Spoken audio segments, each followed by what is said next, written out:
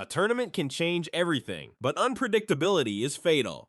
Rumors spread through taverns like wildfire on dry straw. Have you heard of the legendary Blacksmith? A warrior in armor confronts his muscular companion, doubt etched across every feature of his face. He describes weapons that defy logic and unique items only a true master could forge. But the truth is bitter. They say this man is a greedy mercenary, someone who only moves for the weight of gold. As common adventurers fall before colossal beasts, and the ground is stained with the blood of the defeated, nightmare monsters continue to emerge from the shadows, ready to devour anyone who dares cross their path. An ancient dragon roars, its presence a decree of death that makes the air vibrate with pure terror, transforming the dense forest into a scene of carnage where silence is a luxury no one can afford. Out of nowhere, a flash tears through the gloom and the sound of colliding steel echoes between the ancient trees, revealing a group of warriors fighting for their lives against a seemingly endless horde.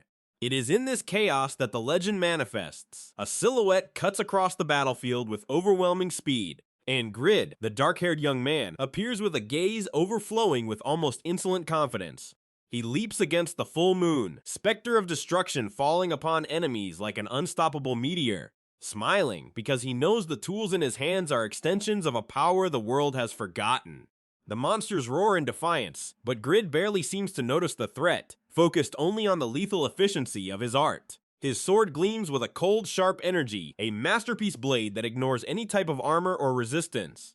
The impact generates an explosion of mana that obliterates everything around, turning stone and bone into stardust. Amidst the rubble and smoke he stands, the embodiment of a war god who dictates the rules. A visceral red aura emanates from his body, signaling that the true hunt is only just beginning. The energy explodes again, a visual roar that blinds the weak and forces the strong to retreat in panic. He stares at a fallen opponent, and his voice cuts the air like a blade. Good ingredients are everywhere. Grid dashes, his feet barely touching the ground as he advances to the next kill with insatiable hunger. Elsewhere, a knight observes his own weapons, feeling the weight of mediocrity compared to what he just witnessed. He clenches the hilt of his sword tightly, his hand trembling at the realization that brute force is not enough. Two monsters leap from the shadows, but he meets them with cold steel, trying to prove his own worth on the field. The blade gleams, a flicker of hope amidst the despair consuming the lower levels of the dungeon. The knight's gaze is fixed, determined not to be just another death statistic in this cruel virtual world. He takes a deep breath, sweat pouring from beneath his helmet as exhaustion begins to take its inevitable toll. A monstrous feline creature attacks, sharp claws seeking the neck of the warrior struggling to hold his ground. The action is frantic, a blur of movements where every second decides who lives and who becomes a beast's feast. Blood splatters on the snow, a violent contrast marking the end of another insignificant life for the system. But the battle doesn't stop, it expands, consuming everything in its path with blind fury. The field of view widens, showing the epic scale of a conflict involving entire guilds and mythological beasts. Peak Sword, the veteran with a trimmed beard and stern gaze, observes his men's progress with evident tension. He leads an elite group, hooded warriors, who carry the reputation of the Silver Knights on their shoulders. His voice is thunder, commanding formation, demanding total discipline to face what lies ahead in the abyss. The hooded figures move like shadows, a deadly choreography rehearsed exhaustively for moments of extreme crisis like this one. Peak Sword knows that time is an enemy as dangerous as the monsters, and he will not accept failure. The warriors exchange quick glances, the silent communication of those who have faced death side by side countless times. A figure stands out in the rear, observing the army of players with a chilling coldness that freezes the spines of those present. The cloak sways with the icy cave wind, concealing intentions that could change the course of the entire raid. Peak Sword points to the shadowy horizon where Helgau's flames begin to lick the stone walls. The close-up on the hooded figure reveals a gleam of intelligence, or perhaps greed, behind the shadow of the hood. The Silver Knights prepare for impact, shields raised, and hearts beating to a frantic war rhythm. The guild leader questions the stranger's presence, feeling that something is deeply wrong with this current scene. He growls that this area is controlled territory, a warning that sounds empty before the aura the other emanates. The figure merely observes, silence being the most irritating answer a guild master could receive in combat. Peak Sword loses patience, his authority challenged by someone who doesn't even show his face for battle. The warrior takes a step forward, the tension between the two groups reaching a breaking point that threatens to explode everything. He warns that if he doesn't want to die, the stranger must retreat immediately and let the professionals handle the boss. The stranger, who is none other than Grid in disguise, looks down, seemingly oblivious to the impending death threat. He murmurs something about his stealth skill having disappeared, wondering if he was detected by Helgao himself or by the players. With that, he decides he no longer needs the disguise, and his cloak falls away to reveal something that shocks everyone. The surrounding warriors hesitate. Grid's presence now exerts a physical pressure that makes it difficult to even breathe. Grid's face is revealed in detail, bearing the expression of one who has seen hell and returned with trophies. His armor gleams with hues of gold and ebony, a feat of engineering that no ordinary blacksmith would dare dream of forging. The cloaked and masked men tremble, doubt turning into real fear as they observe the intruder's equipment. Peak Sword demands to know who this individual is, but the search system returns a result that leaves him in shock. No data available, as if Grid didn't exist or was above any known player ranking classification. He deduces that, not being a famous ranker, Grid must just be trash who got lucky enough to get this far. Suddenly, red eyes glow in the darkness and the heat dramatically intensifies. The flame axe is raised. Helgao emerges, the demon of infernal flames, and his presence makes the Silver Knights look like frightened ants. The monster roars, a wave of heat that melts the warrior's courage and makes the very air combust. The battle begins, and it is a massacre. Peak Sword's men are thrown back like ragdolls. Helgao is a force of nature. Every movement of his is a death sentence executed with demonic precision. Players attempt to counterattack, but their blades merely ricochet off the lava-hardened skin of the Dungeon Guardian. Panic spreads as the guild member's health plummets, healing potions proving useless against such fury. Peak Sword sees his fallen men, and despair begins to set in, his months-long plan crumbling in seconds. He screams that he invested everything into this, every gold coin, and every hour of training for this exact moment. Frustration boils in his veins, the feeling of helplessness being the bitterest poison he has ever tasted. Grid watches the scene with apparent boredom, his armor reacting to the intense heat as if it were in its element. He moves calmly, ignoring the surrounding chaos, and pulls out a tool no one expected to see on a battlefield. Peak Sword watches in disbelief as Grid wields a pickaxe, the tools gleam outshining the golden swords. Grid walks towards the danger, his mind focused on something the other players can't even perceive. The Guildmaster asks what he's doing, if he's lost his mind facing a boss like this. Grid strikes the rock wall with his pickaxe, the sound of the impact echoing clearly amidst the roars. He complains about the heat, acting as if he were on an ordinary day of manual labor in some mine. Peak Sword is aghast. This guy actually intends to mine right in front of Helgao, the Master of Flames? The demon notices Grid's insolence and prepares a devastating attack, flames concentrating on its massive axe. But Grid doesn't even turn around. His dedication to mineral collection surpassing any basic human instinct for self-preservation. He murmurs about how work is getting tough lately, questioning what kind of mineral only appears during a respawn. The pickaxe's impact tears her sparks from the stone, revealing veins of metal that glow with a rare supernatural light. Helgao attacks, a pillar of fire engulfing everything, but Grid remains unharmed, protected by properties that defy the system. Peak Sword sees the explosion and is certain the intruder was vaporized, feeling a tinge of pity for the madman. The flames dance wildly, creating a visual spectacle that is both beautiful and utterly terrifying. But when the dust settles, Grid's silhouette emerges intact, his armor smoking but the man perfectly fine. He turns to the demon with an annoyed look, asking the Lord, back there to do something about this irritating heat. Peak Sword stammers, asking how on earth he's still alive after taking a direct hit of that magnitude. Helgao roars again, feeling his authority being ridiculed by this mortal in strange armor. The fight is an absurd contrast, the Guildmaster trying to survive while Grid complains about the suffocating cave climate. Grid says it's nothing special, that it's simply the effect of his legendary items working in his favor. He goes back to mining, each swing of his pickaxe an insult to the majesty of the demon dominating the 4th floor. The legendary blacksmith smiles, knowing his creation is superior to any magic this monster can cast against him. The scene cuts abruptly to a sunlit arena, where the crowd vibrates with an energy completely different from the dark cave. Irina, the young blonde in a pink dress, faces her opponents with an arrogance only true geniuses possess. Spectacled men and strategists discuss her performance, impressed by the speed with which she manipulates materials. She is the center of attention, a prodigy who seems destined to master the art of forging across the entire continent. Erina demands that the rules be changed, wanting to face both the master and the disciple simultaneously to prove her superiority. The master blacksmith Khan observes the young woman with a mix of respect and concern, feeling the weight of the throne challenge. He knows that the reputation of his workshop is at stake and that any mistake here will be the end of his legacy. The crowd roars Erina's name, the absolute favorite, as Khan braces himself for what might be his final act. Erina smiles at the audience, basking in the adoration of those who fail to grasp the true complexity of her craft. Khan accepts the challenge, his voice trembling slightly but retaining the dignity of one who has spent decades before a furnace. He looks at Grid, his improbable disciple, searching in him for the strength needed to subvert everyone's expectations. The line of competitors stretches long, but all eyes are locked on the trio that will define the fate of the local blacksmith shop.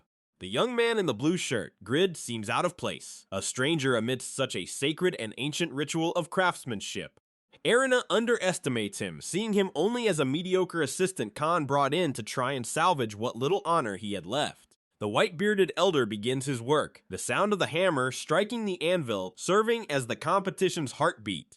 Erina moves with supernatural grace, her hands dancing among the tools as if privy to the metal's secret. She activates a copy skill, her eyes gleaming as she analyzes Khan's superior techniques to wield them against him.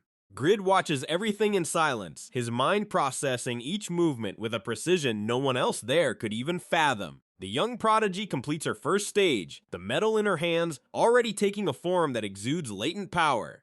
The forge's heat reflects in the spectators' eyes, who watch hypnotized at the birth of an item that could be legendary. Khan is breaking out in a cold sweat, the pressure of the competition and his age beginning to weigh against his will to win today. Erina taunts, saying that luck is on her side and that the final outcome has already been decided by fate. Grid finally moves, his posture shifting from an ordinary young man to something emanating an ancient, heavy authority. Erina notices the change, the glint in Grid's eyes making her hesitate for a split second, a crack in her armor. He begins to forge, and the sound is different. It's not just metal against metal, it's a song of divine creation.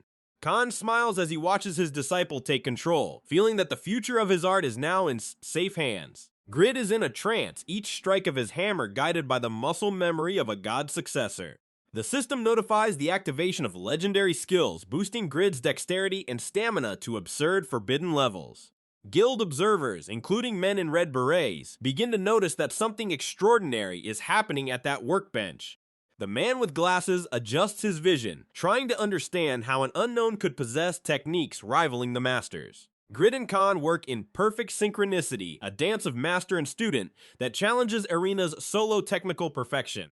A minotaur horn is brought forth, an expensive material that will serve as the base for the masterpiece hilt.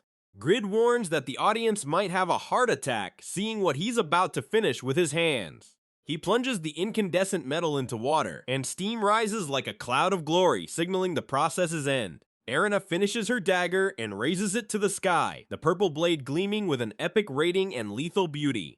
She breathes a sigh of relief, believing her creation is the pinnacle of what can be achieved at this stage of the current competition. Grid stares at her dagger and admits it's impressive, but his expression suggests he has something far better. The vest-clad host shouts that Erina's work is complete, a masterpiece forged in less than 3 hours of labor. A close-up of the dagger reveals intricate details, a weapon that could tempt the heart of any warrior who beheld it. But Khan looks at Grid and asks if he's ready to show the world what a true blacksmith does. The authorities exchange nervous glances, sensing the atmosphere in the arena shift from admiration to an almost suffocating anticipation. The elder knows that what Grid created isn't just a weapon, it's a milestone in the history of that virtual world. He states that Erina is talented, but she's no match for someone who carries the burden of a legendary legacy. Grid prepares to reveal his item, the smile on his face the ultimate proof of his absolute victory over the prodigy. Suddenly, the sound of heavy boots marching cuts through the arena's music, and the festive mood instantly dies. Imperial guards in full armor invade the venue, carving a path through the crowd that scatters in pure terror. The arena gate is flung open, and the army marches in, casting a shadow of authority over the forging competition's stage. Spears are pointed at Grid, the blacksmith who seconds before was the center of potential unprecedented glory. Khan tries to intervene but is shoved aside as the guard captain reads the decree of immediate arrest. A guard places his sword at Grid's neck, calling him a sinner and a criminal before everyone present. Grid is paralyzed, confusion etched in his eyes, as he tries to understand what has so drastically changed in his fortune. He is accused of collaborating with the terrorist Huroi, a name that makes the crowd gasp in fear and pure hatred. The scene is one of controlled chaos, where a man's fate is decided by politics, not by his true talent. A long-haired figure watches from afar, Ashur, the man whose eyes carry an ancient grudge against the protagonist. The armored warriors completely surround Grid, ensuring there's no chance of escape or resistance on his part. Grid looks at the soldier's feet, feeling the weight of injustice crush his plans to pay off his debts in the real world. The guard snarls for him to surrender at once, while Khan watches his disciple being led away with a completely broken heart. Grid questions why the hell he'd be working with that bastard Huroi, but his words fall on deaf ears. The elder looks at the crowd, seeking support, but finds only terrified faces who prefer silence over justice right now. The man in the red beret, Valma, observes the arrest with a discreet smile, knowing his corruption plans worked. Khan realizes Valmont acted out of cowardice, knowing he would lose the workshop if the competition reached its natural end today. Grid is dragged out of the arena under the guard's scornful gaze and the cold indifference of the event administrators. The man in glasses laments the incident, but his voice carries no real intention to change the course of things there. Ashur remains like an ice statue, watching his target be removed from the chessboard in such a humiliating way. The unfinished daggers lie on the table, a silent testament to a greatness interrupted by the greed of the powerful. Valmont and the administrator exchange words about how easy it was to silence the threat Grid represented to their business. They decide the results will never be published, ensuring the legend of the legendary blacksmith dies before it's even born. Valmont laughs at the misfortune of others, feeling victorious for having maintained control over Khan's smithy through fear. He orders Erina's dagger confiscated as well, so no detail of its quality reaches public knowledge. Grid, now in the dungeons, boils with hatred, his captive mind beginning to plot a path of vengeance against the traitors. Erina watches the empty throne where Grid once sat, feeling her victory is hollow and that she lost to something greater. She questions why that man was taken with such resentment, feeling a morbid curiosity about his true secret identity. The administrator responds evasively, trying to hide the rot that sustains the city's order under Ashur's command. Erina is unconvinced. Grid's gaze before his imprisonment was etched into her soul like a promise of an imminent return. Ashur looks at the horizon, knowing that as long as Grid lives, his secret about Pagma's legendary book will be in danger. A voice whispers in the shadows that promises must be kept, even those made amidst blood and political betrayal. Erina glares at the man in glasses, demanding her reward for helping achieve the guild's shady objectives in that arena. The system shines one last time, confirming that even in defeat, Grid planted the seed of a revolution no one can stop. The man in glasses, Rabbit, adjusts his posture and observes the young woman, realizing she's not just an ordinary artisan, but someone with a nose for the truth. Erina admits Grid's personality was detestable, but her curiosity about that man's true identity only grows with each passing second. Rabbit lets out a dry laugh, commenting that Grid probably never imagined he'd lose to someone who isn't even a blacksmith by profession. The atmosphere grows heavy as he reveals that the Mero Company is being consumed by its own greed and will soon face Count Steim's fury. Grid, even absent, dominates Rabbit's thoughts. He's already planning to abandon ship before corruption sinks everything. He confesses that seeing Grid's monstrous skill opened his eyes to a once-in-a-lifetime business opportunity. Rabbit dreams big, envisioning a medium-sized company built entirely on the legendary quality of items that young man is capable of forging. Grid's face appears in Rabbit's mind as the engine of an economic revolution, someone who can surpass even the greatest merchants in the world. He looks at Erina and delivers the invitation that will change everything. He wishes to make a formal proposal, a pact of rescue and ambition. Rabbit asks bluntly if she will help him get Grid out of those filthy dungeons before it's too late for both of them. Erina feels the weight of the mission, knowing that getting involved with Grid is like playing with fire, but the challenge is too tempting to refuse. Meanwhile, in the center of Winston, the sound of furious voices echoes through the stone walls of Khan's workshop, the old blacksmith. Khan leads a group of villagers armed with work tools, proclaiming that they cannot stand by while their heroes are hunted like animals. The white-bearded elder raises his fist, igniting the hearts of those men tired of being trampled by the tyranny of the Silver Knights Guild. They scream for freedom, swearing to protect their own future with the hands that once only toiled in earth and steel. Then, the silence is broken by the whistle of an arrow that tears through the air and strikes one of the rebels in the back, shocking everyone. Valmont emerges from the shadows of the gate, with his villainous smile and a red beret that seems stained with the blood of justice. He mocks their attempt at rebellion, saying he already expected this desperate move from a bunch of rats cornered by order. Khan glares at the villain with a hatred that burns in his veins, accusing him of manipulating the contest and planning to steal the entire city. The elder asks if Valmont doesn't fear the people's wrath, but the mercenary only laughs, feeling untouchable under the protection of his blades. Valmont turns to Sir Philipson, mockingly asking if these violent people aren't a terrible threat to the Lord's peace. The heavy-armored knight coldly agrees, stating that the only solution to such insolence is immediate and merciless suppression. Khan growls as he's surrounded, called the leader of the rebellion as the guards advance to silence the last pillar of hope for that workshop. Panic spreads among the villagers as the soldiers' brute force begins to crush all resistance, turning the dream into a nightmare of steel. Far away, in a dark, damp cell, Huroi lies on the floor, his mind being broken by the psychological torture of prolonged confinement. Time has stopped for the orator, who begs for help and whispers no one can hear through Winston's cold walls.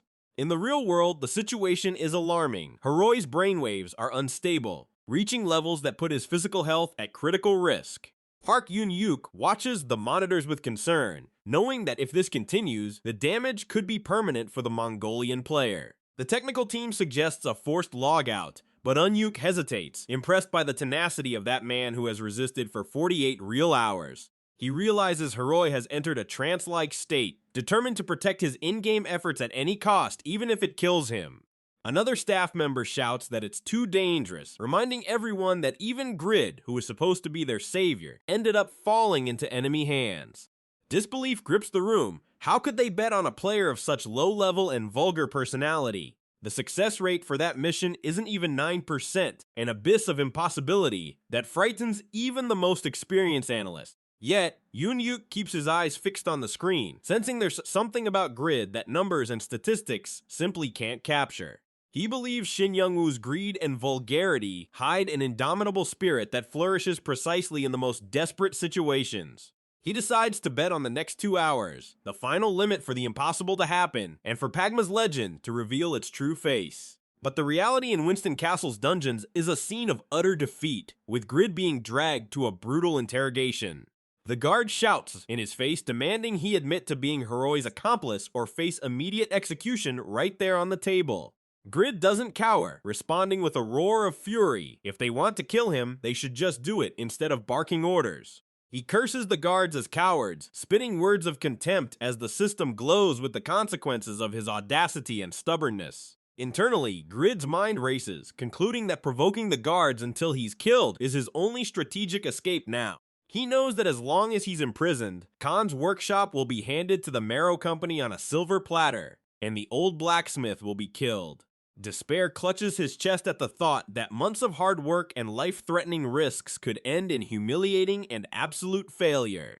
But if he dies by the hands of that temperamental guard, he can resurrect and rush back to Khan before the worst happens. He bites the gag, mentally begging for the final blow to come quickly and free him from this bureaucratic, punitive nightmare. Guard Leo loses his patience, drawing his sword with a look that could freeze hell itself, ready to silence Grid forever. Just then, the other soldier intervenes, reminding him that users have immortal bodies, and that death would only facilitate the cunning blacksmith's escape.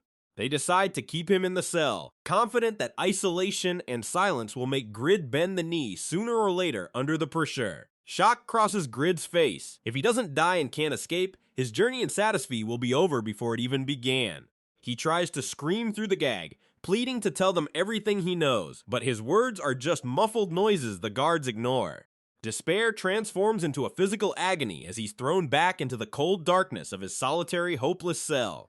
The door slams shut with a metallic clang that sounds like the final verdict of his personal and financial ruin in the real world. Lying on the floor, Grid seethes with hatred against his own luck, cursing the day he decided to become Pagma's successor.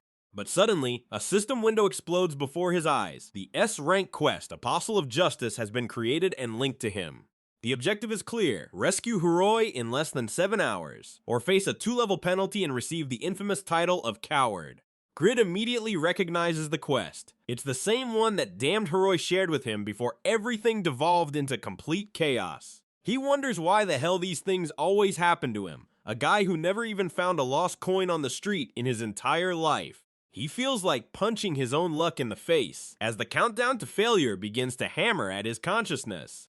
From the total abyss, a sweet and familiar voice echoes through the stone corridor, calling his name like an angel's whisper. Grid's eyes widen. That voice? It sounds exactly like Irina's, the girl who almost defeated him in the forge with her impeccable technique. He wonders what that kid is doing in such a dangerous place, but quickly shakes off the doubt, realizing she's his only lifeline. The hooded girl approaches the bars, sighing at the pathetic state of the legendary blacksmith, gagged and trembling with rage on the floor. She mocks the situation, commenting that the unlucky guy has finally been found, though her expression reveals a hint of relief at having located him. Grid tries to scream, his mind ablaze as he watches the quest timer slip through his fingers like fine sand in a broken hourglass. Irina, or rather Euphemina, cautiously surveys her surroundings, realizing the castle is on high alert due to the imminent escape she planned. Startled, she comes face to face with Grid's face pressed against the bars, his eyes bloodshot and the gag almost chewed through with fury. She complains he almost scared her to death, but admits it's incredibly lucky she managed to reach him before the guards changed their patrol. Euphemina begins to tamper with the lock, asking for patience as she prepares to free the man Rabbit so desperately wants as a business ally. Before opening the cell, she pulls something from under her cloak. It's the ideal dagger, the item Grid forged with so much effort and sweat in the arena. She returns the weapon, commenting that she knows how hard he worked to create it, and that it would be a waste to leave it in the hands of mercenaries. Grid feels his heart pound as he touches the hilt of his own creation, feeling a deep connection with the metal he himself shaped. He looks at her closely, and for a brief moment, his toxic mind wanders, thinking how beautiful and sweet she is for coming back for him. But the enchantment breaks when she imposes a condition. She wants him to forge a magical orb capable of storing a monstrous amount of energy. Grid is confused. An orb is a complex magic item he's never tried to make, and he wonders why she would ask for something like this now. Without time for discussion, he nods frantically, gesturing for her to remove the gag and free him from this suffocating silence. Euphemina warns him to stop calling her a child, revealing her true name and demanding the respect her skill deserves on this battlefield. Grid realizes that Irina was just a pseudonym and wonders why such a powerful player would have so many hidden conditions and secrets. Finally free, he takes a deep breath, feeling the pure air fill his lungs and the strength of his legendary class begin to pulse again. He asks why she decided to rescue him, and how a simple blacksmith managed to enter and exit that fortified castle with such ease. Euphemina lets out a mischievous laugh and reveals the truth. She's no mere blacksmith, but a duplicator, wielding one of the world's rarest hidden classes. The shock hits Grid like a punch. He'd heard rumors of only 3 players holding hidden classes across the entire Satisfy server. She explains that she duplicated Khan's skill during the competition to deceive everyone, and now reveals she already knows the secret of Grid's unique class. Grid panics, questioning how she uncovered his secret identity, while she merely smiles, stating they'll soon need to work together to survive. She warns him that he'll soon need to display his true abilities, as the entire castle has been alerted and their escape route is blocked.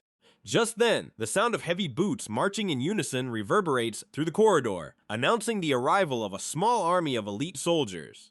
Euphemina points to the approaching horde, warning that if they don't fight with everything they have, both will end up dead and with their levels reset.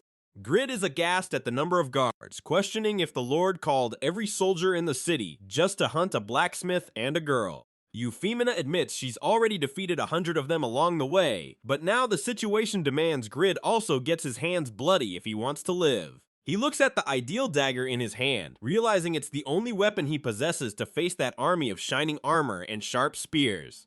Analyzing the dagger's attributes, Grid is paralyzed with awe. Its rating is unique, with attack power and speed that defy game logic. He can barely believe he created something so good, feeling the weight of responsibility for wielding a masterpiece of his own making in real combat. However, the system issues a penalty warning. For not meeting the level requirements, the weapon's attack power will be reduced by 20%. He grumbles about the system's pettiness, indignant at receiving penalties on an item he himself forged from scratch with his rare materials. Euphemina stares at him, shocked to see he can wield a weapon with master craftsman requirements without suffering fatal penalties or being disarmed. She begins to suspect he's much more than a common blacksmith, while Grid wonders if her kindness hides even darker secrets. The soldiers arrive, but Grid has no time to think. He braces for impact, feeling the adrenaline of a true warrior coursing through his veins. With that, he invokes the dagger's wind blast skill, creating a cyclone of steel and pressure that sends the guards flying backward like ragdolls. The impact is devastating, clearing the corridor in a single fluid motion that shocks even the experienced Duplicator beside him. Grid screams at Euphemina to stop staring and help him, as his physical stamina isn't like a high-level knight and he's running out. She shrugs with a sarcastic smile, stating that her contract was only to rescue him, and additional combat services cost a hefty sum. Grid grinds his teeth, cursing the girl for playing games in a life-or-death situation as more guards surround the duo. He looks at the mission timer. Only an hour and 25 minutes remain to rescue Huroi, and every lost second is a step towards failure. He admits he can't handle all those soldiers alone without proper armor to absorb spear and sword blows. Grid pleads for her help to save Huroi, but she misunderstands, saying Khan has already been rescued and is safe outside the castle walls. The blacksmith feels immense relief knowing his mentor is alive, but emphasizes that the person he needs to save now is a man named Huroi. Euphemina scowls disdainfully, stating that working overtime to save a stranger wasn't in the plan and she hates working for free. Grid explodes in anger, calling her a spoiled child, and demanding she listen to what he has to say before they both get sliced by the knights. With that, Euphemina's aura shifts drastically, becoming cold and menacing, like the gaze of a deity annoyed by a mortal's impudence. She repeats in an icy tone for him to never call her a child again, as a complex magic circle begins to glow intensely in her outstretched palm. With a brief command, she invokes the Lance of Destruction, a beam of red energy that tears through the corridor and pulverizes the soldiers' front line. The explosion is so powerful that the stone walls tremble and the air becomes heavy with the scent of pure magic and absolute destruction. Grid watches the scene in absolute silence, terrified by the power of the girl who can cast S-rank spells without even uttering an incantation. He realizes she's on the same level as Yura, the prodigy player who dominates Satisfy's world rankings with her overwhelming strength. Euphemina agrees to help save the orator, but warns Grid that he must uphold his promise to forge the orb, or the consequences will be dire for him. Grid mutters a humiliating apology, realizing that committing a sin against that mage would be his last action in that virtual reality game.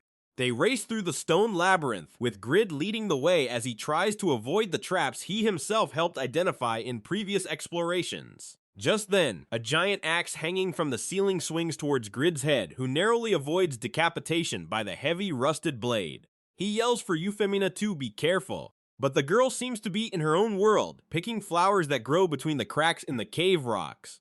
Grid is indignant at her disregard for danger, calling her an idiot for being so relaxed in a place infested with deadly traps and furious guards. Euphemina merely smiles, saying the flower was beautiful and she doesn't need to worry about the traps as long as he's acting as her shield. The blacksmith tries to remain patient, but his blood boils as he realizes she's deliberately activating the sensors just to watch him struggle.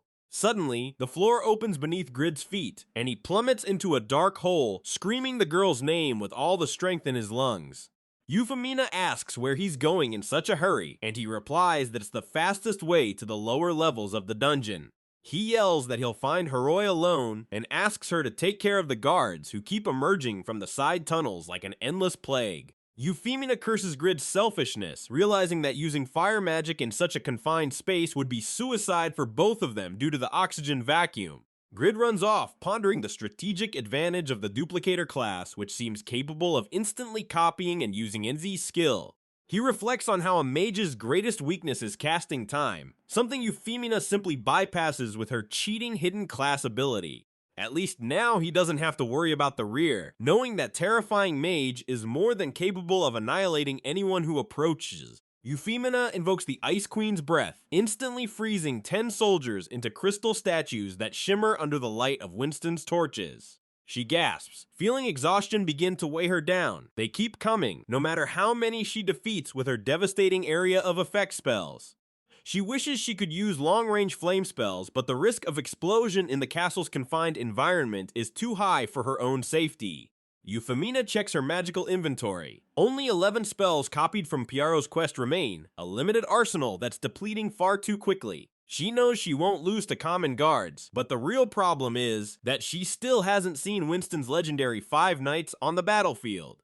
Just then, the guards split to surround Grid, who is desperately rushing towards the cell where Huroi's voice echoed moments ago. One of the knights unleashes the Sword of Light, a swift strike that cleaves the air and almost hits the blacksmith squarely in the back during his frantic escape. The soldier growls that the girl will resist to the end, but Grid won't be so lucky now that he's separated from his magical bodyguard. Euphemina shouts for Grid to keep his promise as she casts an energy barrier to block the passage of the guild's heavy reinforcements. Grid seethes with rage, feeling that if he isn't well paid for this rescue, he'll never get involved with Earl Ashur or any political figure in that game again. He looks at the ideal dagger, feeling the aura of a master artisan emanating from the metal, giving him the confidence needed to face whatever lies ahead. Euphemina warns him that she also has limits and that he must hurry, as the number of available spells has dropped to only 10 in her duplication orb. A scream of pain tears through the dungeon silence. It's Huroi, whose mental health is finally buckling under the pressure of Satisfy's full immersion system. Grid stops abruptly upon hearing his friend's voice, his gaze becoming serious and focused like that of a predator who has finally caught the scent of blood. He rushes towards the sound, swearing that when he gets his hands on that chatterbox orator, he'll charge him for every penny and every scare he's endured because of him. Just then, he turns a corner of the corridor and comes face to face with an imposing figure blocking the way under the flickering torchlight of the dungeons. It's Leo, the elite knight he encountered in the interrogation room, now with his sword unsheathed and a look of duty fulfilled on his stern face. Leo states that he already knew about the escape attempt, and if Grid was working with Huroi, it was obvious he would try to rescue the orator from the dungeons. The knight formally introduces himself as a defender of Winston, exuding an aura of authority and power that makes the air around Grid hum with tension. Grid gulps, realizing there's nowhere left to run and that his dagger will have to face the steel of a true knight trained by the Earl. The confrontation is inevitable. Leo lunges with a downward strike that Grid struggles to block, feeling the weight of his opponent's superior level. Sparks fly as blades clash, a silent testament to Pagma's genius facing the military discipline of a kingdom in moral decline. Leo asks if Grid truly believes a mere low-level blacksmith can overcome Winston's elite in a life-or-death duel. Grid smiles confidently because he knows he's about to subvert their expectations with the weapon that shocks everyone with its hidden and forbidden power. He activates the rapid movement skill, transforming into a blur of speed that confounds Leo's senses for a brief, fatal second of hesitation. The ideal dagger cuts through the air with a sharp sound, seeking gaps in the knight's armor with a precision only its creator could possess. Leo recoils, surprised by the blacksmith's monstrous agility, realizing that underestimating this man was the biggest mistake of his military career so far. The fight intensifies, with each of Grid's blows carrying the weight of his real-world debt and his will for justice within Satisfy. Just then, he spots an opening and attacks with Wind Blast again, but this time concentrating all his power on a single critical point in Leo's defense. The impact sends the knight flying backward, spitting blood before collapsing to the ground like a sack of potatoes under Grid's icy gaze. Grid wastes no time with the partial victory. He rushes to Huroi's cell, finding the orator in a deplorable state, almost disconnected from the virtual world.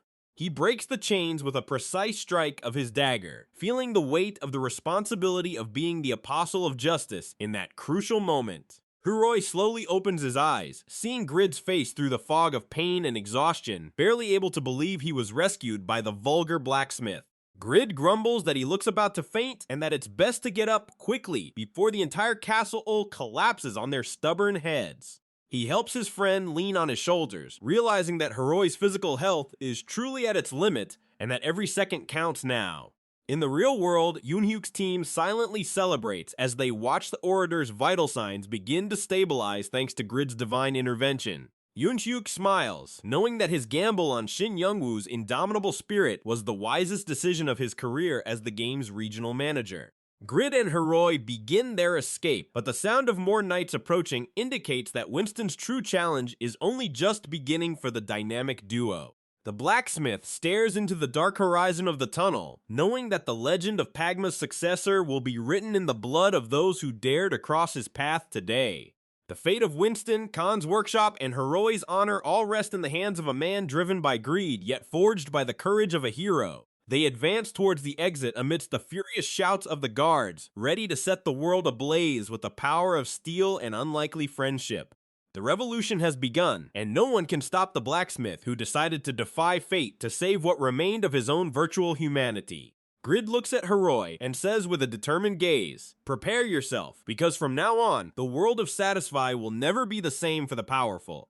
Grid feels a cold sweat trickle down as he realizes he's facing a level 180 monster, an abyss of power that Leo makes sure to emphasize, ridiculing the audacity of a mere craftsman who thinks he can bite like a true warrior. The tension in the air is suffocating as Leo advances, turning the dungeon corridor into an execution stage where only one will emerge alive. The armored warrior takes a deep breath, channeling his murderous intent into every fiber of his being, while Grid, cornered, knows there's no turning back. Desperate, he activates Blacksmith's rage, feeling blood boil in his veins as a scarlet aura begins to emanate from his body. He wields the ideal dagger with full force, realizing he has provoked an enemy who can erase him from existence with just one wrong move. The clash of blades is imminent, and Grid unleashes rapid movements, transforming into a blur of speed that defies the knight's trained sight. His senses are on edge, every heartbeat echoing like a war drum as he searches for a gap in the impenetrable defense. The collision sends sparks flying, metal groaning under the pressure of two men driven by completely opposite motivations in that dark, damp tunnel. Grid moves with an agility he himself was unaware of, each step a dangerous gamble against the death that relentlessly pursues him. Leo grinds his teeth, incredulous that a mere dungeon rat is blocking his attacks and so shamefully wounding his elite pride. The knight's rage explodes, and he decides the games are over, preparing to unleash a blow that will reduce Grid to ashes in mere seconds. He raises his fatal flame sword, and the intense glow of fire begins to lick the dungeon ceiling, illuminating Grid's despair. The blacksmith tries to retreat, but the heat is suffocating, a wave of destruction that promises to extinguish any hope of escape or miraculous victory. Grid screams internally against the injustice of being annihilated there, as Leo's blade descends like a fiery meteor towards him. The impact is colossal, an explosion of damage that sends Grid's world spinning as his health bar plummets dangerously into the red. Leo smiles with the certainty of victory, but his smile freezes as he sees the blacksmith still standing, enveloped in a divine light. The passive skill "A Legendary Does Not Die Easily" is activated, granting Grid 5 seconds of absolute invulnerability at the most critical moment of his life. He seizes Leo's shock to counterattack, realizing the knight is vulnerable after expending all his mana on that devastating final strike. Leo tries to recover, but the air around him is thick with explosive dust, creating a deadly trap he hadn't foreseen. Grid senses the opportunity and prepares for the final blow, his gaze now icy and focused solely on the total destruction of his opponent. The knight coughs amidst the smoke, feeling life drain away as he realizes that underestimating Pagma's successor was his fatal error. Silence falls upon the battlefield, broken only by the sound of Grid's dagger severing what remained of his enemy's resistance. Grid breathes with difficulty, feeling the weight of victory as he gazes at the fallen body of the one who was meant to be his merciless, cruel executioner. With that, he reaches for the rocks, feeling the residual heat of battle as system notifications begin to frantically flood his peripheral vision. The blacksmith crouches, exhausted, but the sound of footsteps reminds him that Huroi's rescue mission is not yet over. He sees the gleam of a legendary key on the ground, the reward for defeating the Northern Nova and paving the way for absolute freedom. Grid advances through the cells, finding the orator Huroi in a deplorable state, yet with a glimmer of hope that refuses to fully extinguish. The blacksmith breaks the chains with a precise blow, feeling that his destiny and Huroi's are now intertwined by a blood debt. Huroi looks at his savior with gratitude, realizing that the man before him is not just a blacksmith, but a legend in full ascent. Grid grumbles about the lost time, but internally, he feels the pride of having kept the promise made to Old Khan in the workshop. He helps Huroi to his feet as the system announces the mission has been successfully completed, generating rewards that would shock any ordinary player. Grid realizes something has changed in his stats, a class evolution that elevates him to the status of a true apostle of justice in the lands of Winston. Next, he encounters Dambalumbatar, who bows before him, recognizing Grid as his master and swearing eternal loyalty to his lineage. The warrior declares his life now belongs to Grid, transforming into a powerful ally for the battles that will surely come and satisfy. Dambalumbatar vows to follow Grid's footsteps, strengthening the group with the raw power needed to face the knights guarding the exit. Grid smiles with confidence, feeling that the game has finally started to turn in his favor after so many months of suffering and real-world debts. He faces the dungeon's horizon, ready to confront whatever destiny places in his path towards Winston's sunny surface. Meanwhile, in the castle atrium, Euphemina is surrounded by dozens of knights, keeping them at bay with her aura of mystery and latent power. She observes every movement of the soldiers, her analytical mind calculating the chances of victory as she holds an amulet charged with arcane and destructive magic. Her hand glows with a bluish light, signaling that the Duplicator class is about to show why it is considered a hidden class. Euphemina warns them not to approach, but the knights, driven by blind courage, ignore the warning and advance with their spears at the ready. The orange-haired knight shouts orders, trying to organize a formation that can subdue the young woman who seems to be a force of nature. She sighs, regretting that they chose the path of pain, and activates her duplication magic to turn the tide devastatingly. Grid runs through the corridors, hearing the sound of explosions in the distance, and knowing that the terrible woman's is causing the necessary chaos for their escape. He finds Euphemina amidst a hole in the floor, realizing that she fought a small army while he was busy underground. The young duplicator looks tired but maintains her sharp gaze, ready to use what remains of her abilities to ensure everyone gets out alive. The knights hesitate, realizing that Euphemia's strength is far greater than her delicate body suggests, creating a tense, sweat-filled stalemate. She toys with the amulet, pretending to have more tricks up her sleeve than she actually possesses, while the cooldown of her main spells slowly ticks away. Euphemina knows she is at her weakest, but the fear in her enemy's eyes is her best weapon in that moment of extreme vulnerability. She squeezes the magical object, feeling the energy pulse, and unleashes a blast that throws the nearest soldiers against the cold stone walls. The battle becomes a blur of movements, with the young woman dodging attacks with a grace that confounds the senses of Winston's veterans. She attacks the orange-haired knight with surgical precision, showing that even without mana, she is a formidable and too dangerous opponent to ignore. The close-up reveals the determination in her blue eyes, a flame of will that burns with more intensity than any fire spell cast before. Euphemina finishes off another adversary, feeling exhaustion weigh on her shoulders, as Grid finally appears to balance the scales of this unfair and chaotic fight. Grid opens Pagma's rare book, and legendary knowledge flows into his mind, revealing forging secrets that transcend the limits of human comprehension. He sees Euphemina being pressured and decides it's time to act, not as a coward but as the hero that Satisfy demands he be now. The hooded woman falls to her knees for a second, and the knights advance to deliver the final blow, believing her resistance has finally come to an end. She smiles, a sinister expression that chills her aggressors to the bone, whispering that they've just fallen into a trap from which there's no escape. As she lies fallen, the knights squabble over who will have the honor of killing her, oblivious to Grid approaching from the shadows with the ideal dagger. The white-bearded knight orders silence, sensing a new presence on the battlefield, one that emanates an almost suffocating aura of authority and danger. Euphemina draws a short dagger, bracing for an all-or-nothing move, as Grid reveals himself with a triumphant entrance that shocks everyone present. She looks at him, relieved but annoyed he took so long, shouting that he's an idiot for letting her do all the heavy lifting. The young woman throws a magical die, a luck-based ability that could save the group or condemn them to eternal oblivion in a matter of milliseconds.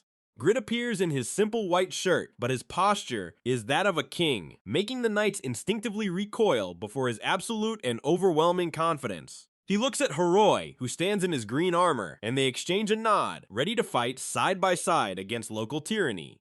The blacksmith advances, and the system glows around him, confirming that the title of Apostle of Justice is activated and ready to punish the corrupt.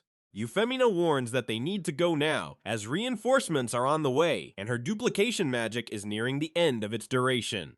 The Knights of Winston begin to whisper, recognizing Grid as the man who supposedly defeated the legendary Leo in a singular, brutal duel. Grid maintains the bluff, smiling disdainfully at the guards, telling them they'll be next if they don't get out of his way immediately. He asks if they truly want to test their luck against the man who killed the Nova of the North with just a single strike of his dagger. Euphemina observes the scene with a mixture of admiration and disdain, realizing that Grid is a master in the art of manipulating others' expectations. The white-bearded knight hesitates, his experience telling him that Grid is a real threat that should not be faced without a solid plan and reinforcements. Grid walks calmly, each step echoing in the hall as the soldiers part like they're before a war deity in person. He scoffs at their lack of courage, calling them cowards who only know how to oppress the weak, but tremble before a true legendary warrior. Huroi positions himself beside him, his new class shining, ready to use his sharp tongue to destroy what little morale remains in the Knights. The orator feels power surging through his veins, an unwavering will to protect the one who rescued him from the depths of the dungeon's hell. Grid looks at the guards one last time, his icy gaze promising a painful death to anyone who dares take a step forward now. He knows he's on a razor's edge, but the adrenaline and greed for future rewards keep him steady and focused on his escape. The Knights argue among themselves, fear battling duty, creating the perfect opening for the trio to begin their strategic retreat. They head for the stairs, hearts pounding, as sunlight begins to pierce through the high castle windows. The sound of armor moving indicates that the standoff won't last long, and the climax of the escape is about to erupt in violence. Grid and Euphemina exchange glances, aware that the true fight for freedom is just beginning outside those cold stone walls. The young Duplicator prepares her last fire spell as Grid tightens his grip on his dagger, ready for any surprise Winston might offer. They race down the stairwell, the sound of pursuing shouts echoing behind them as the exit becomes increasingly visible and close. Grid knows that the world of Satisfy will never be the same for him after the events of this epic day, full of twists and turns. Huroi stops suddenly, his gaze shifting to something solemn and determined, as if he's made a decision that will change the course of their escape. A heavily armored knight blocks their path, but Huroi charges forward with a courage that shocks even the experienced Grid beside him. Grid tries to stop him, but Huroi says this is his duty as a partner and that Grid must take Euphemina to safety immediately. The orator draws his weapon, fierce determination on his face as he confronts the approaching soldiers with renewed and deadly fury. He blocks a sword strike with pure willpower, showing that the stats Grid helped him gain are not just numbers. A close-up on Grid reveals his surprise and reluctance to leave a friend behind, but he knows every second is vital now. Huroi pushes Grid towards the exit, shouting for him not to look back and to trust that justice won't fall so easily today. They exchange one last look of mutual respect, a silent promise that they will meet again if they survive this total chaos. A knight's sword falls to the ground, disarmed by Huroi's surprising technique, who now fights like a man possessed by an ancient spirit. The knights surround Huroi, but he just smiles, opening his mouth to unleash the skill that made him famous and feared across the server. Grid hesitates for one final second, but Euphemina pulls him, reminding him that Huroi's sacrifice will be in vain if they are caught now. Huroi activates the Cursed Tongue, and mana-infused insults begin to assault the knights' ears, draining their morale and defense stats. Grid runs, feeling the weight of responsibility as Huroi's words echo through the corridor like a thunder of dishonor for the corrupt soldiers. Euphemina glances back for an instant, impressed by Huroi's blind loyalty, something rare to see in a world driven by greed. The orator is in a whirlwind of steel, but he doesn't retreat, each word of his a shield against the blows trying to bring him down. He laughs in the knights' faces, calling them unworthy trash and cowards who can't even defeat a simple, unarmed, and exhausted orator. Grid and Euphemina reach the outer courtyard, where the fresh morning air hits their faces, bringing a brief moment of relief amidst the despair. They look back at the tower from which they came, knowing that Huroi is inside, fighting an impossible battle for them and for Winston's honor. The knights inside the castle roar with fury, feeling humiliated by Huroi's words that cut deeper than any forged iron blade. Huroi clenches his fist, feeling the unbreakable justice skill pulse in his arm, a gift from his new title as partner of the legend. The soldiers advance all at once, but Huroi merely holds his stance, ready to unleash the strike that will secure his place in the game's history.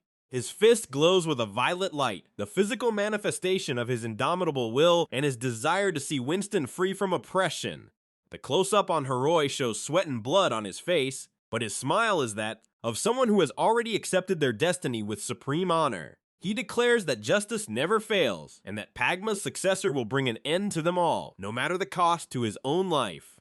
The impact of Huroi's blow creates a shockwave that throws the knights backward, opening a temporary space of silence and destruction in the corridor. He glares at the survivors, his orator's aura intimidating even the most seasoned warriors, as the time for his special ability begins to run out. The power effect is visible, an explosion of energy symbolizing the final resistance of a man who refuses to be broken by brute force. Huroi feels the weight of the world on his shoulders, but he remains standing, a pillar of courage amidst the chaos he himself helped create. The lead knight tries to attack him, but Huroi's fist intercepts the blow with a supernatural force that makes the enemy's armor crack from top to bottom. He takes a deep breath, the system notifications confirming that he resisted the impossible, and that his loyalty to Grid was rewarded with real power. Meanwhile, the blonde and red-haired knights observe a kneeling man, realizing that the situation in Winston has completely spun out of their military and political control. The hooded man holds the hostage, while they discuss what to do with the fugitives who have just shattered the prestige of their elite unit. One of the subordinates appears to be sleeping or unconscious, an image of failure reflecting the disorganization that Grid caused throughout the Lord's castle. Grid and Euphemina pause for a moment near the secret exit, the blacksmith asking if they're really going to leave Huroi behind in that snake pit. A man in heavy armor emerges in the distance, and Grid senses the danger emanating from him, realizing that their escape is still far from a successful end. The system shows Grid's stats interface, revealing that he has leveled up massively and that his potential is now terrifying to anyone. Unknown figures watch from the shadows, satisfies information department monitoring every move of this toxic and unpredictable player, Youngwoo. Grid looks at Euphemina, realizing that she is much more than a simple ally, but a key piece in a game much larger than he had imagined. He asks who she really is, but the young woman just smiles enigmatically, saying that some things are better kept secret for now. Euphemina adjusts her hood, her gaze fixed on the horizon, as the morning sun begins to reveal the beauty of the lands around Winston Castle. Grid grumbles about the cost of potions and lost time, but inside he is celebrating his new strength and the riches that await him.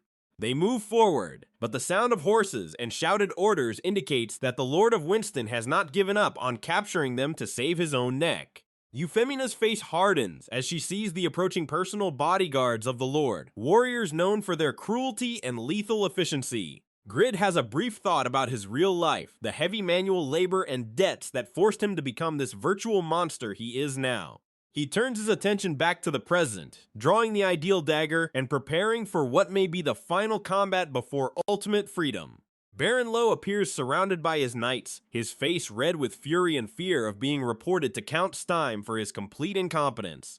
He points at Grid and Euphemina, yelling for his men to kill them immediately and leave no trace of their rebellion against authority. Euphemina looks at Grid and says that this time she'll handle things, as she doesn't want to waste any more time with these low-level arrogant pawns. Baron Lo orders the attack, believing his elite guards will be enough to crush the two tired and seemingly vulnerable fugitives. The knights charge in a deadly assault, but Euphemina merely extends her hand, a purple and black aura beginning to swirl around her in a terrifying manner. Grid prepares to help, but she stops him with a look, telling him to just observe the true power of a hidden class duplicator. Euphemia's hand glows intensely, and tremors the name of a forbidden magic she copied from a high-level boss in her previous travels. The magic circle completes beneath her feet, energy crackling in the air and making the very bricks of the castle tremble under the weight of the unleashed arcane power. She unleashes the Demon King's tailfire, and a torrent of blue flames explodes from her hand, engulfing everything in its path of total destruction. The Lord's group of men is caught by surprise, their screams of dread silenced by the roar of the flames that ignore their expensive metal armor.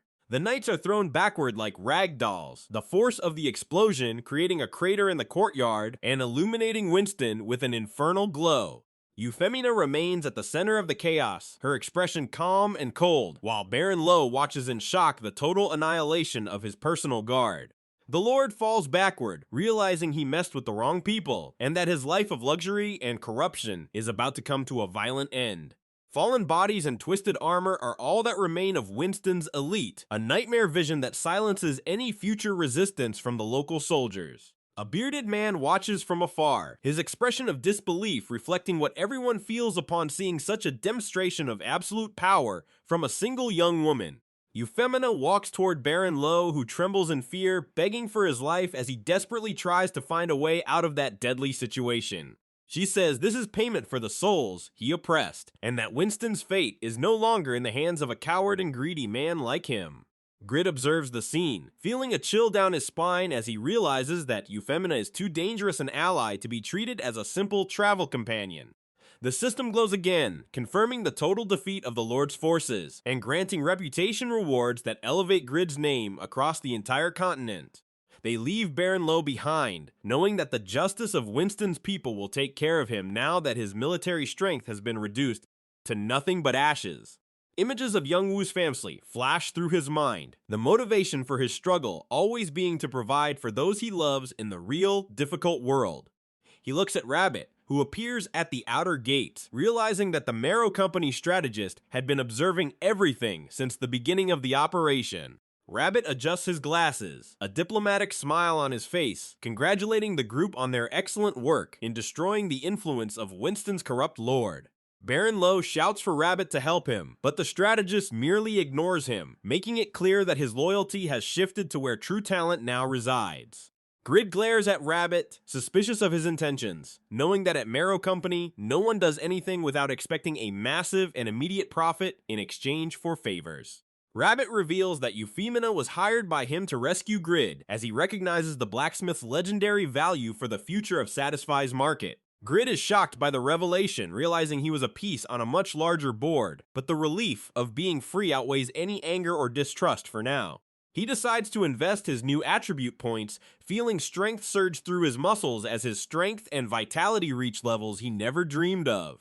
Youngwoo smiles, realizing he can finally bid farewell to his life as a loser and start living as the legendary Pagma's successor he was born to be. Rabbit offers a new partnership, but Grid knows he now holds the power to dictate the terms of any agreement involving his unique and incomparable talent. He looks at the ideal dagger in his hand, the symbol of his journey of overcoming, and knows that Winston is just the beginning of his legend in the virtual world. Grid remembers his friends who abandoned him in the past, feeling a bitter satisfaction knowing he became something none of them could even imagine being. He walks out of the castle limits, the sun hitting his face as he breathes the fresh air of freedom won with blood, sweat, and immense courage. Euphemina follows him, her terrible woman attitude now softened by a reluctant respect for the blacksmith who survived the impossible to save a loyal friend. Grid adjusts his dagger and looks at his final stats, seeing that he has become a true combat monster despite being a production class artisan. They advance towards the unknown, an unlikely duo who just changed the fate of an entire region and challenged the rules of the world's most popular game.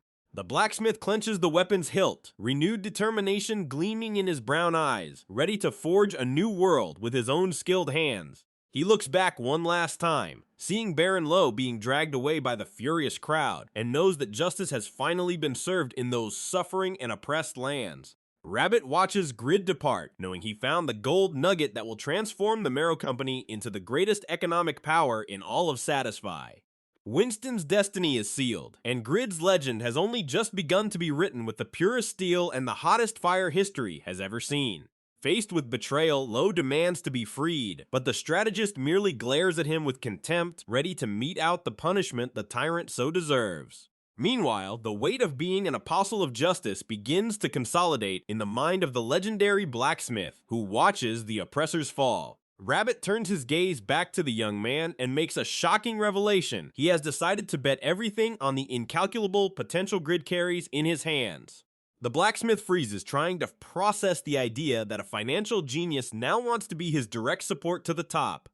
Rabbit explains that, although Grid has the divine talent to create luxuries, he would never achieve maximum profit by acting alone out in the world. Uniting Rabbit's market expertise with Grid's legendary hammer is the secret to building an empire larger than any average company. Grid hesitates, questioning why such a calculating man would raise the flag of rebellion against his own lord for pure and simple profit.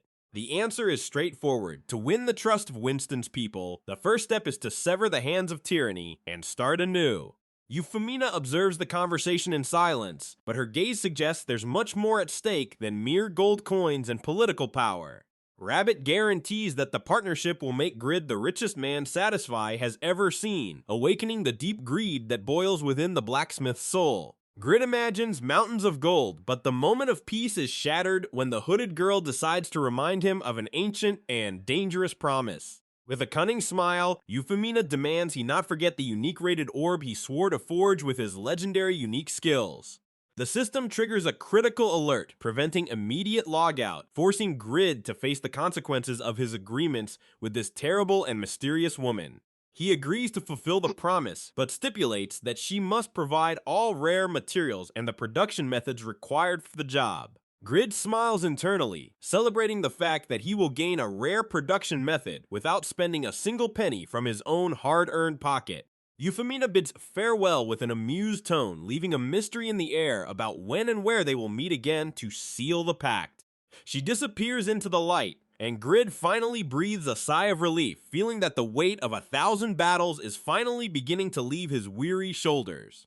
Looking at the crowd celebrating freedom, he decides it's time to log out and face the brutal reality of the physical world outside. But the euphoria of knowing that financial success is within his grasp makes Grid smile like a true, complete, ambitious maniac. He visualizes the profits of major corporations flowing into his account, feeling that cruel fate has finally ceased to be his most relentless enemy. Meanwhile, Rabbit and Euphemina exchange final words about the blacksmith, noting that the young man seemed genuinely terrified by the Duplicator's presence.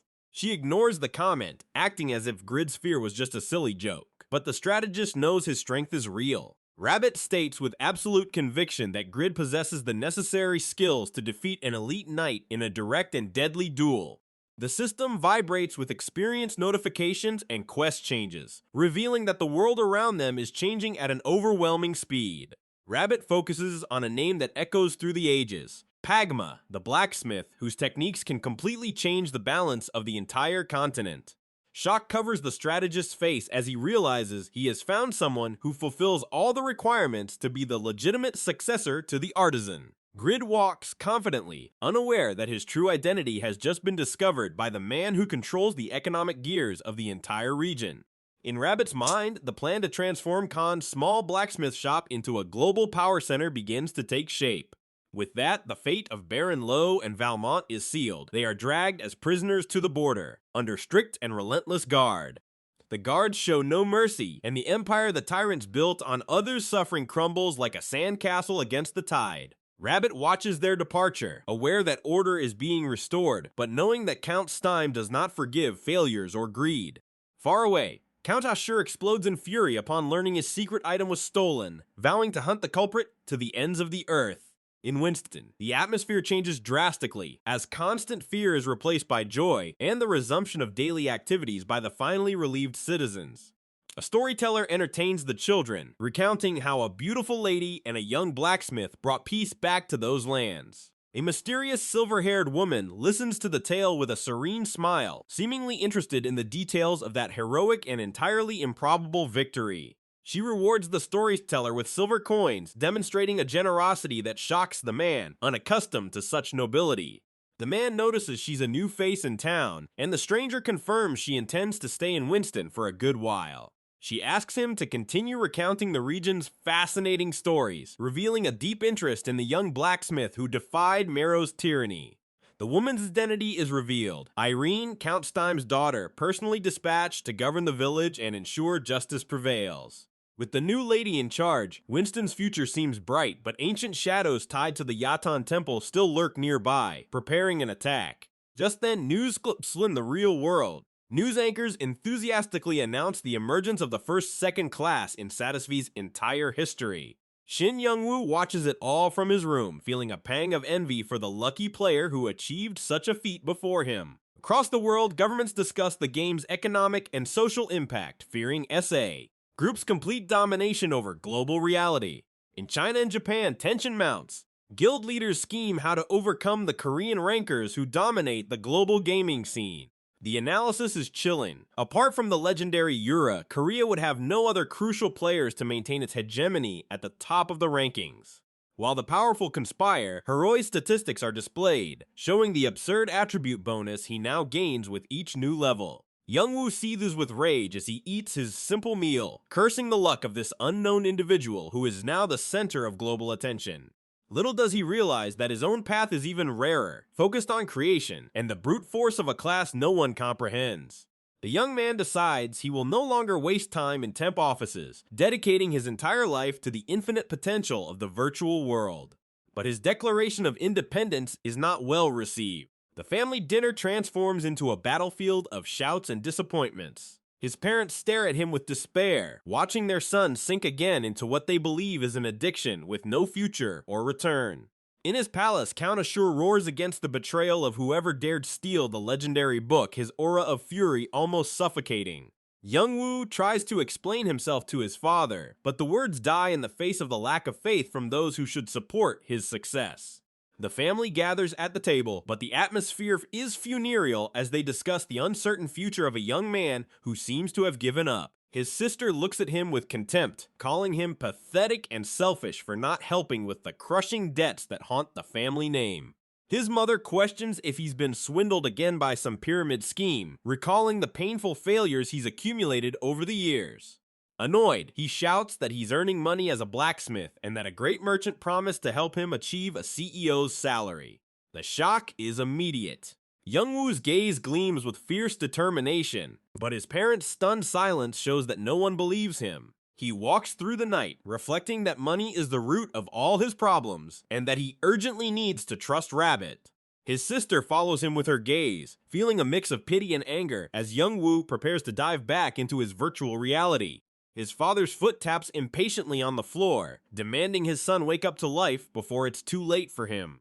Youngwoo ignores the pleas, his mind already back at the forge, where he is a god among men and not a loser. Returning to the game, he dons his armor, feeling strength surge through his muscles as he prepares for the new economic challenges. Grid walks through Winston, noting that peace has finally settled, but his mind is solely focused on the massive profit to come. He carries the weight of his choices, ready to prove that his hammer can build the empire everyone in his home so doubted. Entering the blacksmith shop, he searches for Rabbit, eager to start the business that promises to change his financial life forever in the game. However, Khan greets him with a solemn expression, revealing that the bespectacled strategist could not escape the clutches of the Count's justice. Despair washes over Grid as he realizes his plan to get rich might have ended before it even truly began. He looks around, seeing unfamiliar faces and feeling that fate has just dealt a cruel blow to his dreams of absolute greatness.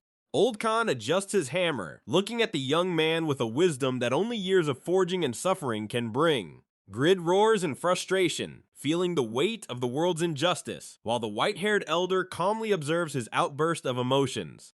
Pagma's successor refuses to accept defeat, his will to win burning hotter than the forge fire that now surrounds him. Khan hands him a sealed letter, the old man's hands trembling slightly as Grid receives it with a mix of curiosity and fear. A man with a long beard and deep gaze watches from afar, representing the forces still conspiring in the shadows against the blacksmith's progress. In prison, Rabbit is chained, his gaze lost through the bars, paying the price for having challenged the region's power structure. The strategist knows he failed in his calculations regarding Count Steim's mercy, but his faith in the blacksmith remains unshaken in his cell. Grid reads the letter eagerly, discovering that even imprisoned, Rabbit left instructions for him to reach the top using Khan's talent. The blacksmith's gaze sharpens, greed replaced by the cold determination of one who has nothing left to lose in the game. Khan places a hand on his shoulder, offering the greatest gift an artisan could bestow, the complete succession of his blacksmith shop and legacy. The old man states it would be the greatest honor of his life to see Pagma's successor take control of his life's work. Grid can barely believe what he hears, questioning if it's a dream or if the system has finally decided to reward his continuous effort. Khan smiles, closing his eyes as he imagines the glorious future awaiting the young man under his tutelage and protection in Winston's blacksmith shop. The blacksmith clutches the contract to his chest, feeling that he finally possesses an operational base to forge items the world has never seen.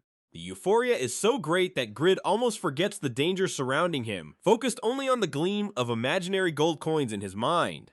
Far away, battle rages. A dark knight confronts a swift shadow, showing that the conflict for Pagma's book is still far from over. Hooded figures move in sync, preparing an ambush that could change the course of history for all players involved in the plot. A contract is signed with blood and intent, sealing the fate of whoever dares challenge the production laws imposed by the grand systems. The young man in black and red clothes walks with an aura of absolute confidence, ready to test his strength against the best in the world.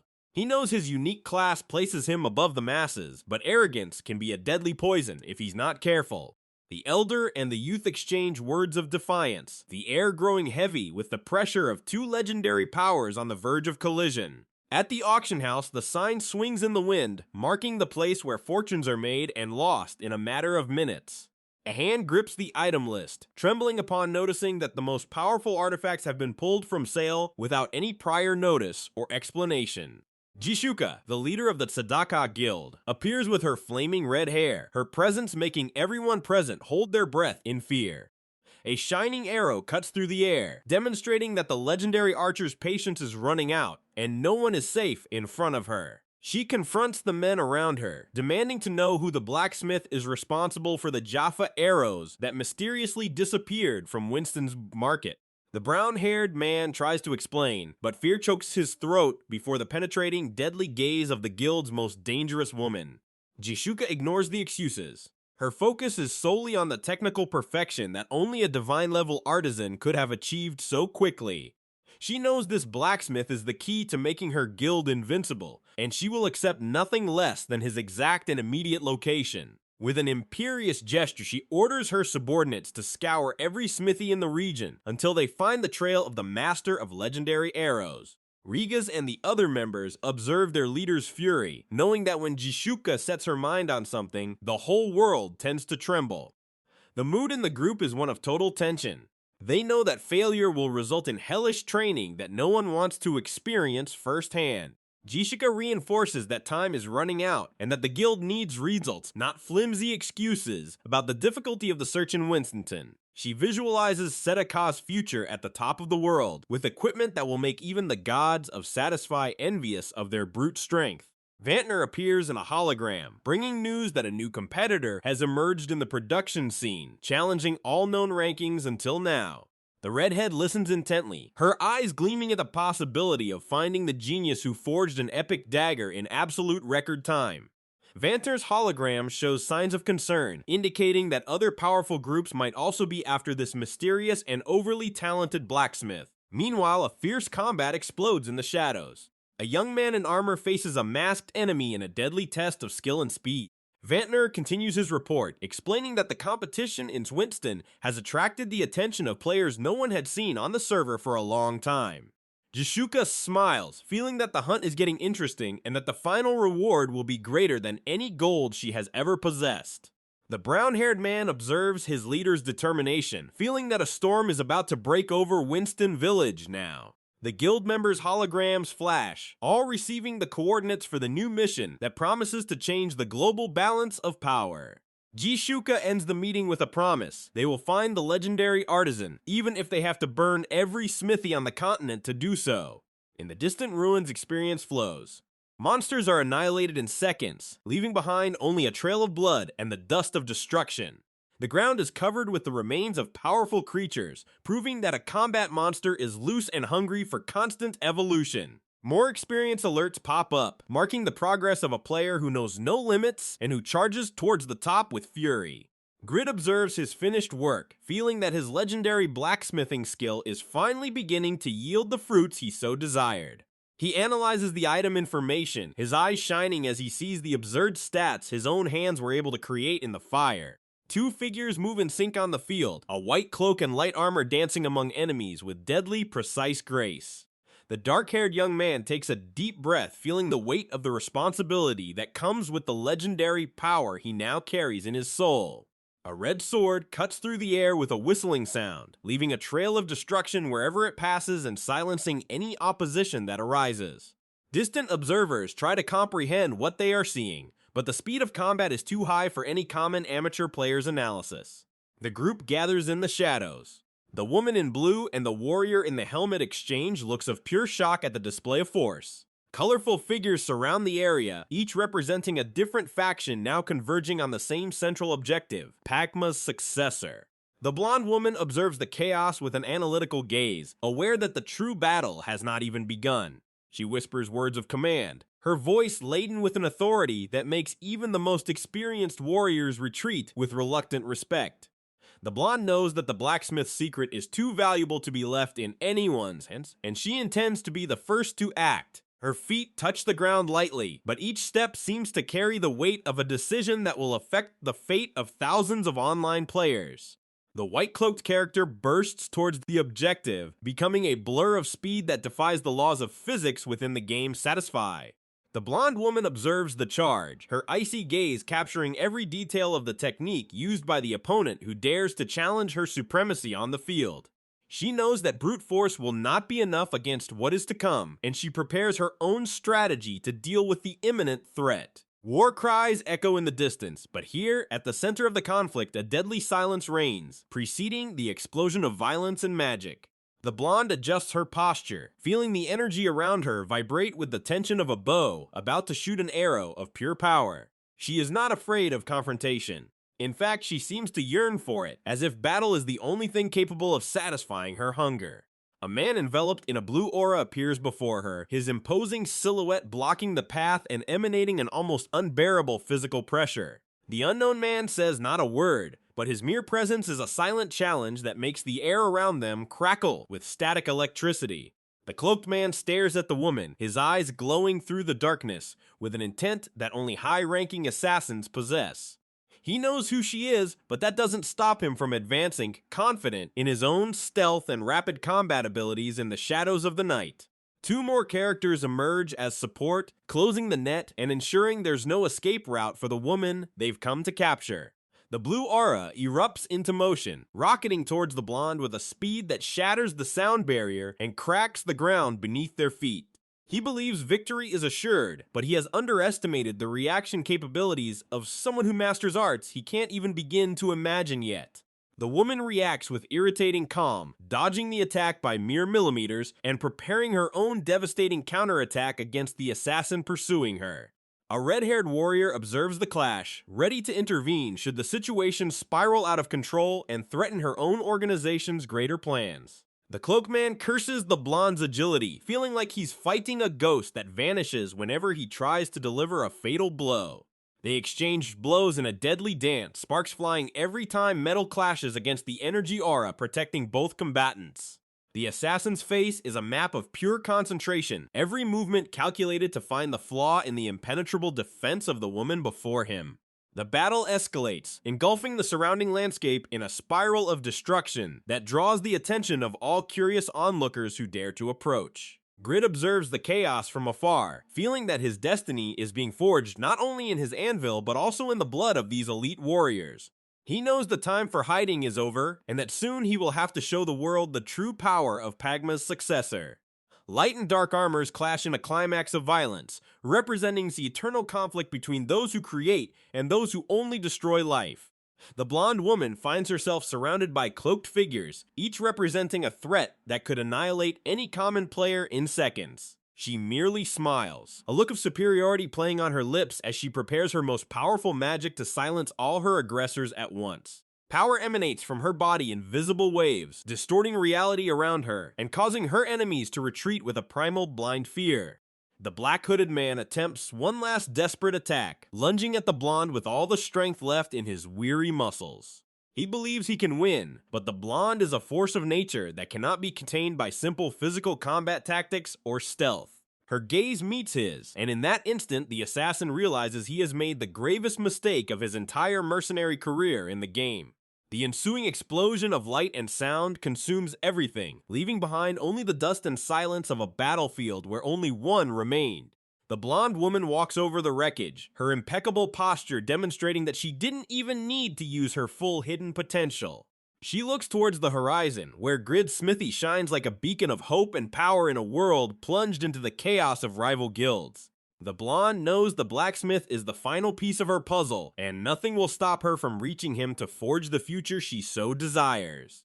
The black-hooded man resurfaces, his clones surrounding the woman in a desperate attempt to turn the tide in his favor through sheer numbers. But the blonde merely expands her aura, obliterating each copy with an ease that borders on insult for the elite warrior facing her. The clones vanish like smoke in the wind, leaving the true assassin exposed and vulnerable before the overwhelming force of the golden-haired woman. She advances each step a death sentence for anyone who dared to cross her path so foolishly, devoid of intelligence or class. The hooded man trembles, feeling the weight of failure and the shadow of defeat covering his vision as he faces the end of his journey. Suddenly, a giant knight emerges from nowhere, its massive sword descending from the sky like the judgment of a furious god upon the sinful earth. The assassin observes the creature with horror, realizing that the blonde woman's power goes far beyond anything anyone could have predicted at the outset. The black-armored knight roars, its presence filling the battlefield with a bloodlust that makes time itself seem to stop now. The blow connects, generating an explosion that redefines the landscape and marks the end of resistance for anyone who dares oppose her sovereignty. The black-hooded man falls to his knees, his will broken and his strength drained by a power he cannot even begin to comprehend. He looks up, seeing the imposing figure of the blonde dominating the field, and knows that Winston's will never again be the same peaceful village. Meanwhile, Grid adjusts his light armor, ready to face whatever comes next, forging his destiny with the purest steel.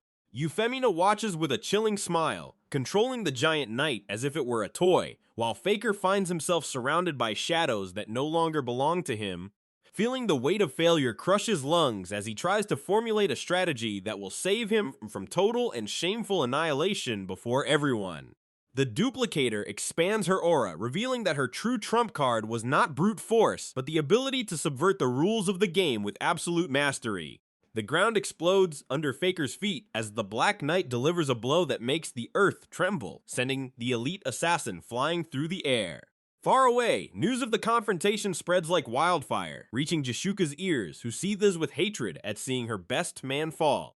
The sight of monsters and mages in conflict becomes a blur of light and blood, where the raw power of a familiar summoned by the blonde dominates the field.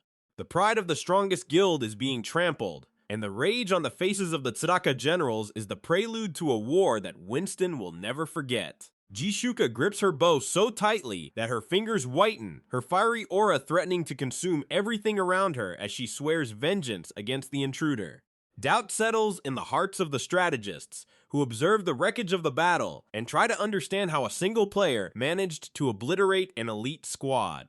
The dust settles, revealing the trail of destruction left by Euphemina, who walks among the fallen with an indifference that chills the blood of those watching from afar.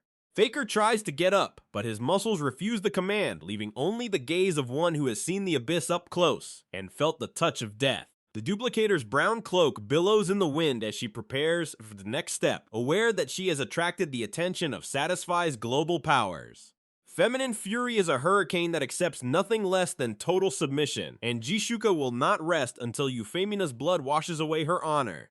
The command is given with a voice that cuts the silence like a blade. Find the golden-haired woman and bring her head on a platter. The hunt begins now, and every shadow and frontier could be the hiding place of an assassin thirsty for retaliation against whoever dared to challenge the guild's sovereignty. Meanwhile, in the corridors of power, combat statistics are analyzed with growing dread, for the balance of the world ranking has just been completely broken. Unknown warriors gaze at the horizon, sensing that the winds of change carry the scent of forged steel and forbidden magic to Count Stime's lands. The scale of the conflict escalates, ensnaring villages and castles in a web of intrigue where a player's life is worth less than a rare grade item. Every step taken on Winston's arid soil resonates like a war drum, marking the dawn of an era where legends walk among mortals. The elite group gathers under the scorched sun, their armors gleaming with the reflection of an ambition that knows no limits or mercy for the weak. Jishuka glares at her subordinates with a gaze that could freeze hell itself, demanding immediate results before the Tsadaka's reputation is reduced to dust. The sacred book in the Duplicator's hands glows with an ominous light, harboring secrets that could change the course of Satisfy's history forever and for all. The knight in black armor awaits the next command, his suffocating presence serving as a constant reminder that true power knows no human morality. The red-haired leader lets out an impatient growl, for she knows that every lost second is a second Euphemina uses to become even more unattainable and dangerous.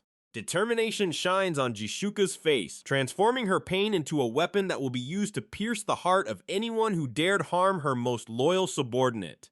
Fate is sealed, and the gears of war begin to turn. Crushing any hope of peace in the frontier's grid now calls his spiritual home. Shadows stir on the horizon, hooded figures watching every movement in the village, waiting for the exact moment to strike their final blow against the legendary blacksmith. Inside the stifling blacksmith shop, Grid stares at Khan with an intensity that would unnerve a novice, but the elder merely smiles, recognizing the flame of obsession in the young man's eyes.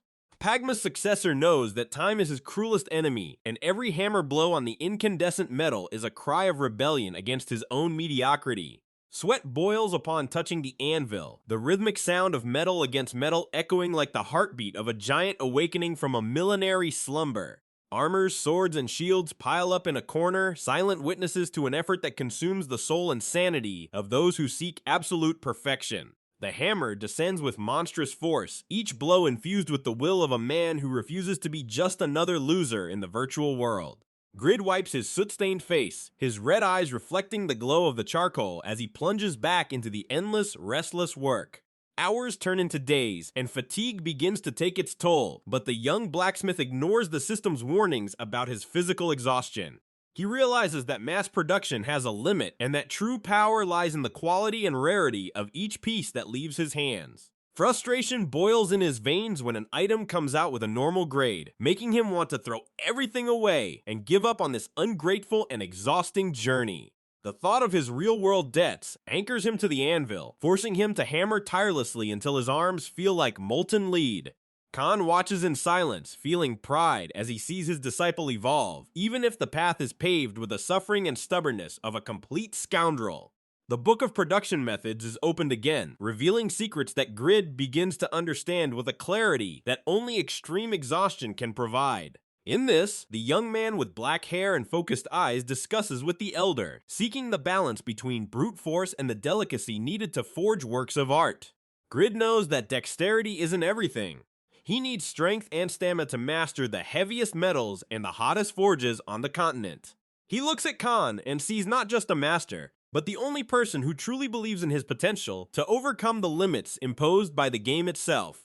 Winston guards patrol the streets, oblivious to the fact that inside that humble blacksmith shop, the fate of the kingdom is being forged in steel and sweat. Grid's mind races 1,000 miles an hour, calculating stats and probabilities as he tries to subvert the system that seems to conspire against his already rotten luck. Suddenly, the door bursts open violently, revealing armored men who exude a menacing and suffocating aura, interrupting the sacred flow of incessant creation.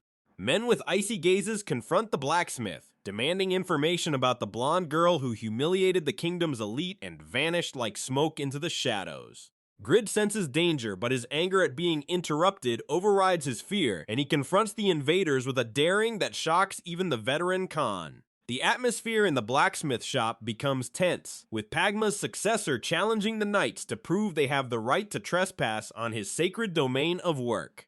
The white-bearded elder places himself between the young man and the soldiers, trying to calm tempers before blood stains the ash and metal-covered floor. One of the knights, with spiky hair and an arrogant gaze, scorns the blacksmith, seeing in him only an unimportant commoner who dares raise his voice against authority. But Grid is no longer the same man who ran from trouble. He is the holder of a legendary class, and a spirit is forged in absolute resilience. Tension reaches its breaking point, and for a moment it seems swords will be drawn to silence the insolence of the young master of epic works. A man with a long beard and experienced gaze watches the scene from afar, assessing Grid's potential with a curiosity bordering on a master's predatory instinct. Grid lets out an exasperated sigh, realizing his piece is over and that the world of Satisfy won't let him forge in silence for much longer. Khan places a hand on his disciple's shoulder, a gesture of support that speaks more than 1,000 words about the loyalty born between the two craftsmen. The blacksmith returns his attention to the anvil, ignoring the soldiers as if they were merely annoying flies on a hot summer day in Winston's forges. The red-haired woman glances over, intrigued by the defiant posture of the one everyone considers just a common helper with no special talent whatsoever. The invaders realize they will gain nothing by force in that place, for the respect emanating from the blacksmith shop is a stronger barrier than any shield. With a frustrated growl, the spiky-haired knight withdraws, promising to return if he discovers the blacksmith is hiding forbidden or dangerous secrets. Khan watches the soldiers' backs disappear into the daylight, sighing in relief that his workshop wasn't reduced to rubble by violent hands. The elder looks at Grid and sees the exhaustion etched on his face, advising him to rest before his body collapses under the weight of such mental pressure. But Pagma's successor merely shakes his head, for he knows this glory doesn't wait for those who sleep, and his destiny is just a few hammer blows away. The scene shifts to the village, where life continues despite the escalating tension, with peasants and warriors crossing paths in an eternal dance of survival and the pursuit of power. A solitary knight adjusts his gray armor, sensing that the steel he wears is no match for what is to come on the battlefields of the near future. Grid finally stops, wiping sweat with a rough towel as he talks with Khan about the need to sell his items to finance even rarer materials. He realizes that selling on the street is too stressful, and that auction house fees are blatant theft against the sweat of an honest worker. The thought of getting rich momentarily gleams in his mind, but it's soon replaced by the bitter realization that his luck is his greatest obstacle in the game. Khan suggests he participate in the castle's official auction, where elite knights pay fortunes for equipment that could save their lives in real combat. Grid accepts the challenge, seeing it as a chance to finally prove his worth and silence those who underestimated him from the very beginning of his solitary journey. He prepares to create his masterpiece, an armor that will leave Winston's generals terrified and eager to get their hands on such perfection of steel and design. Meanwhile, in the real world, the City of Seoul glows under neon lights, oblivious to the drama unfolding on Satisfy's servers every microsecond. On the SA, Group's computer screens, Grid's progress is monitored with a mix of shock and disbelief by the administrators who created that vast world. The man in the dress shirt stares at the data, unable to believe that the icon of bad luck continues to advance against all the statistical probabilities the system cruelly imposes. The woman with glasses points to the furious emails sent by Youngwoo, where he accuses the company of manipulating success rates just to see him suffer and fail. To the developers, he is a systemic error, a player who shouldn't have reached the top, but who keeps hammering at the doors of legend with pure, raw stubbornness. They discuss whether to intervene, but the directive is clear. Satisfy's system is autonomous, and Grid will forge his own path, be it of gold or ashes. The head of the operations team smirks, finding it poetic that the legendary blacksmith is someone as imperfect and human as Shin Youngwoo in real life. The analyst adjusts her glasses, fascinated by the fact that Grid's suffering seems to be the fuel that drives him to create items that defy the logic of the code. Shin Youngwoo walks the streets in his worn hoodie, feeling the weight of the real world crush the confidence he painstakingly builds within the game Satisfy. He looks at his backpack and remembers the bills that keep coming, a constant reminder that he is still unemployed in the eyes of his stern family. The notepad in his hand records every penny earned, a desperate accounting of someone trying to buy his freedom one item at a time in the virtual smithy. Frustration overflows when he thinks about how his parents look at him with disdain, unaware that their son is the successor to a legendary blacksmith on the other side of the screen. He kicks the ground in anger, cursing the system that reset him to level 1 and forced him to start from absolute scratch while the world kept spinning without him. The image of an epic dagger flashes through his mind, the symbol of his ability to create the impossible when his back is against the wall and fear dominates. Youngwoo knows he needs a greater income, something that will change his parents' perception and prove that he's not just an addict wasting precious time. An aura of blue determination seems to surround him for an instant, reflecting his unbreakable while manifesting even outside Satisfy's virtual world now. He stops in front of a building, taking a deep breath as he tries to contain the anxiety that threatens to break his spirit before he even connects to the capsule again. His eyes land on an advertisement flyer, a colorful sheet promising salvation in the form of discounts and free ramen for avid players desperate for savings.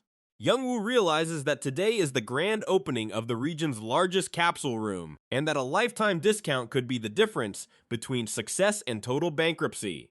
His legs begin to move purely by instinct, a race against time to secure a spot in that technological paradise before the crowd of players overwhelms him. He runs as if his life depends on it, the sweat on his real face, as true as the sweat he pours into Khan's virtual smithy in Winston. His breath falters, but the sight of a 30% discount on fees is the best buff he could receive to continue fighting against his rotten, cruel luck. He arrives at the imposing building, his heart pounding against his ribs as he stares at the giant banner announcing the new era of total, luxurious immersion. With a maniacal grin, he realizes this is his lucky day, a rare moment where fate decided to smile upon the man he calls the icon of bad luck. Shin Youngwoo plunges back into the darkness of the capsule, ready to transform his real-life frustration into virtual power and pure gold within the realm of Satisfy. He re-emerges as Grid, feeling the energy of the legendary class flow through his digital veins as he prepares to face the greatest challenge of his blacksmith career. In the village of Winston, voices mingle in a chorus of expectation as the castle auction is attracting the region's biggest names and merchants from distant lands. Nobles and warriors discuss the new weapons that have appeared on the market, unsigned items, but with a quality that makes ordinary swords seem like children's toys. The long-haired woman observes the crowd, aware that the balance of power is about to shift dramatically with the entry of new items into the Count's auction. The brown-haired man smiles confidently, believing his wealth will be enough to purchase any piece of equipment that catches his eye on the main stage. Elite knights discuss tactics, ignoring the young blacksmith walking among them, unaware that he is the source of the power they so covet and desire. Khan escorts Grid to the castle gate, his eyes gleaming with a wisdom that comes from decades of hard work and many battles lost against relentless time. The elder hands Grid an amulet, a symbol of his trust, and the official recognition that the young man is his sole and true successor in the art of forging. Grid holds the hammer with newfound firmness, feeling every fiber of his being aligned with the purpose of creating something the world has never seen. Shin Youngwoo stares at the horizon with a determination bordering on madness, ready to break the system and forge his own destiny with steel, fire, and pure will. He knows the path ahead will be dangerous, surrounded by rival guilds and gods who will not accept a mortal reaching the pinnacle of artistic and martial perfection. Masked figures watch Grid from afar, whispering about the potential of a blacksmith who can equip entire armies with legendary-grade items and incalculable divine power. The stats panel glows before his eyes, revealing the growth of his attributes after months of incessant work that broke his mind and his virtual body. His legendary blacksmith skills have reached level 2, opening new possibilities for creation that would make any other satisfied player weep with envy and pure desire for power. He holds the helmet he just forged, feeling the weight of perfection in his hands, an item carrying the sweat and tears of a stubborn man. Back at the castle, the movement is frantic, with servants and nobles preparing for the event that will define the future of Winston's defenses against external threats. Grid looks at the item and offers a silent prayer, begging the system not to betray him this time, and grant the grade he so richly deserves and fought for. The plate armor gleams with an impeccable metallic reflection, each joint designed to offer maximum protection without sacrificing the agility needed in deadly, fast combat. Youngwoo feels a flicker of hope, a strange and dangerous sensation for someone accustomed to failing and being humiliated by luck at every step. He caresses the cold metal, feeling the connection between creator and creation, a bond that transcends game data and touches the essence of the artisan's soul. The forge's light illuminates the hall, creating dramatic shadows that dance on the walls as Grid finalizes the last details of the piece he hopes will be legendary.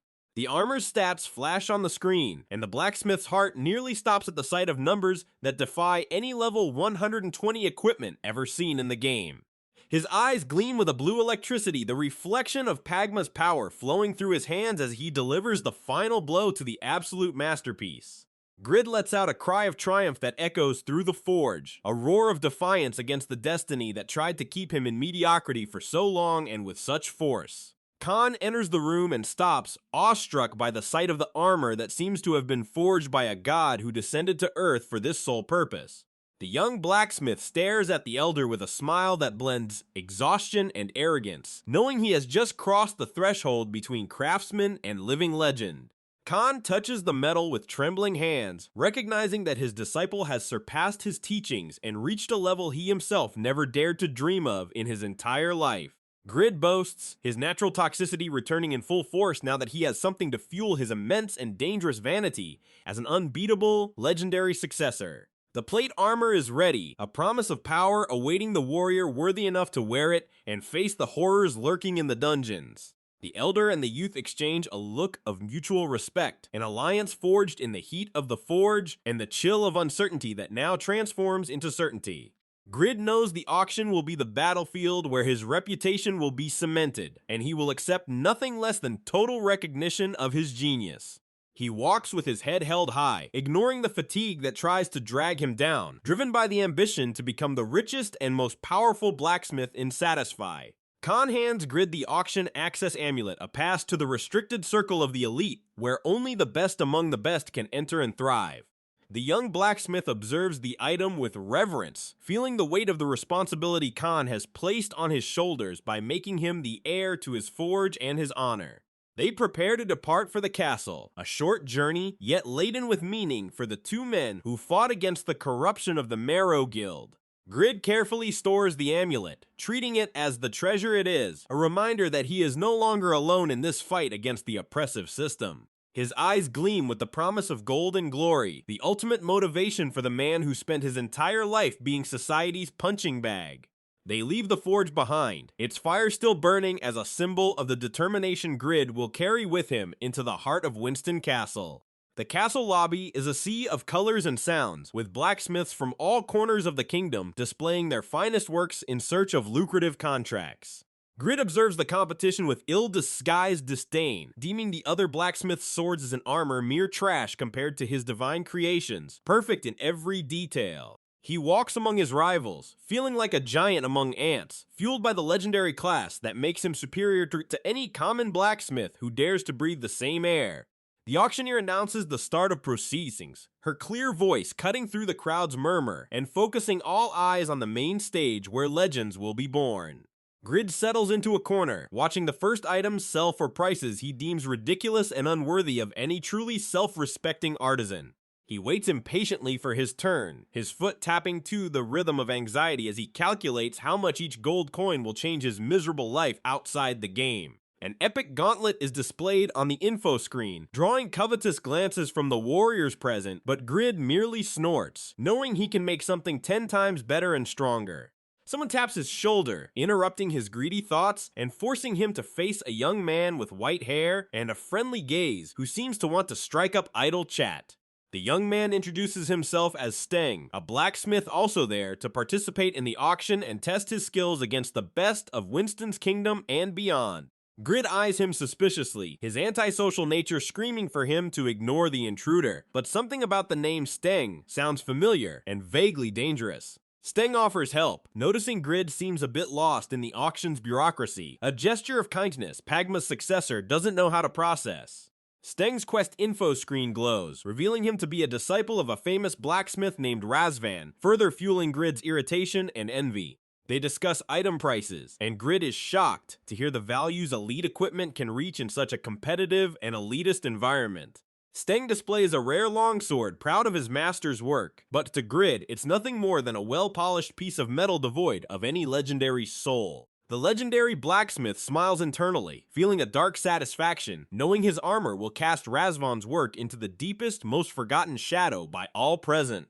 Steng continues talking about the difficulty of creating epic items, unaware he's conversing with the man who forged one of those items in just a week's work. In the real world, Youngwoo's life remains a painful contrast to his virtual glory, a constant reminder that he needs to win in the game to be anyone outside of it. He looks at the monitoring tablet, seeing that time is passing and the auction is reaching its climax, the moment of truth that will define his immediate future. Steng asks if Grid brought any items to auction, and the protagonist's evasive answer hides the bomb he's about to drop on Satisfy's market. They watch participants raise their hands, bids climbing like the heat of a forge, transforming the hall into a financial battlefield where only the wealthy survive. The white-haired blacksmith praises the other's items, showing a humility Grid considers an irritating weakness in a world where only the strong and arrogant prosper. Youngwoo gets annoyed by Steng's positive attitude, feeling that the kid is a lucky one who doesn't know the pain of carrying the weight of a 10 million won debt. He imagines the moment his armor will be revealed, the silence that will follow, and the shock on everyone's faces when they see the stats of a level 120 epic item. Steng comments that epic items are rare at the Winston auction, and whoever acquires one will be the village hero and have the local nobility's favor guaranteed. Grid clenches his fists, his greed and thirst for recognition, merging into a single overwhelming emotion that consumes him from within as he awaits his turn. The auction atmosphere is charged with static electricity, each bid a hammer blow to the destiny of those seeking military supremacy through the purest steel available. The hostess smiles at the audience, maintaining control of the situation with an elegance that disguises the bloodlust for profit driving every gear of that official event.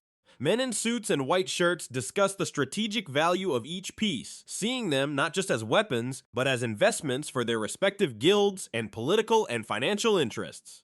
Two long-bearded men exchange knowing glances, ready to fight for any item that could provide a tactical advantage in a future invasion or defense of crucial territory. Swords are brought to the stage, gleaming under the castle torches, but the crowd begins to grow impatient, waiting for something truly worth the gold they carry. Participants comment that this year's auction is a disappointment, with items that don't honor Lady Irene's fame and the legacy of Winston's blacksmiths of the past.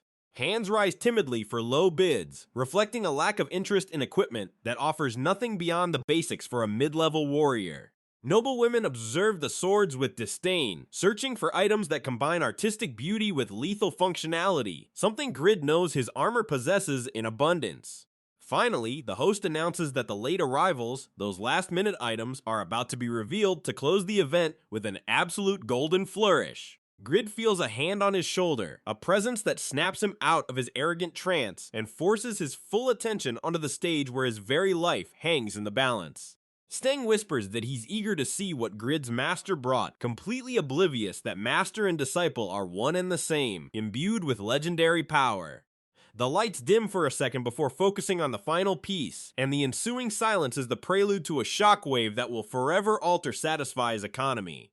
The host takes a deep breath before revealing Grid's epic armor, and in that instant, time itself seems to halt as the world of Satisfy collectively holds its breath. This instantly chills the atmosphere in the hall as a businessman processes the information with utter disdain.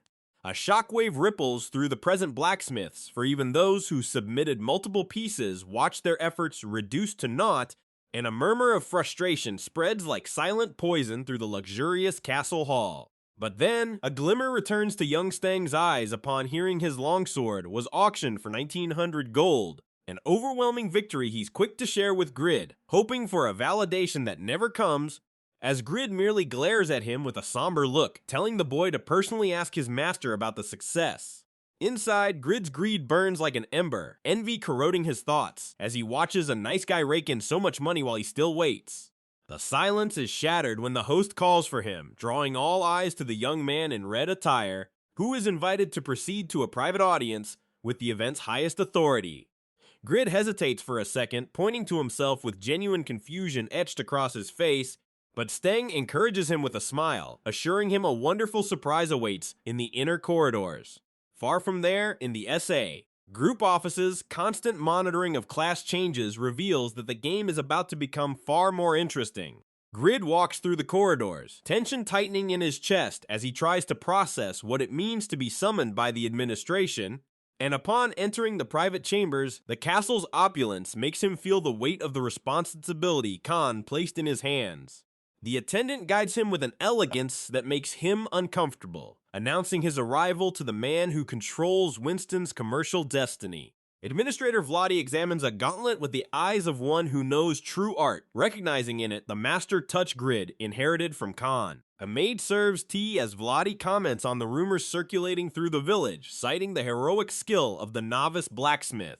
He praises Grid's exemplary personality and demonstrated skills, crediting everything to the rigorous training of the old blacksmith, but Grid merely sips his tea in silence, his mind screaming that all that talent is the fruit of his own effort and suffering.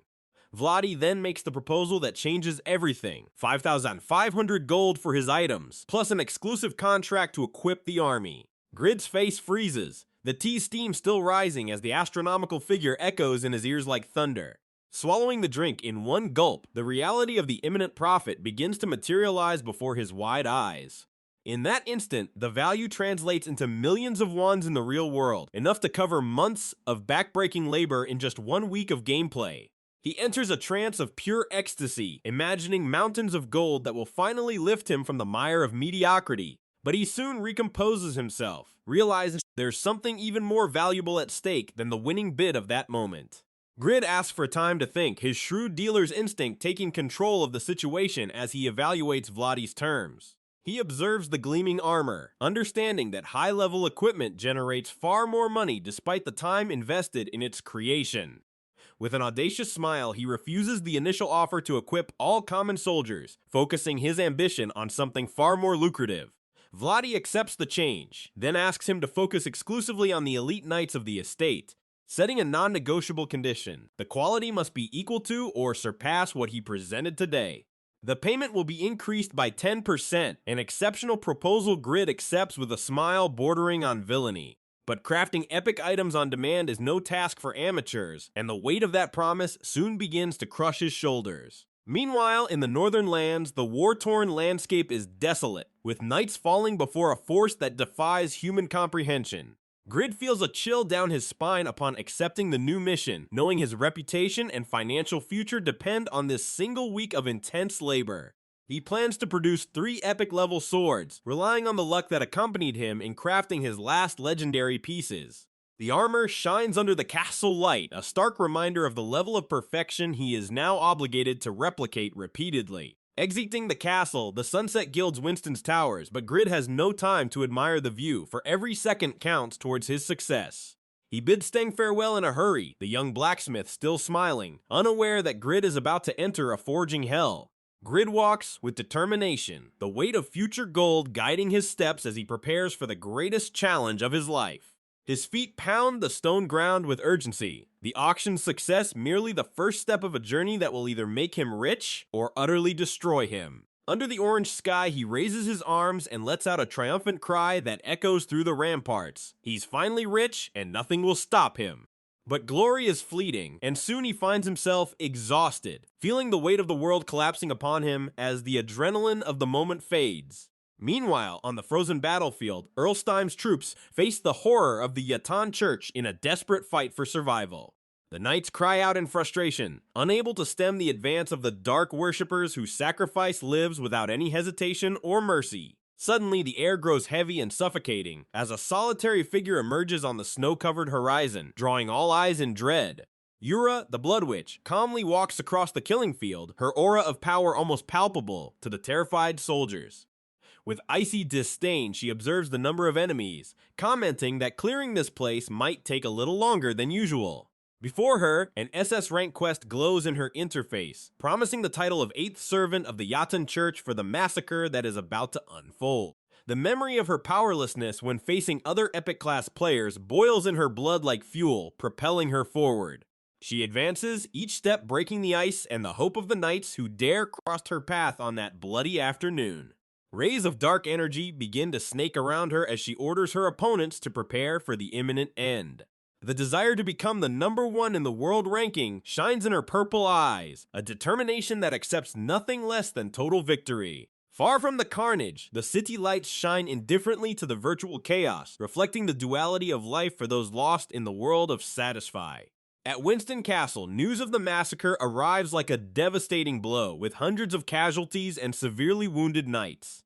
Lady Irene pounds her fist on the table with contained fury, the frustration of losing her men to such a small force being unbearable. She questions how 1,000 soldiers and 8 knights could be defeated by only 150 enemies, her voice laden with authority and pain. At this, the kneeling soldier explains that the enemy possessed an unusual ability, believing them to be one of the legendary servants of the Dark Church.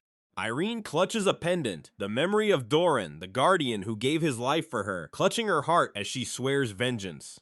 She orders the reorganization of troops, determined to strengthen the subjugation group to crush the Yatan worshippers once and for all. While great powers move in the humble blacksmith shop, Khan observes Grid with a mixture of pride and concern as the young man works. Grid complains about the quality of the items he is producing, exploding in rage when he sees that yet another sword came out with a normal rating. In the real world, Youngwoo is immersed in his capsule, his mind totally focused on the forge as sweat drips from his forehead. He panics as he realizes that time is running out, and his financial resources barely allow him to buy materials for a few more frustrating attempts. Khan tries to calm him, saying that even a common item can be an incredible sword if made with dedication. He reminds Grid that hard work never betrays the blacksmith, and that Grid must trust his own skillful hands. But Grid doesn't want comfort, he wants results, shouting that the chances of success are nil and that he is ruined if he doesn't achieve epic rank. The sword shines faintly, a mediocre result for one who bears the title of successor to a legendary master like Pagma.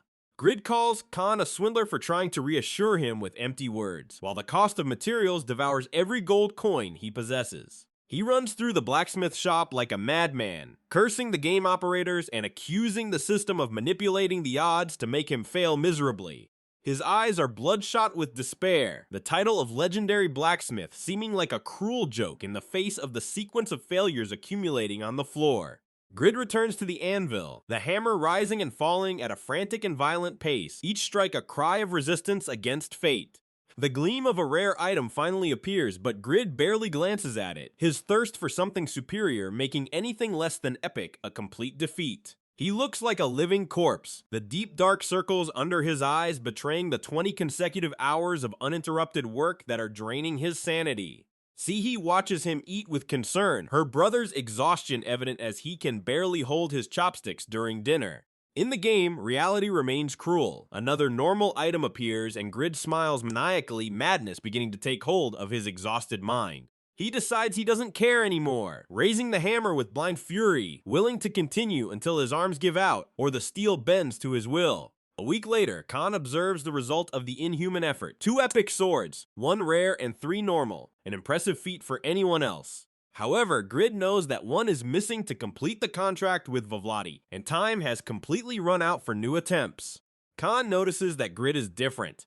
His gaze is now calm and empty, as if he has accepted the imminent death of his career and finances.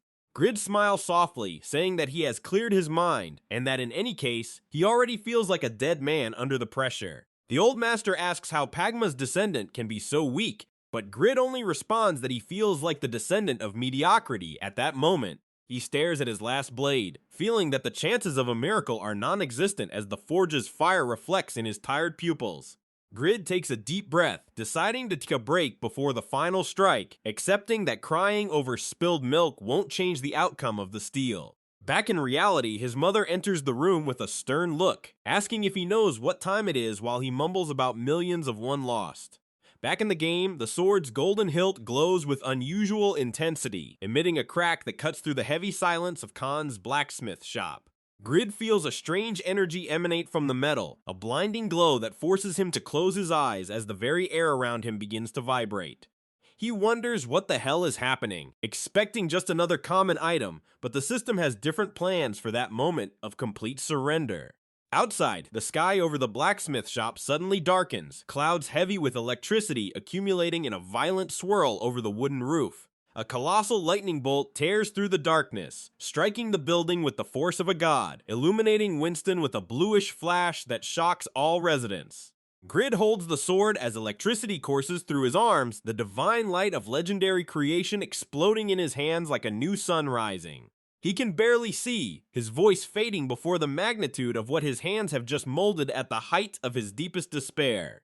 The young blacksmith begs the system to just leave him alone, unaware that he has just achieved the impossible for any ordinary satisfied player. The blade reveals its statistics, Sword of Self-Transcendence, a legendary item with attack power and abilities that defy all game logic. The system announces that all his attributes have permanently risen, and his reputation now echoes across the continent as the sole creator of legendary items. Grid is in shock, the word legendary shining in his interface like a promise of absolute power and unimaginable wealth that he never dared to dream of. Khan watches the scene with wide eyes, the sword's light reflecting off his white beard as he tries to process what he's just witnessed. The old blacksmith begins to tremble, the beauty and power of that weapon too much for his weary heart to bear in the face of such divine perfection. He collapses to the ground, foam escaping his mouth, as Grid panics, yelling for the old man not to die before he completes his quest. Grid runs desperately, realizing that the shock of seeing a legendary weapon might have been fatal for his mentor and only friend in this cruel world. At the castle, news of the second subjugation group's defeat reaches Irene, plunging the nobility into a state of fear and uncertainty about the future. The captain admits his shame before the lady, confirming that the enemy is indeed a member of the Seven Servants, an unstoppable force of nature. Irene gazes out the window with a heavy countenance, understanding that her people's survival depends on finding someone capable of confronting this abyssal evil. Night Phoenix warns that immediate reinforcements are needed, for without them, any move against the Yatan Church will be collective suicide for their troops. She bitterly accepts reality, promising that, even if it takes time, Doran's death will not go unpunished as long as she breathes upon that land. At the SA Group's Operations Center, the building shines in the urban night, housing the minds that created this universe and who now observe Grid with astonishment. Irene notices something strange in the garden and asks who the individual is behaving so suspiciously near the royal fountain of the castle. It's Grid, who, after saving Khan, decided to relax in the water, accidentally finding a gold coin at the bottom of the fountain as if his luck had finally turned. He celebrates the small discovery with almost childlike joy, kissing the coin as it shines under the sun, momentarily forgetting his social standing. Vladi urgently enters Irene's room, interrupting the conversation to announce that she needs to meet the man named Grid immediately before it's too late. Irene repeats the name with curiosity, the fame of the blacksmith who stopped the tyranny of the Mero Company having already reached her ears previously in Winston. The administrator explains that Grid received the order to craft the knight's swords, and that the final result is something none of them could have predicted in their wildest dreams. Grid is now kneeling before Irene, his mind focused only on the reward as he tries to remember where he knows that familiar feminine face from. The hall is vast and luxurious, a stark contrast to the grimy forge where he spent the last week hammering steel to his physical limit. Vladi apologizes for the delay and presents Grid's creations, ensuring that the young man's concentrated effort resulted in masterpieces that honor Winston's name. Grid warns them not to try and trick him, emphasizing the extremely high cost of materials and the sweat invested in every millimeter of that divine blade he now offers. Vladi makes the final offer that makes Grid's world stop, 220,000 gold for the legendary sword, a value that surpasses the village's entire annual budget. Grid is speechless, the number echoing in his head like celestial music, his mind instantly calculating the conversion to real currency. The administrator worries about the silence, asking if the amount is too little, while explaining that this weapon will become a sacred inheritance of the Steim family. Grid goes into absolute shock, realizing that this single sale will yield over 260 million won, enough to clear all his family's debts. He begins to cry with joy, the weight of years of failures and humiliations washed away by that figure which represents his financial and personal freedom. He thinks of selling it on external trading sites, but realizes that the sword's level requirements are so high that no one but actual NPCs could use it right now. In his imagination, he already sees himself arriving at the alumni reunion, in designer clothes and a sports car, finally ready to declare his love to his childhood crush. He shouts to the heavens that spring has finally arrived in his life, jumping for joy in a moment of pure emotional catharsis that shocks the nobles present. Grid accepts the price with contagious enthusiasm, and Vladi, as a sign of deep gratitude, hands him a box containing an extremely rare and valuable material. They are 3 pieces of blue orichalcum, the legendary ore Grid desperately needed for his next big forging project, the weapon known as Failure. He feels like the luckiest man in the world, the system confirming that he is now a person of distinction of Winston, gaining exemption from all local taxes. At the SA, Group Chief Developer Lim Chiolo observes Grid's report, intrigued by the obsessive determination of this player everyone considered a common addict. He notes that Grid spent months exploring high-level areas and dying multiple times, proving that his current luck is the result of a stubbornness bordering on absolute insanity. The team concludes that, although Grid plays inefficiently and foolishly, his obsession is the main factor that led him to unlock the potential of Pagma's class. Grid smiles at the thought of not paying taxes when he inherits Khan's forge, his future in the game looking increasingly bright and secure under the favor of the nobility. He thanks everyone and decides to log out, eager to tell his family the news and finally end the gloomy atmosphere plaguing his home. Upon disconnecting, he feels a lightness he hadn't felt in decades, the sensation of being a provider and a winner, replacing the bitterness of unemployment and debt. In the real world, Youngwoo rushes through the room but finds his parents and Sihee sitting at the table with expressions of pure despair and deep sadness on their weary faces. He asks what happened, expecting a celebration, but the family's silence hits him like a punch to the gut, revealing that something terrible happened while he was playing. Sihee reveals with tear-filled eyes that the loan her father signed as collateral has been called in, plunging the family into an unbearable debt of 400 million won. His father bows his head, apologizing for using the money meant for Sihee's college and wedding, feeling like a failure before his own children. Grid observes his sister's pain and his parents' dejection, the contrast between his virtual wealth and his family's real misery being almost unbearable to process. He approaches the table, his expression shifting from shock to a deep calm, as his family discusses selling their house to try and cover part of the colossal loss. Sihee says she doesn't need to go to college and will get a part-time job to help, her voice trembling as she tries to be strong for her parents. Youngwoo looks at the ceiling, remembering how he was always seen as the dead weight of that house, the son who only spent money on games and immersion capsules. He takes a deep breath and announces that everything will be alright, his voice laden with a confidence no one there expected to hear from a game addict like him. His parents look at him with doubt, but Youngwoo just smiles, knowing that the 220,000 gold in his virtual account are the salvation everyone was desperately seeking. In that moment, he ceases to be just a player and becomes the pillar of his family, the bridge between Satisfy's legendary success and redemption in the real world. The news that he can pay off the debt spreads like a miracle, instantly changing the heavy atmosphere of the room to a mix of shock and renewed hope. Meanwhile, the legendary sword he created is displayed in the castle, a symbol of power that could change the course of the war against the Yaten Church forever. Lady Irene observes the weapon with Phoenix, realizing that the blacksmith everyone calls Grid is far more than a mere artisan. He is a living legend. Phoenix declares that with that sword in hand, he will not only confront the seven servants, but will be capable of defeating them and protecting Winston from any looming dark threat. The light of Grid's sword shines with an intensity that seems to purify the environment, his creation standing as the sole hope against the darkness that Yura and her followers bring. Irene decides she wants to see Grid more often, the noble woman's interest in the mysterious blacksmith's figure beginning to blossom amidst the chaos of the impending war. Grid, now back in the game, walks with a renewed purpose, knowing that every item he forges holds the power to save lives in both the virtual and real worlds. He gazes at Satisfy's horizon, realizes that his journey as Pagma's successor is merely beginning, and that the world has yet to witness his true potential. Grid's fame spreads like wildfire across Satisfy, drawing the attention of powerful guilds and dangerous enemies who crave the legendary steel only he can create. Youngwoo sprints through the city streets in the real world, his heart pounding as he heads to the bank to make the transfer that will change his life forever. The image of the self-transcendent sword gleams in his memory, a constant reminder that his hard work and obsession have finally borne fruit beyond all expectations. In the SA, group offices Choi Nahi and Lim Chiolho continue to monitor Grid's movements, knowing he is the most fascinating anomaly the system has ever produced.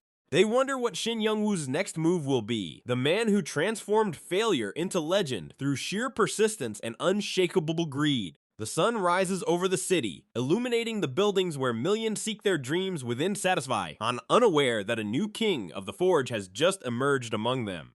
Grid re-enters the capsule, his face now serene and determined, ready to face any challenge the administrators or destiny may place in his path. He reappears in Khan's blacksmith shop, the heat of the forge his true home, where the sound of the hammer striking metal is the soundtrack to his new and grand life. Sihi watches him from afar in the real world, a newfound respect growing in her eyes as she realizes her brother wasn't just playing. He was fighting for everyone's survival. Youngwoo knows the pressure will only mount, but now he possesses the confidence of a legendary blacksmith and the heart of a warrior who protects what is his. He stares at the hammer, feeling his connection to Pagma strengthen with each strike, the legacy of the past mister finding a new and worthy heir in the present. Winston shines under the night sky, the village that once suffered under tyranny, now finding its strength in the alliance between Irene's nobility and Grid's pure steel. Youngwoo's family finally sleeps in peace, the nightmare of debt dissipated by the son they once judged to be a complete lost cause with no future. However, in the shadows, Yura and the Yatan Church continue their dark schemes, the Blood Witch awaiting the moment she will cross paths with the legendary blacksmith once more. Grid knows that peace is temporary, and that in Satisfy, strength is the only language everyone understands, and he intends to speak that language through his swords. He prepares to forge failure, knowing that this weapon will be his greatest triumph and the terror of anyone who dares to challenge his new and unshakable dominion. The SA. Group monitors flash with new statistics, Grid ascending in global importance with every second he spends immersed in that world of magic and steel. Satisfy's destiny is now intrinsically linked to the hands of a man who refused to accept defeat, transforming his pain into legendary power for all to witness. Youngwoo closes his eyes and breathes in the hot air of the forge, feeling that he has finally found his place in the world, where he is no longer a failure, but the master of his own destiny. The hammer descends one last time, the clang of metal sealing the beginning of a new era, where the name Grid will now be whispered with dread by his enemies, and reverence by his allies. His parents approach, the marks of years of financial suffering etched on their tired faces, expecting more bad news that never comes. But Youngwoo is different. He is no longer that lost young man, but a man who carries the weight of a legendary legacy in his hands. He takes a deep breath, the words erupting with the force of a long-held confession, changing the destiny of everyone in that room. The faces of his parents and Sihi freeze in absolute shock. The reality they knew has just been shattered by an unbelievable announcement. The accumulated despair explodes into bitter tears as they embrace, but Youngwoo knows this is the end of crying and pain. He calls for attention, his voice echoing with a new authority, demanding that they look at the future he has built within Satisfy. Their disbelief is absolute. They can barely process the magnitude of what is happening, their eyes wide at the most insane twist of their lives. Meanwhile, in the SA, group offices, the monitors gleam with Grid's data, the man who continues to defy all the laws of the system. Youngwoo focuses on his objective. He will be his family's shield, the hero who will snatch each of them from the clutches of absolute misery. Far from there, Winston Castle rises under a sky that smells of blood, serving as the stage for the beginning of a war. Lady Irene, with the elegance of a sovereign, places the weapon of hope into the hands of her most loyal and powerful champion, Sir Phoenix. Phoenix receives the self-transcendent sword, feeling the raw power forged by Grid vibrate through the steel, responding to his call for battle. Irene's order cuts through the air like a blade. He must march and bring back the head of one of Yatan's 7 servants. She knows the enemy is evil to the core, but places all her trust in the divine talent of that mysterious blacksmith named Grid. The army positions itself, a forest of steel and spears ready to face the horror emanating from the dark and merciless Yatan Church. Phoenix solemnly swears victory, the weight of the Norse honor on his shoulders, as he prepares for the greatest challenge of his life. He cries out his lord's name, his voice echoing like thunder, announcing the arrival of severe punishment for the faithless. Behind the scenes, the technical team watches apprehensively. They know the world's balance is about to be brutally tested. The troop advances, the sound of horses' hooves pounding the dry ground, creating the frenetic rhythm of a charge that will change history. But in the shadows of the mountains, the Blood Witch watches. Lady Yura waits, her icy eyes promising nothing but a slow death. Yura smiles with cruel disdain, seeing in the nights only perfect sacrifices to be offered to her god of darkness, the terrible Yatan. A subordinate approaches, but her presence is so suffocating that even allies feel the chill of death emanating from her silhouette. Without any warning, she launches herself from the top of the cliff, a lethal figure falling onto the battlefield like a living curse. Phoenix sees her and stops his horse, his warrior's instinct screaming that this woman is the personification of danger in its purest form. Yura touches the ground, and the earth cracks, signaling the beginning of a massacre that will leave the world of Satisfy in total shock. She needs no army. Her magic is a dark force of nature that makes the hearts of even the bravest men falter in terror. Dense shadows begin to swirl around her, obeying the command of her hands, preparing to rip reality apart and spread absolute chaos. An explosion of dark energy sweeps through the vanguard, throwing soldiers back as if they were ragdolls in a shadowy hurricane. In the SA, Group's command center, silence is deadly as they witness the awakening of a power that could shatter the balance. Phoenix grinds his teeth, refusing to fail before Irene, even as the sky darkens under the malicious will of the powerful Lady Yura. The witch invokes her most devastating magic, the air boiling with Yatan's malice as she prepares the final blow against the invaders. A storm of darkness explodes, promising to swallow the light and transform the battlefield into a graveyard for the Northern Army. Energy erupts through her feet, cracking the ground and fueling an annihilation spell that no ordinary knight could even dream of blocking. She screams the name of the forbidden technique, unleashing horror upon Phoenix, certain that human resistance has ended at that very instant. But the knight advances through the shadows, the self-transcendent sword gleaming with a divine light that defies Yura's profound darkness. The witch's eyes widen in total disbelief as she sees her strongest attack contained by a mere human and his blade.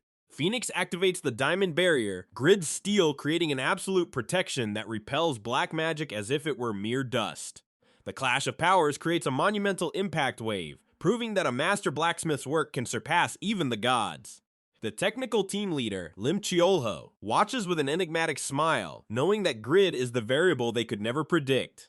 Monitoring shows that Morpheus's original plan was thrown out the window by the unwavering persistence of a man who refused to lose. The battle rages on, but now everyone knows that Grid's name is etched into the destiny of every blow struck on that field. Yura retreats for a moment, confusion clouding her gaze as she tries to understand how her magic failed against that knight's steel. She wonders who could create such a perfect weapon, a blade that seems to possess a soul of its own and an indomitable will. Phoenix grants no respite and advances again, every movement of his sword a testament to the genius of the blacksmith who forged it in pain. The horse whinnies amidst the chaos, the force of the charge amplified by the latent power grid infused into that elite equipment. Lim Chiolo comments on the premature discovery of the cave, something that should have taken years to happen according to the supercomputer Morpheus's calculations. Yura realizes she is facing something that defies the game's logic, an anomaly that could ruin the Yatan Church's plans. Phoenix raises his sword once more, his determination renewed by the constant gleam of the metal that refuses to break or even dim. The witch prepares a desperate counterattack, but doubt has already settled in her heart. She feels the weight of destiny shifting. The knight shouts that no one will touch his soldiers, his voice laden with the fury of one who protects what is sacred to him. While Warcrack satisfies ground, Grid remains immersed in his own world, unaware of the colossal impact of his creations. Yura casts a fear spell, attempting to break Phoenix's will, but the legendary sword emits a warmth that dissipates any mental shadow. The confrontation reaches an absurd level of intensity, sparks of light and darkness flying in all directions as destiny is decided. She realizes that Phoenix's strength comes not just from his training, but from the spiritual bond he has formed with that weapon. Grid, in his forge, feels a chilling shiver as if a part of his soul were in full battle somewhere distant, covered in glory. In the real world, Youngwoo's data flashes furiously on the monitors, revealing growth that defies any progression curve ever seen.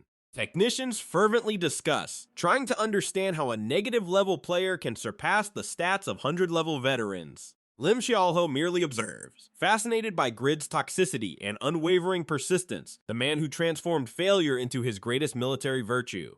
The team suggests immediate intervention to rebalance the game, fearing that Grid's existence makes Satisfy unfair for all other players. But the game creator vehemently denies. He wants to see how far this blacksmith's greed and iron will can go.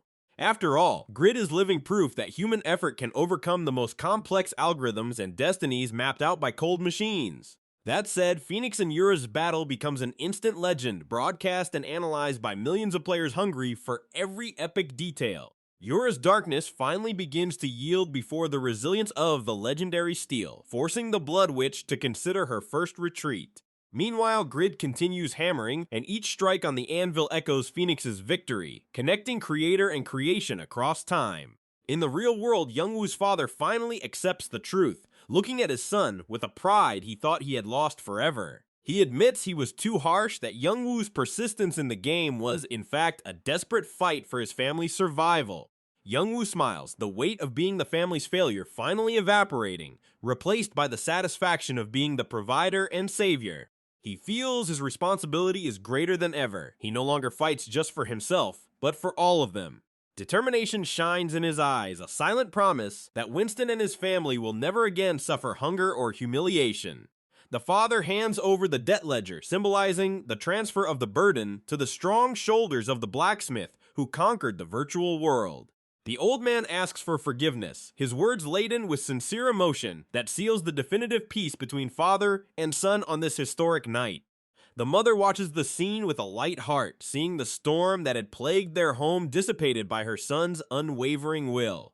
Youngwoo knows there's still a long road ahead, but now he has the most powerful fuel of all, their love. He looks at his account statistics, and the numbers represent not just money but the value of every drop of sweat shed. He vows to pay everything back in the coming years, transforming their debt into a stepping stone for the Shin family's ultimate ascent to the very top. The sun rises over Winston City, illuminating a new day where Grid's name will be whispered with both dread and admiration. He walks through the village, feeling the shift in the air. The NPCs now view him as a figure of almost divine importance. But news of the Yatan subjugation army's defeat reaches his ears, casting a shadow of concern over the legendary blacksmith. Grid realizes the world is in motion and that he needs to prepare for the challenges his own fame will soon bring. At the SA Group, the astonishment continues. The system detects that Grid has surpassed the strength of common level 80 warriors with absolute ease. He accesses his status window, marveling at the explosive growth of his attributes after so many hours dedicated to the supreme art of blacksmithing. His persistence and dexterity stats are anomalies that would make any elite player weep with envy and pure despair right now. He feels that, with the right equipment, he could hunt level 100 monsters, challenging the logic of his limited production class. The nostalgia for hunting monsters like in the old days hits hard, but greed and the need to pay off debts keep him focused. He then returns to the place where he feels most alive, the heat of the forge, where the sound of the hammer is the only music. The metal roars under his command, and sparks fly like tiny stars celebrating the creation of yet another flawless masterpiece. Grid knows that every item he creates is a piece of his soul that comes to life to protect or destroy. Khan's blacksmith shop becomes his sanctuary, the place where he is not just Shin Youngwoo, but the legendary successor to the great Pagma. The hammer descends with surgical precision, each impact a step towards the perfection he tirelessly seeks every single day. Just then, Khan appears, his old face illuminated by the smile of someone who has found not just an apprentice, but a true and noble successor. He observes Grid's posture, noting how the young man has evolved in such a short time, surpassing masters who took decades to learn. The elder asks what he's forging this time, curious to see what wondrous creation will emerge from those ardent embers next. Grid reveals he's forging a new blacksmith's hammer, as his old one can no longer withstand the intensity of his work. Khan is shocked to see that Grid was using such a worn-out tool to create legendary-grade items and pure works of art. He scolds the young man, reminding him that for a blacksmith, the hammer is more important than life itself and must be treated as such. The old man hands his own hammer to Grid for evaluation, a test of knowledge and respect for the millennium-old tradition of the forging art. Grid uses his appraisal skill and is left speechless upon seeing the stats of the tool that Master Khan had used for years. He realizes he neglected the basics, too focused on the final result and forgetting to care for the instrument that makes him who he is.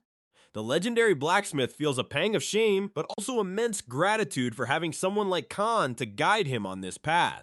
Khan then changes his tone, his voice becoming serious and laden with a melancholy that Grid rarely saw on his old friend's face. He explains that today is a special day, a day that brings painful memories of a past he tried to bury with work. Grid listens intently, feeling that the bond between them is about to become something far deeper and more eternal than mere friendship. The elder reveals it's the death anniversary of his only son and asks Grid to accompany him to the grave. Surprised, the young man immediately accepts, realizing that for Khan, he has become the son figure that life cruelly snatched away. They walk in silence along a path surrounded by trees that seem to whisper laments as the sun begins to set on the horizon. Grid feels the weight of Khan's sorrow, understanding that even in the world of Satisfy, the wounds of the soul are real and profound. They arrive at an isolated cemetery, where ancient gravestones hold the stories of generations of blacksmiths who dedicated their lives to metal. Khan stops before a specific grave, his gaze lost in memories of a time when the blacksmith shop was filled with laughter. He touches the cold stone with tenderness, as if he could feel the warmth of the life that once inhabited the one who now rests. Grid observes from a distance, respecting the sacred moment of mourning of the man who has become his only true friend in the game. He realizes that Khan is more than just an NPC. He possesses a soul and emotions that the developers injected with absolute perfection. The old man introduces Grid to his deceased son Oliver, proudly stating that he has finally found someone worthy of inheriting the family's legacy. The name Oliver gleams on the tombstone, a silent reminder of a talent cut short before reaching its full potential and total glory. Khan says that Oliver was also a promising blacksmith, someone who could have reached the level of the great masters if he had more time. But illness took him too soon, leaving a void in Khan's heart that nothing, not even alcohol, could fill. The elder thanks Grid for saving the blacksmith shop, and for helping him abandon the addiction that was destroying him from within.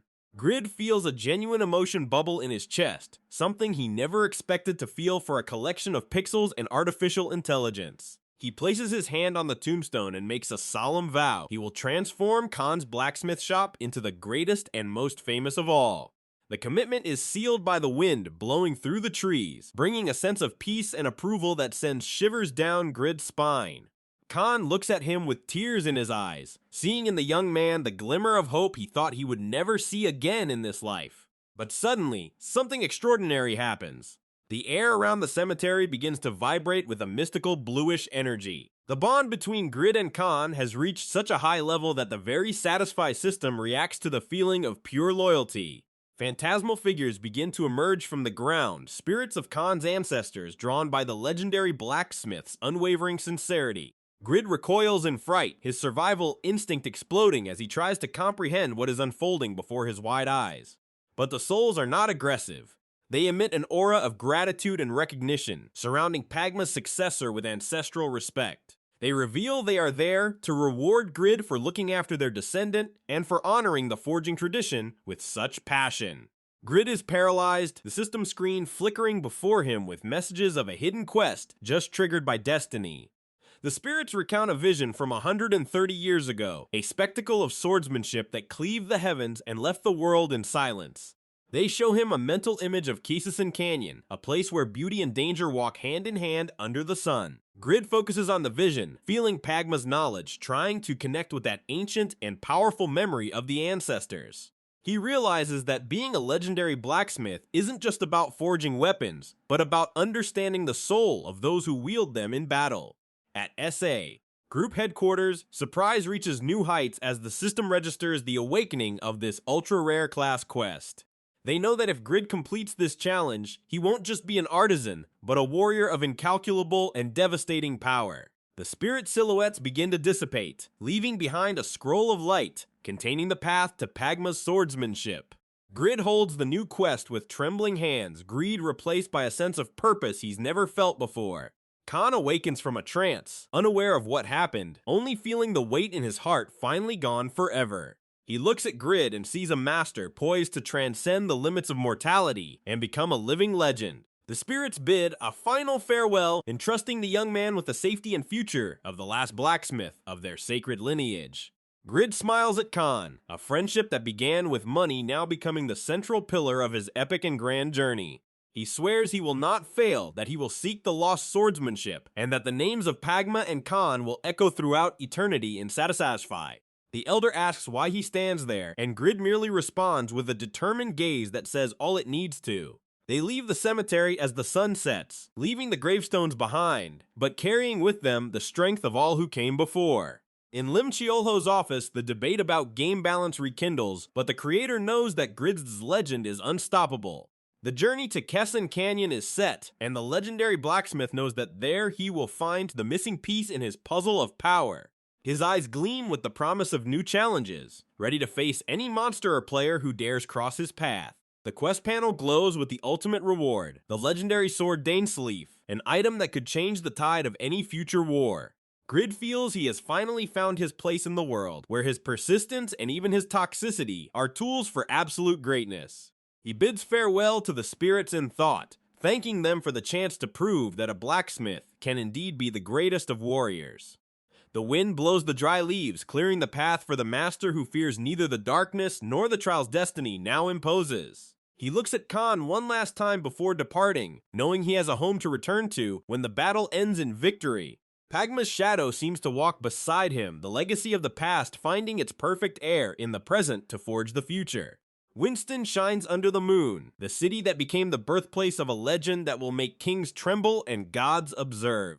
Elder Oliver, from his spiritual peace, watches his father's friend with a smile, knowing the blacksmith shop is in good hands. At SA Group, the verdict is in. Grid is the necessary anomaly, the chaos that brings life and excitement to the world they created. Yatan's army continues its machinations, but they don't know that a blacksmith with legendary swordsmanship is about to cross their path. The world of Satisfy is about to discover that there is nothing more dangerous than a man with nothing to lose and everything to gain. Khan sits in his blacksmith shop, the sound of Grid's hammer still echoing in his ears like a promise of better, glorious days. He knows his life changed forever the day that greedy, strange young man walked through his door asking for work. Grid prepares for the journey, organizing his items and readying his mind for the solitude and dangers of Kesson Canyon soon. He gazes at the horizon, his heart beating to the rhythm of the forge, feeling ready to etch his name among the stars of that universe. Destiny calls him, and Pagma's successor responds with the silence of one who knows his actions will speak louder than any words. The journey to supremacy has truly begun, and no one, not even the system, can predict where Grid's hammer will fall next. Lim Chiolho closes the report, a gleam of anticipation in his eyes as he realizes Grid is the greatest success Satisfy has ever produced. Somewhere in the village, a door opens, revealing a figure who traveled for 40 days to fulfill a promise of eternal loyalty. Huroi appears, his face marked by exhaustion, but his eyes shine with the joy of one who has finally found his master and savior. He reflects on the waiting quest, a test of patience that would have broken anyone else, but which he overcame through pure gratitude to Grid. The orator knows that his new class and skills will be the perfect support for the brute force and talent of the legendary blacksmith. The administrators observe the reunion, knowing that this alliance between a supreme artisan and a skilled orator will be unstoppable and devastating. Huroi walks toward the blacksmith shop, each step an affirmation of his commitment to serve the man who treated him with dignity. Grid turns, sweat glistening on his face, and sees his most loyal ally returning from hell itself to fight by his side once more. Huroi smiles, the reunion sealing the fate of two men who together are about to turn the world of Satisfy upside down. He kneels without hesitation, swearing eternal loyalty to the man who rescued him from that hell. Meanwhile, at SA Group Central, the strategist carefully observes every step of this anomaly named Grid, but the legendary blacksmith can only think of one thing: why won't this guy stop calling him master? Huroi is beaming, overflowing with gratitude that completely ignores the fact that Grid brutally grabs him by the collar, erupting in a fury that had been building for days. He yells about being thrown in prison and hunted by knights because of that damned quest. But Huroi accepts the humiliation with a smile, ready to bear any burden for his lord. In the real world, Shin Youngwoo walks among manual laborers, feeling the overwhelming weight of exhaustion, while his superiors look at him with deep contempt, whispering about how he's a failure. Shame burns in his chest, but he knows his true strength lies where no one can see him. Youngwoo ignores the insults, focused only on the money needed to fuel his addiction and pay his debts, for the fate of a game addict is a constant spiral of hope and pure despair. As chaos settles in Grid's mind, the continent of Satisfy begins to tremble under a new threat. The developers watch, apprehensive, the uncontrolled growth of the Yatan Church throughout the Northern Territory. Armies clash on blood-soaked battlefields, leaving behind only the silence of death. Midst the massacre, a figure emerges as an omen of absolute destruction for all kingdoms. She walks elegantly over the devastated ground, each step an affirmation of her dark power. Yura the Blood Witch rises as Yatan's 8th servant, an unstoppable and cruel force of nature. Her eyes reflect the abyss as she transcends the limits of a common dark mage before her enemies. The power of an evil god manifests through her, sealing the fate of nations with a single glance. Then the SA group goes on high alert, realizing that the true holy war has just begun. Rocks shatter under the pressure of her aura, and the news spreads like wildfire. A player now leads the game's largest villainous organization, becoming the nightmare of any common adventurer. Birds flee the sky darkened by forbidden magic, while the board of directors analyzes every detail of this ascent, knowing that Yura now holds the 5th position in the world ranking, a position of prestige and great terror. She is the centerpiece of a plan that can change the world forever. Thousands of followers bow before her presence, ready to sacrifice everything they possess. Darkness advances, swallowing villages and cities in a wave of religious fanaticism and pure destructive hatred, while a woman in a dark dress watches from the mountaintop, smiling at the end of days. Her face is a mask of cold determination, the kind that accepts no failures or any pity. Groups of hooded figures march in unison, an army of shadows fueled by the promise of a new world, whispering prayers to the god of destruction, while the heroes' swords begin to shine on the distant horizon. Warriors, elves, and archers unite in a desperate alliance, trying to stem the tide of advancing darkness, and world leaders discuss strategies in closed rooms, fearing that the Yatan Church will establish its own nation. Bishop Talos, the first servant, summons Yatan's power to crush the infidels who dare to resist. But Count Stein does not back down, ordering every seed of evil to be immediately ripped from the northern soil. The epic confrontation marks the beginning of a new era, where players and NPCs will fight side by side, while in the real world, men in gray suits debate the economic impact of this violent virtual war. Limciolo listens intently, his eyes gleaming with the curiosity of someone who created a universe that comes to life. He knows that the balance is at risk, and that the intervention of a certain blacksmith will be crucial. The analysis continues, but everyone's focus converges on a single person who is about to cross paths with Yura, the woman everyone has learned to fear and respect in the shadows. Grid receives quest notifications that he simply ignores, focused only on his own journey of financial survival, and as sweat beads on his forehead, he realizes that the system will have no mercy for his weakness. He stares at the Rocky Mountains, knowing that Kisen Canyon awaits him with dangers he still cannot face, but the need to pay his monumental debt speaks much louder than fear. He analyzes his creations, pieces of armor that seem insufficient against monsters of level 160. The metal gleams under the sun, but Grid's lack of confidence is like a shadow that pursues him with every step he takes towards the steep, rocky, and deadly gorge. Kesen Canyon rises before him, a labyrinth of stone where many have already met their untimely end, a place where death lurks in every dark cave and every crack in the ancient rock of the north. Grid sits on a wooden bench in Winston Village, trying to calm his chaotic and frustrated thoughts, when a young NPC approaches, looking with admiration at the man who saved the city from oppression. The boy speaks with enthusiasm, but Grid barely hears him, lost in mental calculations of profit and materials. He abruptly stands up, determined not to let anyone disrupt his plans to become the wealthiest. The legendary blacksmith walks with heavy steps, feeling Huroi's constant gaze on his back the entire time.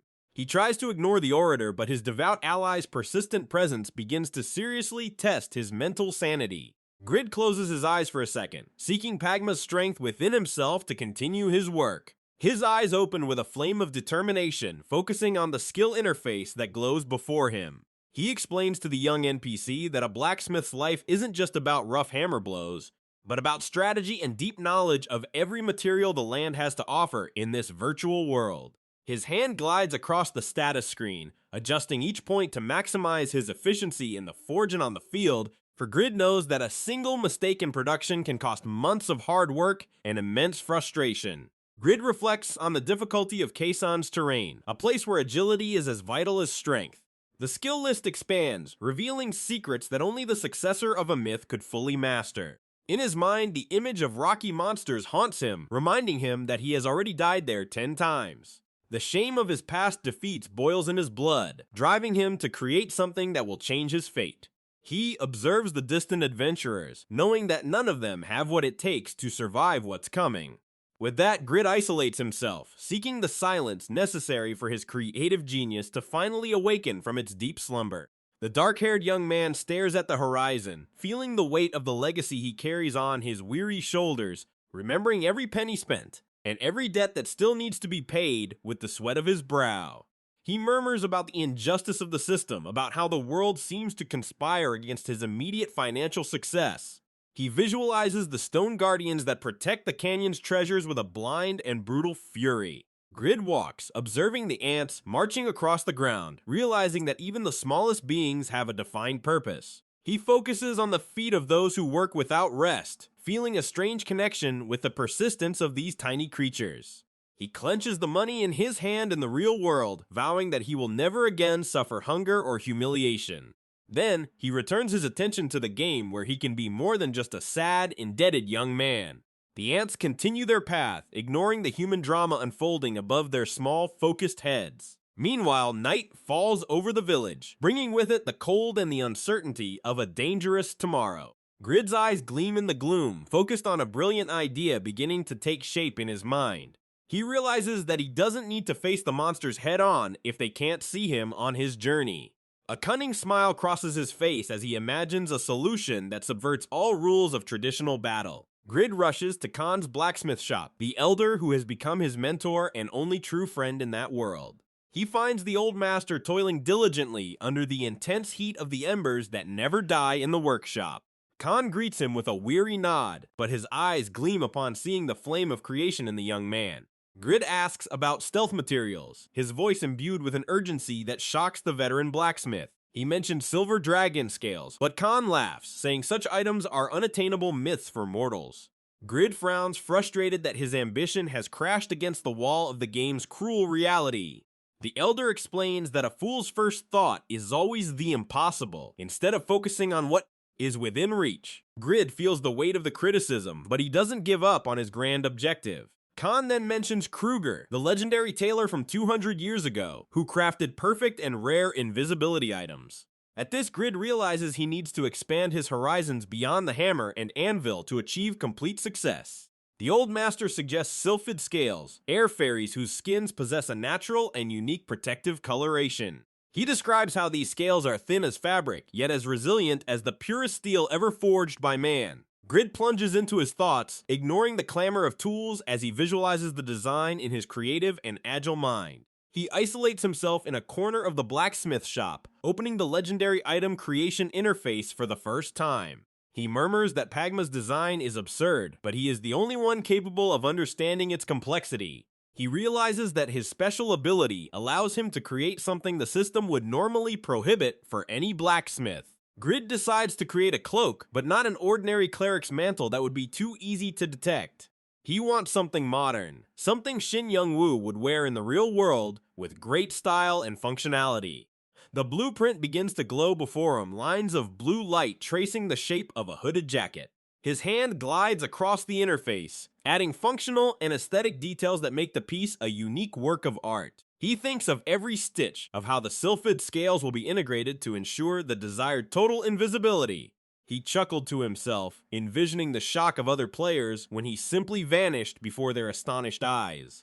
Grid is in a creative trance, sweat dripping, as he challenges the very limitations of his legendary class. He knows that if he fails here, he will have wasted one of the few real chances to conquer Kesson Canyon. The system asks if he wishes to continue with the creation, warning that the slot will be consumed forever. With a decisive click, Grid confirms the birth of his new masterpiece of stealth, design, and power. The correction process begins, the blinding light of Pagma's magic intensely filling Khan's entire smithy. The hooded jacket floats in the air, being molded by forces that defy all game logic. The final piece glows with a magnificent purple aura, indicating an epic or higher rarity that even shocked Grid himself, who didn't expect such a perfect and overwhelming result on his first attempt at modern design. He holds the item, feeling the lightness and hidden power emanating from the fabric made of fairy scales. It is the Sylphid's hooded jacket, a unique item that grants instant absolute movement speed and concealment. Khan watches from afar, marveling at the raw talent Grid displays in subverting all blacksmithing traditions. He smiles proudly, realizing that the young blacksmith is treading a path that not even Pagma dared to explore. Grid dons the piece, feeling incomparably stronger and ready to face any challenge that comes next. But his joy is interrupted by Khan's voice, reminding him that scales don't just fall from the sky. The blacksmith stares at the master, realizing he created the design even before he had the necessary materials in hand. He explodes in comical fury, shouting about how the old man should have warned him about the difficulty of acquisition earlier. Khan only laughs loudly, saying that Grid needs to hunt ice-light orcs in the snowy north. Despair strikes Grid upon hearing that these orcs are far more intelligent and dangerous than common monsters. But he soon calms down, remembering that his legendary class gives him advantages that no other player possesses. He decides he needs more protection against the extreme cold of the northern mountains before his departure. He asks Khan to teach him how to make a set of armor resistant to low temperatures. Grid's epic hammer descends with monstrous force, each blow echoing like thunder inside the workshop. His face is covered in ash and sweat, but he doesn't stop, focused on the perfection of his new protection. He uses giant brown bear hide, a raw material that requires absurd strength and technique to mold. While he works, in the real world, the administrator's car speeds through the streets of the modern city, taking Lim Chiolo to a crucial meeting where Grid's name will be the main topic. Grid's foot firmly presses on the forge floor, feeling the rhythm of the metal that begins to yield. The hammer glows with intense reddish energy, indicating that he is using every drop of his mana. Hours pass and exhaustion begins to take its toll, but Grid refuses to deliver a common item. Khan watches in absolute silence, impressed by the physical and mental resilience the young man demonstrates under such pressure, until finally the piece is ready, shining with the light of success that Grid has so pursued. The Elder evaluates the work, realizing that Grid managed to create a unique level set without apparent effort. The status interface reveals the monstrous stats of the armor that protects against ice and brutal impacts. Grid dons the bear set, feeling the weight and warmth that will keep him alive in the icy lands. Meanwhile, Lim Chiolho comments to his colleagues that Grid's honesty and persistence are his greatest hidden advantages. The system warns about level penalties, as Grid is still a low level to use such equipment. But Pagma's passive skills reduce these penalties, allowing him to fight with almost all of his original power. He bids farewell to Khan, leaving the smithy in the care of his old friend as he departs for the distant north. The Elder nods hopefully, knowing that this young man is about to achieve feats that the gods will notice. Grid walks through the deep snow, feeling the cutting wind hit his armor without causing any damage or discomfort. He draws his ideal dagger, the blade reflecting the cold light of the winter sun with a promise of death. Grid spots the Ice-Light Orc camp, enormous blue-skinned beasts guarding the precious scales. He smiles confidently, believing these monsters are just weak creatures that will fall with a single blow. His red eyes glow with the greed of one who sees only the profit those scales will bring. He prepares to attack, ignoring the stats that warn about the real danger of those intelligent and brutal beings. Meanwhile, Lim Chiolho's car parks, the creator of Satisfy, eager to see how Grid will handle the danger. Item details appear on the screen, showing that each piece was made for a specific purpose of pure survival. The blacksmith silently advances through the deep snow, approaching the entrance of the fortified and hostile orc stronghold. His feet make no sound, the bare boot absorbing the sound as he positions himself for the initial kill. Grid feels like a god among insects, disdaining the intelligence of the beasts he considers mere wild animals. He mutters that the hunt will be too easy, a simple stroll for someone with his legendary blacksmith class. He already visualizes the piles of gold he'll earn by selling the surplus scales he plans to steal. The orc camp is strangely quiet, with sentries atop towers wielding bows that seem rudimentary and harmless.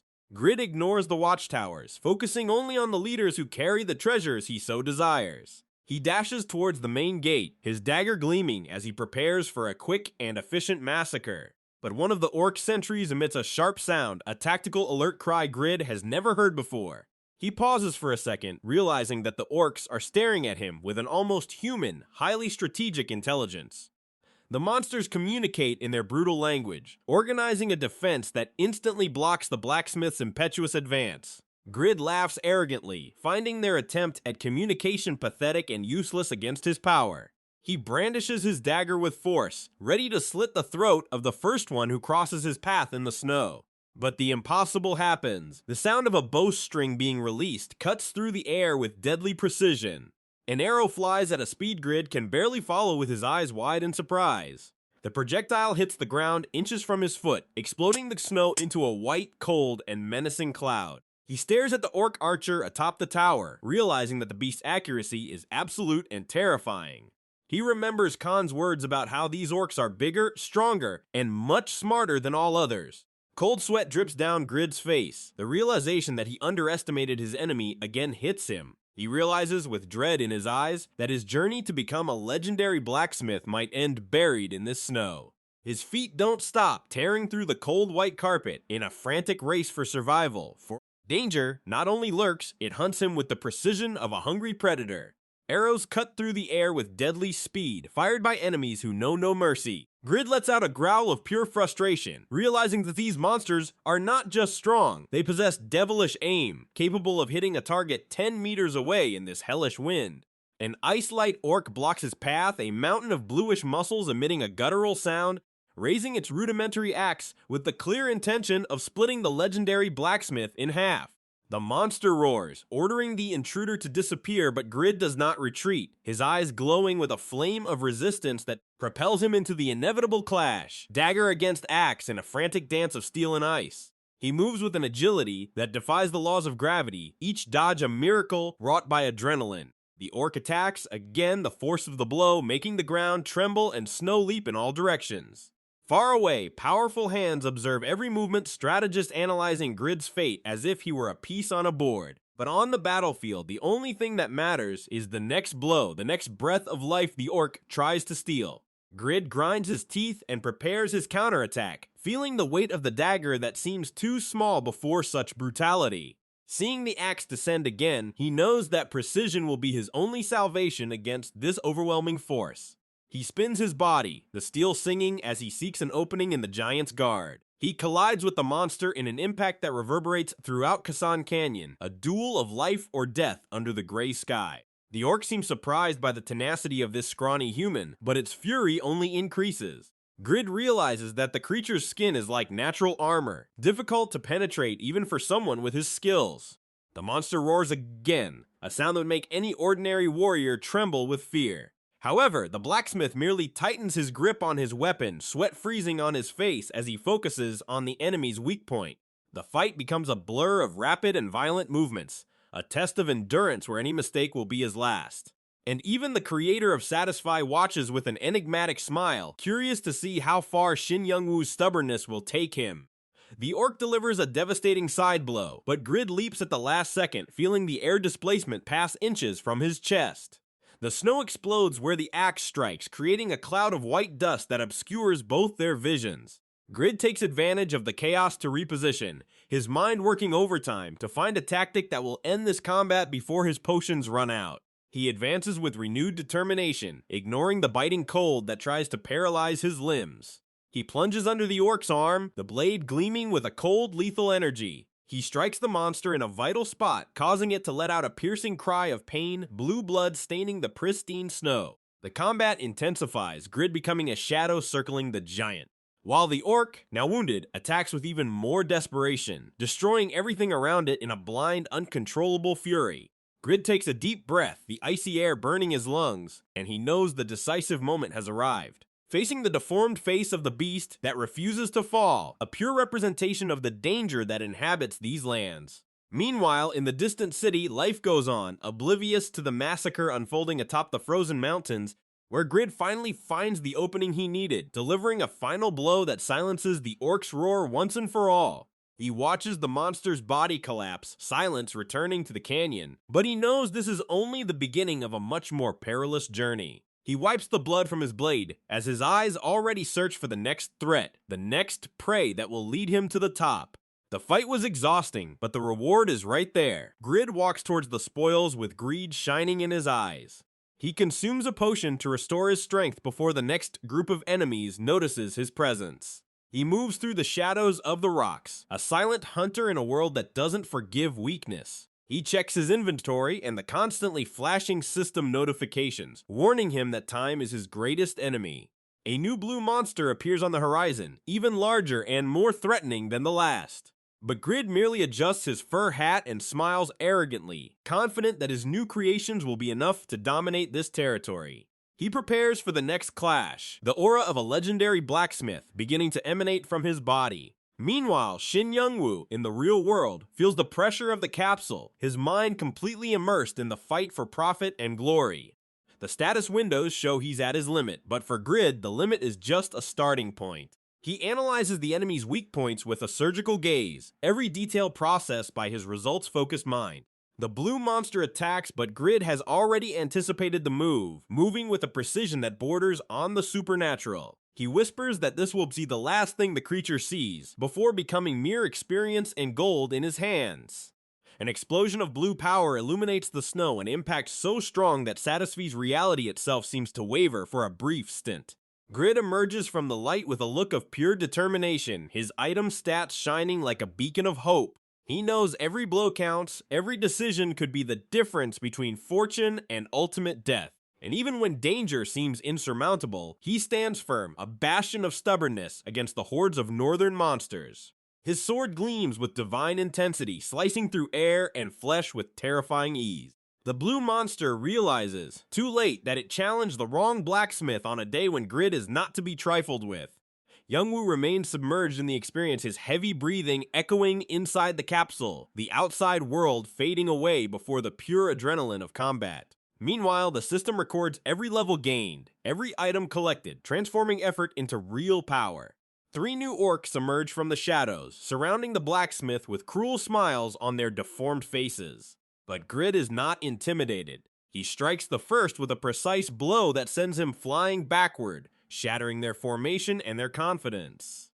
The second orc falls immediately after, his life draining away into the cold snow, while the third hesitates, realizing the tide of battle has drastically shifted. Grid observes the dead monster at his feet with cold satisfaction, the mark of a true survivor.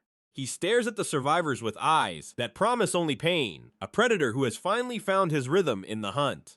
His feet firm on the frozen ground as he activates another skill, the gleam of magic enveloping his legs in a whirlwind of speed. He's a blur of motion, a phantom haunting the orcs who once thought themselves kings of these mountains. Fear finally settles in the hearts of the beasts as they see their companions eliminated one by one with such efficiency. Grid approaches the last orc of the group, his shadow stretching over the terrified creature attempting to flee. But the legendary blacksmith has no mercy, his red eyes gleaming with the promise of a swift and profitable end. He adjusts his equipment, feeling the power flow through the pieces he himself forged with so much sweat and dedication, ready to face whatever else the frozen lands of the north decide to throw his way, for he won't stop until he gets what he came for. The vastness of the snow-covered mountains stretches as far as the eye can see, a landscape of deadly beauty that Grid now calls his production office. Suddenly, a pink figure appears in the distance, breaking the monotony of white and gray with an unexpected presence. It's Huroi, wearing a garish pink coat that looks completely out of place in this brutal environment. He approaches with a wide smile, seemingly oblivious to the danger Grid just faced, or the cold that should be freezing his bones.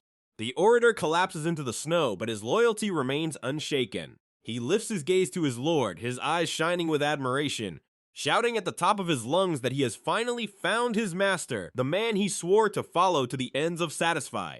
Grid merely sighs, irritation rising in his chest upon seeing his most loyal and most annoying follower reappear at the most inopportune moment possible. Just then, a new group of gray orcs emerges from the watchtowers, attracted by the scandalous noise Huroi is making. The blacksmith prepares for the fight again, but Huroi leaps ahead, determined to show how much he has evolved since they last met. He flies towards the enemies with a courage that borders on madness, or perhaps just the stupidity of someone who trusts their master too much. Upon falling amidst the orcs, instead of attacking with physical force, he begins to use his sharp tongue, provoking the monsters with insults that seem to carry real weight. The watchtowers actually tremble with the force of Huroi's words, while the orcs become confused and irritated by the audacity of the small human. Grid watches the enemies being defeated by the combination of his blows and Huroi's verbal support, an unlikely duo that works surprisingly well. And he realizes that, as annoying as Huroi is, his usefulness on the battlefield is undeniable. The orator rises, brushing snow from his pink coat, and begins to babble about his adventures, and how much he missed serving the great Grid. The blacksmith tries to ignore him, but it's hard not to feel a little flattered by the blind devotion this man shows every second.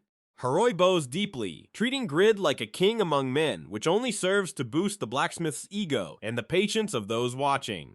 But the conversation is interrupted by a roar that makes the entire mountain vibrate, a sound of pure power that silences even the most talkative of orators.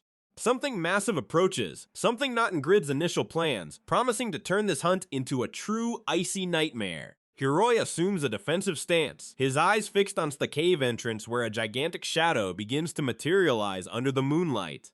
The two prepare themselves, a minuscule and comical version of themselves, before the magnitude of imminent danger, but the determination is real and palpable in the air. Huroi promises to protect his master with his own life if necessary, while Grid already calculates the chances of victory and the profit this new challenge might bring.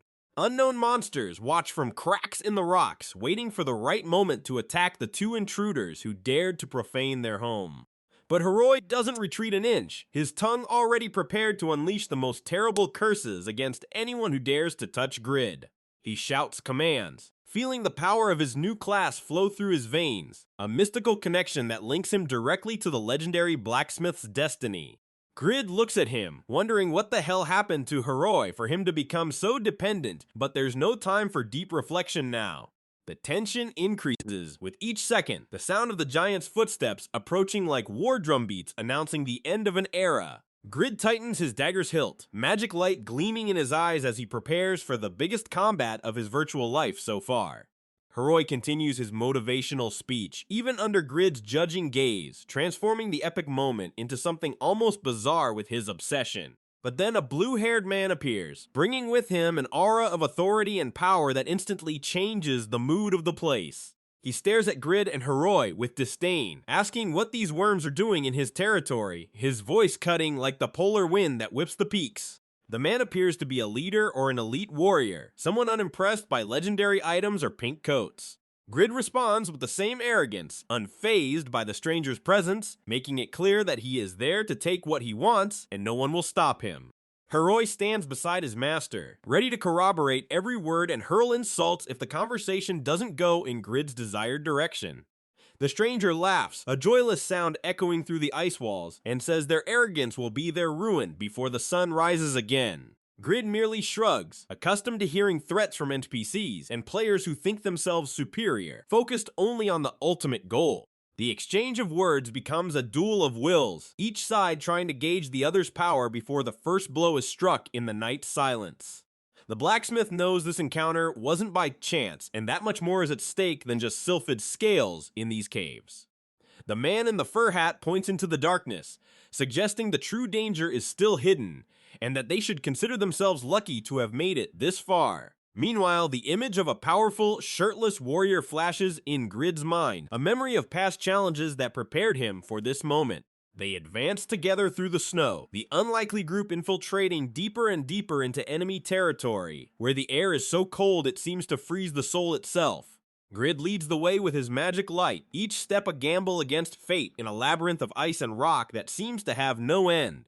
The cave opens into a majestic hall, ice stalactites glistening like diamonds under the dim light, a place exuding ancient and dangerous magic. Grid touches the icy wall, feeling the vibration of energy emanating from the mountain's heart, a sign that the treasure he seeks is very near. Huroi whispers that he senses an evil presence, something beyond the simple orcs they've faced so far, an evil lurking in the deepest shadows. And then he emerges, the Ice Orc Chief, a colossal beast with bluish skin and eyes that glow with brutal intelligence, guarding the secret of these mountains.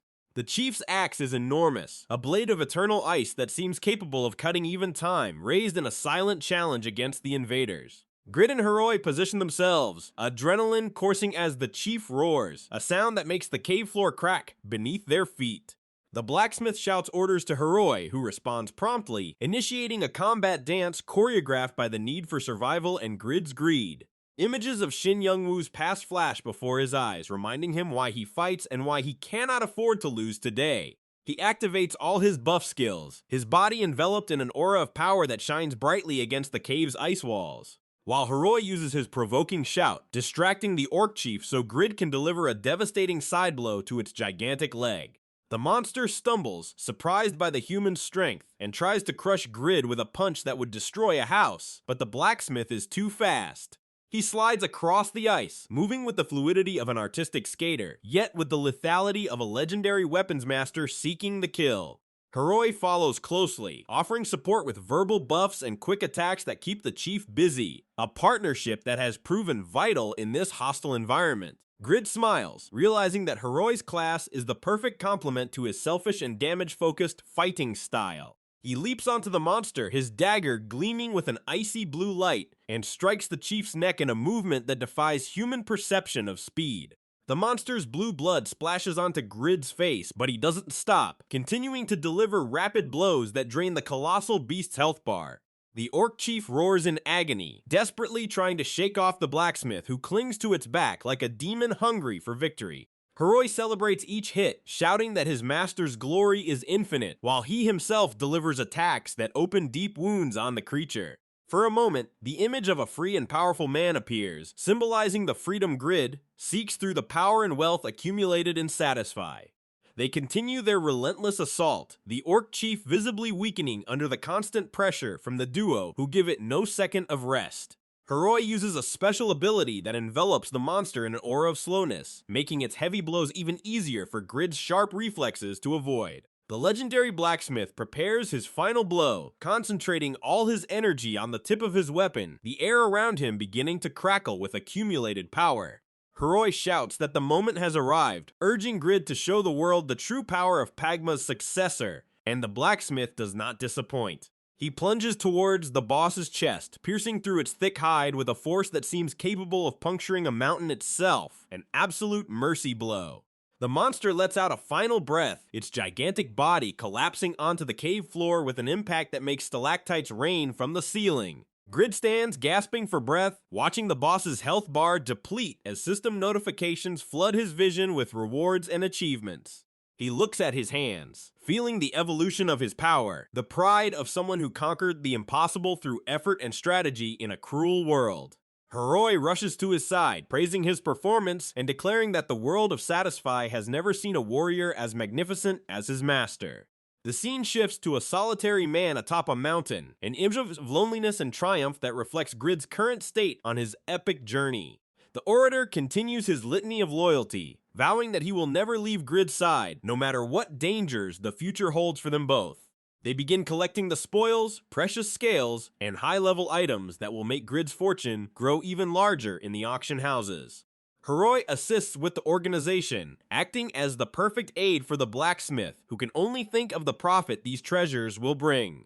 The image of the dead orc chief serves as a reminder of what happens to those who cross Grid's path, a warning to all monsters and players in Satisfy. But they are not alone.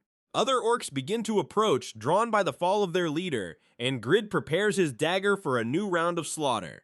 He whispers that the fun is just beginning, a sadistic gleam in his eyes, showing how much he has come to appreciate the chaos and violence of this world. Advancing against the horde with renewed confidence, he cuts down orcs as if they were made of paper, his strength now amplified by the newly gained levels. The monsters fall en masse, unable to offer any resistance against the hurricane of steel Grid has become under the mountain's icy ceiling. The surviving orcs flee in terror, realizing that death has arrived in a human relentless form that knows neither weariness nor mercy. Grid watches their escape with a sneer, knowing that no place in Satisfy is safe for those who become his target. Meanwhile, elsewhere, hooded mages perform a dark ritual around a captive, signs that a threat far greater than orcs is stirring in the shadows. Grid ignores the ill feeling, focusing only on the here and now, on the pile of treasures he has accumulated, and the strength he achieved through pure blood and sweat. He knows that the path to becoming a legend is paved with the bodies of his enemies, and he is willing to stack as many as necessary. The blacksmith faces the orc chief's corpse one last time, feeling a hint of respect for the beast that forced him to go beyond his limits. Huroi approaches, asking what their next move is, his unwavering devotion shining on his face even after the exhausting battle they just won. Grid points to the cave's exit, ready to return to civilization and turn his loot into gold, but knowing that peace will be brief in his life. He walks with the posture of a king, Pagma's aura following him like an invisible cloak of power and prestige that few dare to challenge. The boss monster vanishes into particles of light, leaving behind only the memory of an epic battle that will be recounted in game forums for a long time.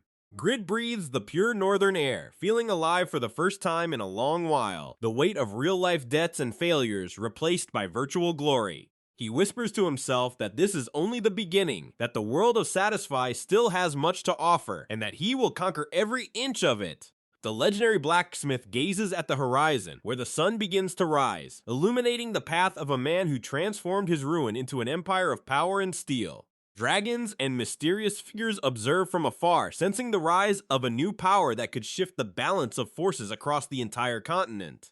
But Grid doesn't care about prophecies or destinies. He only cares about the next item he will forge and the next battle he will win. He adjusts his equipment, feeling ready for anything, with the confidence of one who knows that success is not an accident, but the result of legendary stubbornness. Huroi remains by his side, the ideal partner for the man who walks alone towards the top, a duo the world will still learn to fear. The orator shouts one last praise before they continue their journey, his voice echoing through the mountains as a testament to the greatness he believes his master possesses. Grid merely smiles, a rare and genuine smile that shows that beneath the greed and arrogance still beats the heart of a passionate player. They leave the cave behind, the orc chief's body now just part of history, while the future opens before them with infinite possibilities for glory. Grid looks at Huroi and says they have a lot of work to do, for a legendary blacksmith never stops creating, even when the whole world tries to bring him down. They walk through the snow, two small figures against the vastness of the north, yet carrying with them a power that would make entire armies retreat in respect and fear. Grid pauses for a second, looking at the sky, feeling the weight of his journey and the promise that he will never again be the loser he once was. He advances with firm steps, Pagma's successor finally embracing his destiny as the greatest legend Satisfy has ever seen, ready to forge his own tomorrow with fire and will. But looking around, he realizes how dark and icy this place has become, feeling a chill run down his spine. The Ice-Light Orc roars in agony, its eyes gleaming with ancient hatred as it realizes its legs are now defenseless. Grid wastes no time and shouts for Huroi, calling his ally for a coordinated attack that can finally decide the fate of this battle. Huroi responds promptly, his loyalty shining brightly on his face as he prepares to follow his master's orders. Together, they advance like a storm of steel and will, ignoring the weariness that weighs on their bodies after days of combat. The boss monster attempts a desperate final defense, but the pressure exerted by the duo is suffocating, almost as if the air itself has vanished. Grid feels victory within his grasp, a confident smile emerging as he prepares the final mercy blow. Huroi encourages his leader with words of power, while the orc seems to shrink before the legendary aura now emanating from Grid. The monster's axe descends with brutal force, but the legendary blacksmith has already anticipated the movement, dodging with a master's precision. The impact destroys the surrounding ice, yet Grid and Huroi remain unshaken, focused only on the throat of the beast that still roars loudly. Grid questions if the attack was too weak, his analytical mind processing every variable as sweat drips from beneath his armor.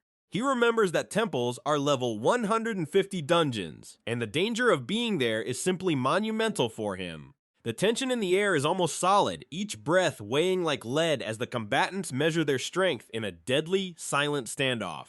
The blue orc advances again, its thick skin irritatingly resisting the attacks, forcing Grid to rethink his entire combat strategy. The warriors split up, trying to flank the monstrous creature that seems to know neither fatigue nor the fear of impending death. Grid screams warnings, his red eyes blazing with the intensity of one who has already lost everything and refuses to accept failure as an option. The close-up reveals the tension in every muscle, the fierce determination of a man who transformed his ruin into an empire of pure steel. The blue monster lets out a guttural roar, declaring that these insects must die, but Grid merely tightens his grip on his weapon's hilt. The final charge begins with a purple glow, blades clashing against the orc's hardened flesh in an explosion of blood. Blood gushes everywhere, staining the pristine snow as Grid and Huroi deliver rhythmic blows that shatter the enemy's resistance. They retreat for a second, lungs burning, but they know they cannot give the boss any room to catch its breath or counterattack. Grid looks at his health bar, realizing with horror that he has suffered massive damage, with less than 20% of his total health remaining. Status screens flicker before his eyes, reminding him that his stats are shameful, worthy of a fly, not a legend. Huroi collapses to the ground, unconscious after a devastating blow, leaving Grid alone in the snow against the blind fury of the blue ice monster. The blacksmith panics, realizing that his class's penalty resistance is the only thing keeping him conscious right now. The orc approaches Huroi with its axe raised, ready to crush the defenseless ally as Grid desperately screams for him to wake up. The monster's gaze is pure sadism, the kind of look that paralyzes the hearts of the weak, but Grid boils with pure rage. The creature brings down the final blow, aiming to end the orator's life, but something within Grid awakens with overwhelming force. The impact creates a cloud of snow, but Grid throws himself in front, protecting his companion with his own body in a suicidal act. Huroi's eyes flutter open slightly, coughing blood and not understanding how his master could sacrifice himself like this for someone like him. Grid screams at him to stop talking nonsense and move, the desperation in his voice showing that he is at his absolute limit. He realizes that legendary item options are available, passive skills that might be the key to surviving this cruel, technological nightmare. The legendary blacksmith looks at the system, seeing the promise that a legend does not die easily, gaining 5 seconds of technical immortality. He makes the decision to use every available resource, greed mixing with survival instinct in a frantic dance of pixels. Huroi watches in shock, tears of devotion welling in his eyes as he sees the grandeur of the one he swore to follow until the very end. The orc attacks again, but Grid absorbs the blow, time seeming to stop as the legendary blade shines with a divine and deadly intensity. The blacksmith orders Huroi to draw the bastard's attention, needing just a few seconds to drink his potions and regain his lost strength. He switches equipment quickly, system windows confirming the activation of legendary armors that exponentially and absurdly increase his attributes. Huroi stands, ready to be his master's shield, even knowing that a single touch from that axe could be fatal. The monster prepares for the final blow, but Grid's determination is an invisible barrier that defies the laws of Satisfy. The collision is epic, the sound of metal against ice echoing through the mountains like the announcement of a new era of immeasurable power. Grid and Huroi exchange glances of understanding, a perfect synchronicity that only the heat of the most desperate battle can forge between two men. Pagma's successor feels the blacksmith's fury coursing through his veins, each heartbeat a war drum against the creature. He advances with Mammon's sword, the steel gleaming with a power that cuts even the frozen air of the deep north. Grid's face overflows with an arrogant yet necessary confidence, the gaze of one who knows success is the only acceptable path. The blue-skinned orc recoils, feeling for the first time that the prey has become the most dangerous predator of those icy lands. Clad in his heavy winter clothes, the young blacksmith appears like a king among the mere mortals who dare to challenge his destiny. He mutters about item penalties, but he knows that even weakened, his power is 10 times greater than any common equipment. The monster roars in fury, its eyes blazing with an intense blue light as it tries to crush the audacity of the small human. Grid smiles, a cold smile that promises only destruction for those who stand in his way toward the top of the world. The axe descends, but Grid blocks it with the force of his strong will, an ability that makes him invulnerable for 10 seconds.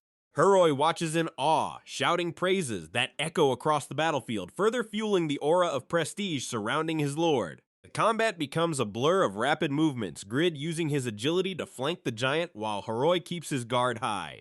The legendary blacksmith realizes he doesn't need to worry about missing the target, as the orc is a giant mass of flesh. He prepares an explosive surprise, drawing fire bombs that are the elemental weakness of those creatures from the ice and snow mountains. Grid launches the projectiles with surgical precision, each explosion illuminating the gray landscape with vibrant flames that consume the monster's skin. The orc screams in absolute pain, fire spreading across its massive body as it thrashes in almost deafening agony. Huroi seizes the opening to unleash another barrage of bombs, transforming the battlefield into a veritable inferno of flames and smoke. Grid advances through the fire, his figure silhouetted by the flames like a steel demon come to claim the lives of sinners. He delivers a vertical strike that tears through the air, his sword's energy leaving a blinding trail of light. The orc tries to retreat, but its legs falter, the heat draining its vitality as it desperately tries to extinguish the fire consuming it. Grid and Huroi now act as a perfect unit, each movement of one complemented by the devastating attack of the other loyal ally. The blue creature attempts one last swing of its axe, but Grid's armor absorbs the impact with a deaf metallic clang.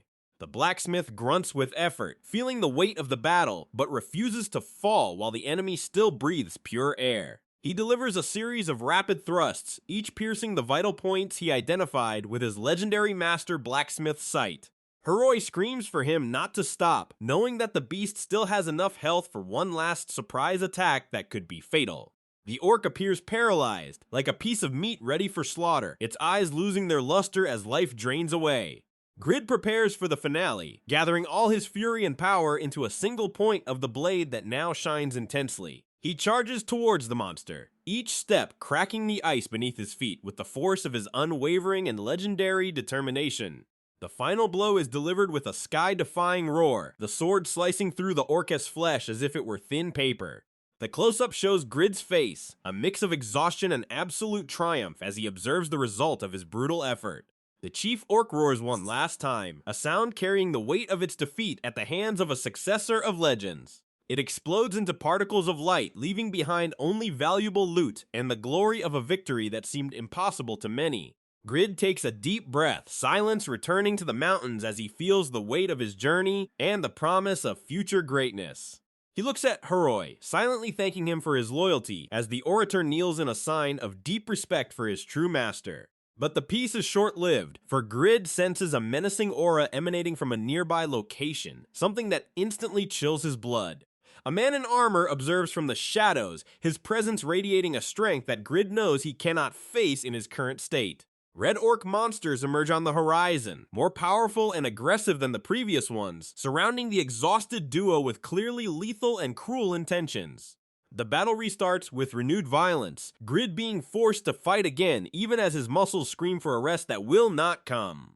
He curses his luck, but his combat instinct takes over, transforming fear into a coldness necessary for daily survival. The red orcs are fast and coordinated, testing Grid's every reflex as he tries to protect Huroi and keep his own life intact.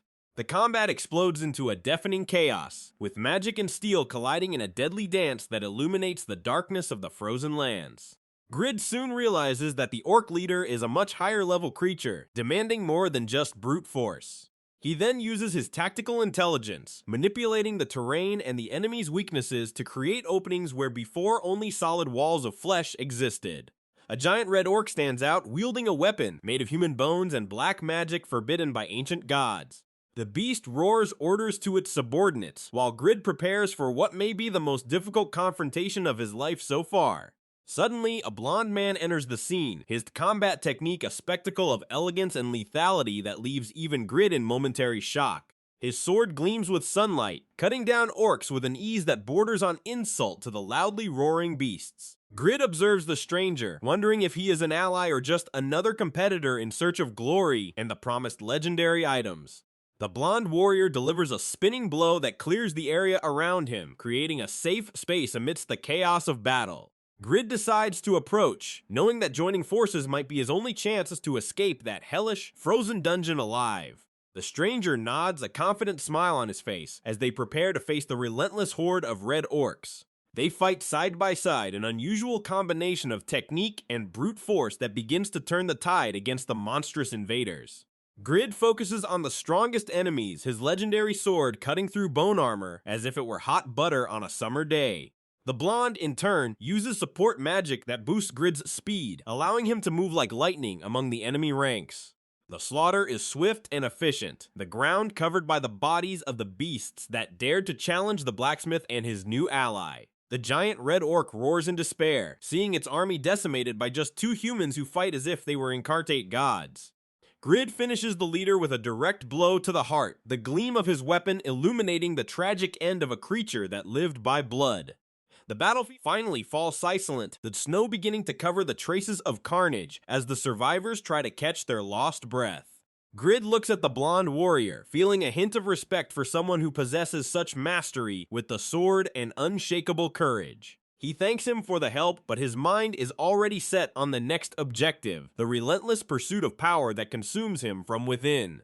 The dying orc mutters something about fate and the Church of Yatan, words Grid ignores for now, but which will weigh heavily in the future. They head towards the temple's depths, where ancient secrets and even greater dangers await those who dare enter the eternal darkness.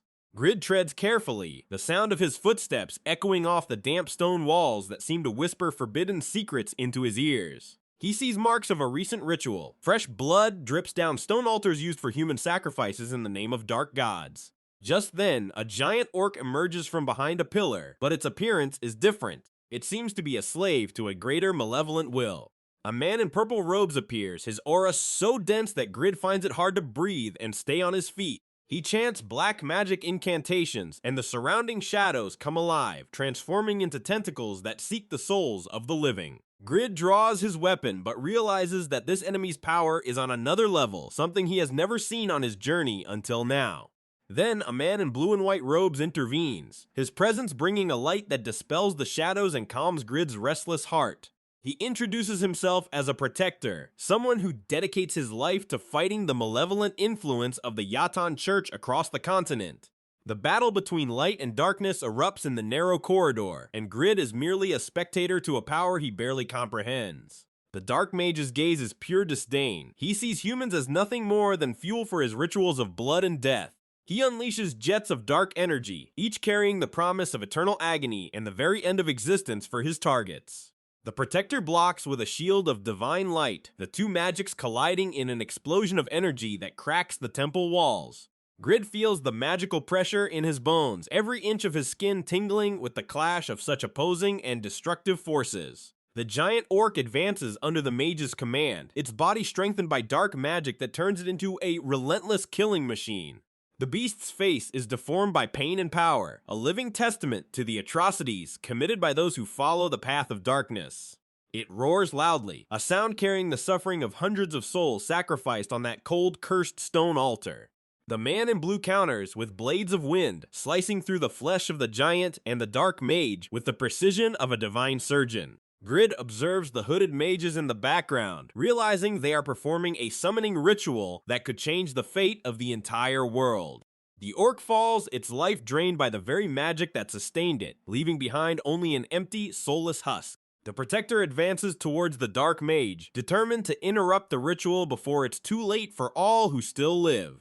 The fight reaches its climax, sparks of light and shadow fill the room as Irene's fate seems to hang by a thread of hope. The Dark Mage laughs, declaring that the sacrifice has already begun, and nothing in this world can prevent the ascension of his god of shadows. Grid refuses to accept this. He charges with his legendary sword, seeking an opening in the magical defense that seems impenetrable to ordinary folk.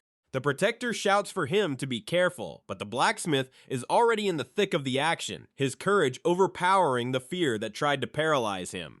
He delivers a side blow that strikes the energy barrier, causing a crack that makes the Dark Mage falter in his profane chant. It's the chance they needed. The man in blue unleashes a spear of light that pierces the enemy's chest, silencing him forever. The Dark Mage's body disintegrates into black ashes, his soul carried away by the very shadows he tried to dominate throughout his vile life. Silence returns to the altar, but the sensation of imminent danger remains. The shadows seem to watch Grid's and the Protector's every move. They look at the central altar where a woman lies, surrounded by mages who continue the ritual even with their leader's death. Grid realizes time is running out. He must act now if he wants to save the maiden and complete the mission destiny gave him. The effect of his sword shines intensely, a light that tears through the temple's darkness and reveals the cruel truth hidden there. Every blow he delivers is a step towards Irene's salvation, the legendary blacksmith finally embracing his role as an unlikely hero. The final orc chief tries to stop him, but Grid ignores him, his focus solely on the altar and the life about to be lost. The close-up reveals the exhaustion on his face, but his eyes glow with a determination that no dark magic can extinguish or diminish. He slices through the air, creating a wave of energy that knocks down the mages around the altar, interrupting the ritual at the last possible second. Grid and the orc chief face each other for a brief moment, a mutual recognition of two warriors fighting for completely different and opposing reasons. The blacksmith wins, and the enemy crumbles into particles of light, clearing the way for Grid to reach the woman lying on the altar. He approaches carefully, feeling the residual heat of the dark magic still emanating from the cold stone where she lies motionless. Irene's face is pale, but she still breathes, a small victory amidst the chaos and destruction surrounding Pagma's successor. Hooded figures watch from afar, whispering about the intervention of the legend who could ruin the millennia-old plans of their dark and cruel church. Grid ignores the threats. He just wants to get out alive and ensure his reward is paid as promised by the system. He feels a touch on his shoulder, a swift movement that makes him spin with his sword, ready to strike whoever it might be. It's a hooded figure, but their gaze isn't hateful, but rather deeply curious, almost respectful of the blacksmith's strength. She points to the exit, indicating that Grid's time in that place has run out and he must leave before evil returns. Grid nods, feeling that this is just the beginning of a much larger journey, where gods and legends will fight for control of the world. He carries Irene in his arms, feeling the weight of the responsibility that now rests on the shoulders of a blacksmith who was once defeated. At that moment, Doran emerges from the shadows, identifying himself as the secret bodyguard and thanking Grid for his help in rescuing his lord Count Steim's daughter. They leave the temple behind, and the immensity of the Satisfy world opens before them with new challenges and promises of eternal glory. Irene begins to awaken, her eyes focusing on Grid's face with a mix of fear and a gratitude he had never experienced before. Doran explains the situation, revealing that the mission to save her was an S rank that Grid accepted without even realizing the contractual consequences. The status window glows, confirming the mission and the risks of failure, which makes Grid's heart pound with anxiety and pure panic. The bodyguard notices Grid's strength, praising his ability to withstand the temple's terror, something few high-level players could do. Grid mutters about his luck, hiding the fact that his 1 level makes him vulnerable to any strong gust of wind that passes by. He looks at his new passive abilities, realizing that composure is what kept him steady amidst Yatan's profane horror. Doran insists on urgency. They need to reach safe territory before Yatan's followers can reorganize their shadow armies. The blacksmith accepts his fate, greed for gold and prestige speaking louder than the fear of facing dark mages in combat again. They form a temporary alliance, the experienced warrior and the legendary Successor walking together towards an uncertain and dangerous future. Doran observes Irene, feeling the relief of having recovered her, but knowing that the Church of Yatan does not forgive those who dare to defy its plans. Grid clutched the sword hilt, feeling his life had changed forever the moment he opened Pagma's rare book. The bodyguard prepared for departure, his stance that of a man ready to lay down his life for the protection of his beloved lady. However, a young man with dark hair watched the group leave, his eyes gleaming with an intent Grid couldn't decipher from afar. He was accompanied by a man in a blue cloak, both representing factions with a direct interest in the legendary blacksmith's rise or fall. The temple floor was left behind, covered in bodies and blood, a silent testament to the violence that precedes great shifts in world history. Grid walked with determination, knowing that each step brought him closer to paying his debts and becoming the greatest of all. The man in the blue cloak murmured about destiny, while the dark-haired youth merely smiled, seeing Grid as the catalyst for chaos. They vanished into the darkness, leaving only the sound of the wind and the promise that the battle for Satisfy's future was just beginning. Doran pointed to the horizon, where civilization awaited with its political intrigues and rewards that could transform a blacksmith into a powerful king. Grid advanced, the sun rising over the icy mountains, illuminating the path of a man who had transformed his ruin into an eternal, unbreakable legend. The fanatics' faces were masks of blind fury and gritted teeth, an army of shadows willing to die for their evil god. Sweat trickled down Grid's face, the terror of his vulnerability weighing like lead in his chest as he instinctively recoiled. He looked at his trembling hands, realizing that even equipped, his stats had been crushed by the system's restrictions to the level of a beginner. A single blow from these monsters and it would all be over. Death would be certain if he was touched by any of those hungry black mages. But Doran didn't retreat.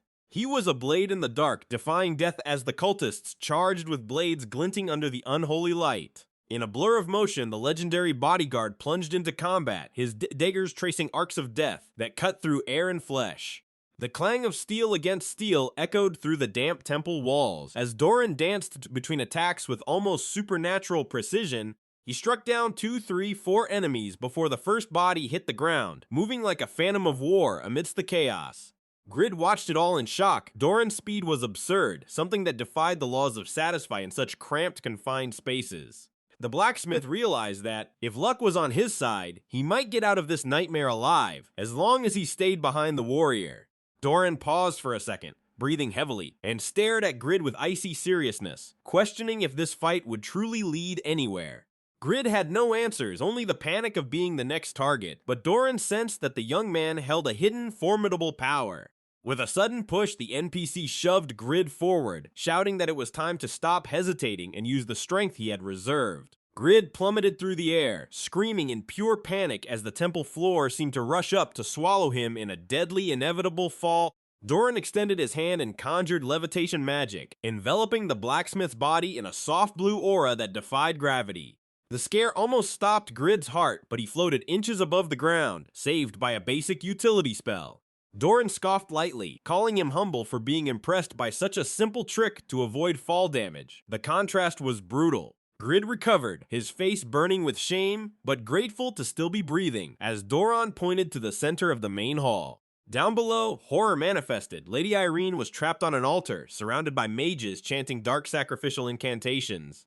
The purple flames of black magic began to lick the air as the cultists cried out for the souls of the underworld to satisfy their unholy desires. Doran sensed the imminent danger. If the enchantment was completed, there would be no salvation for the lady or for them in that cursed place. He unleashed his daggers like arrows of light, interrupting the ritual and striking down the mages who sustained the barrier of dark energy. The sons of Yatan roared in fury, ordering the heretic to be killed at any cost as they regrouped to protect their unholy masters. Grid watched the scene, impressed by how an NPC could handle a level 150 temple alone with such ease. He began to cheer for Doran, shouting words of encouragement, seeing in the warrior his only beacon of hope to complete that S-rank quest. Suddenly, the air grew heavy and oppressive. Black flames exploded with renewed force, slamming Doran violently against the wall. A cruel voice echoed, promising to crush the minds and wills of the invaders until they became soulless dolls in the shadowy underworld. An elite black mage laughed madly, his face hidden by a red mask, celebrating the terrible fate that awaited the heretics who dared to interfere. But Doran rose, his body enveloped in an aura of golden flames, declaring himself the shadow that protected the Stein family until the end. He charged like a meteor, punching the air with a force that shattered the black magic, leaving Grid awestruck by such a display of power. The blacksmith realized that Doran was not a mere character, but a named NPC of vital importance to the balance of this game world.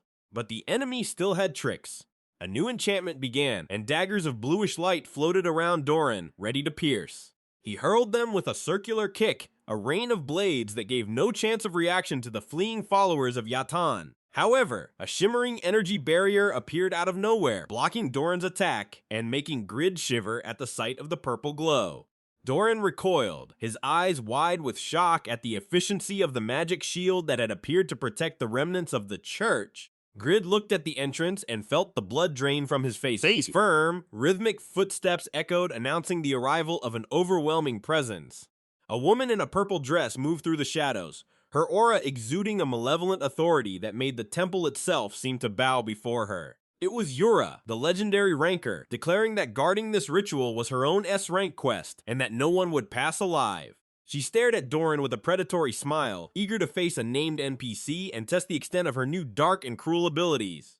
Yura was a master among black mages, having surpassed all limits of her class with magical control that bordered on perfection.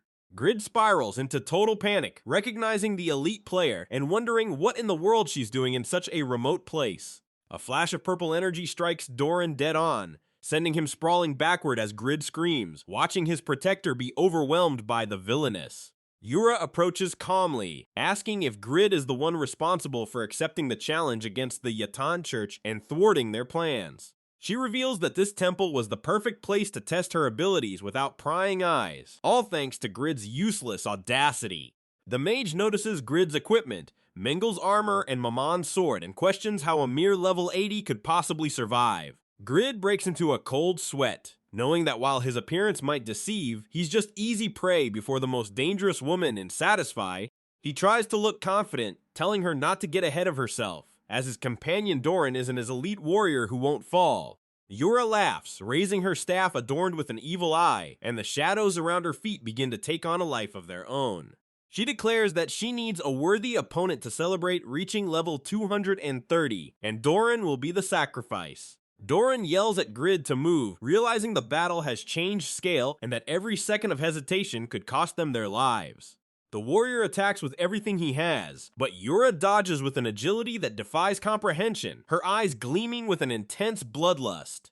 She casts a restraint spell, purple energy chains coiling around Doran's legs, attempting to paralyze the Master of Shadows once and for all. Doran roars that such a mediocre skill cannot stop him, shattering the binds with an explosion of physical strength that shocks even the mage. He counterattacks with a flurry of rapid blows, forcing Yura to use her staff to block the impact of the daggers aimed at her neck. The Dark Mage admits to being impressed by the NPC's stamina, but assures him that the fun is only just beginning and the worst is yet to come. Doran senses danger and looks back, realizing too late that Yura was attacking from an angle he hadn't anticipated within the shadows. She thanks him with sarcasm and casts a drain spell, promising to make Doran's body lighter by extracting every last drop of his blood.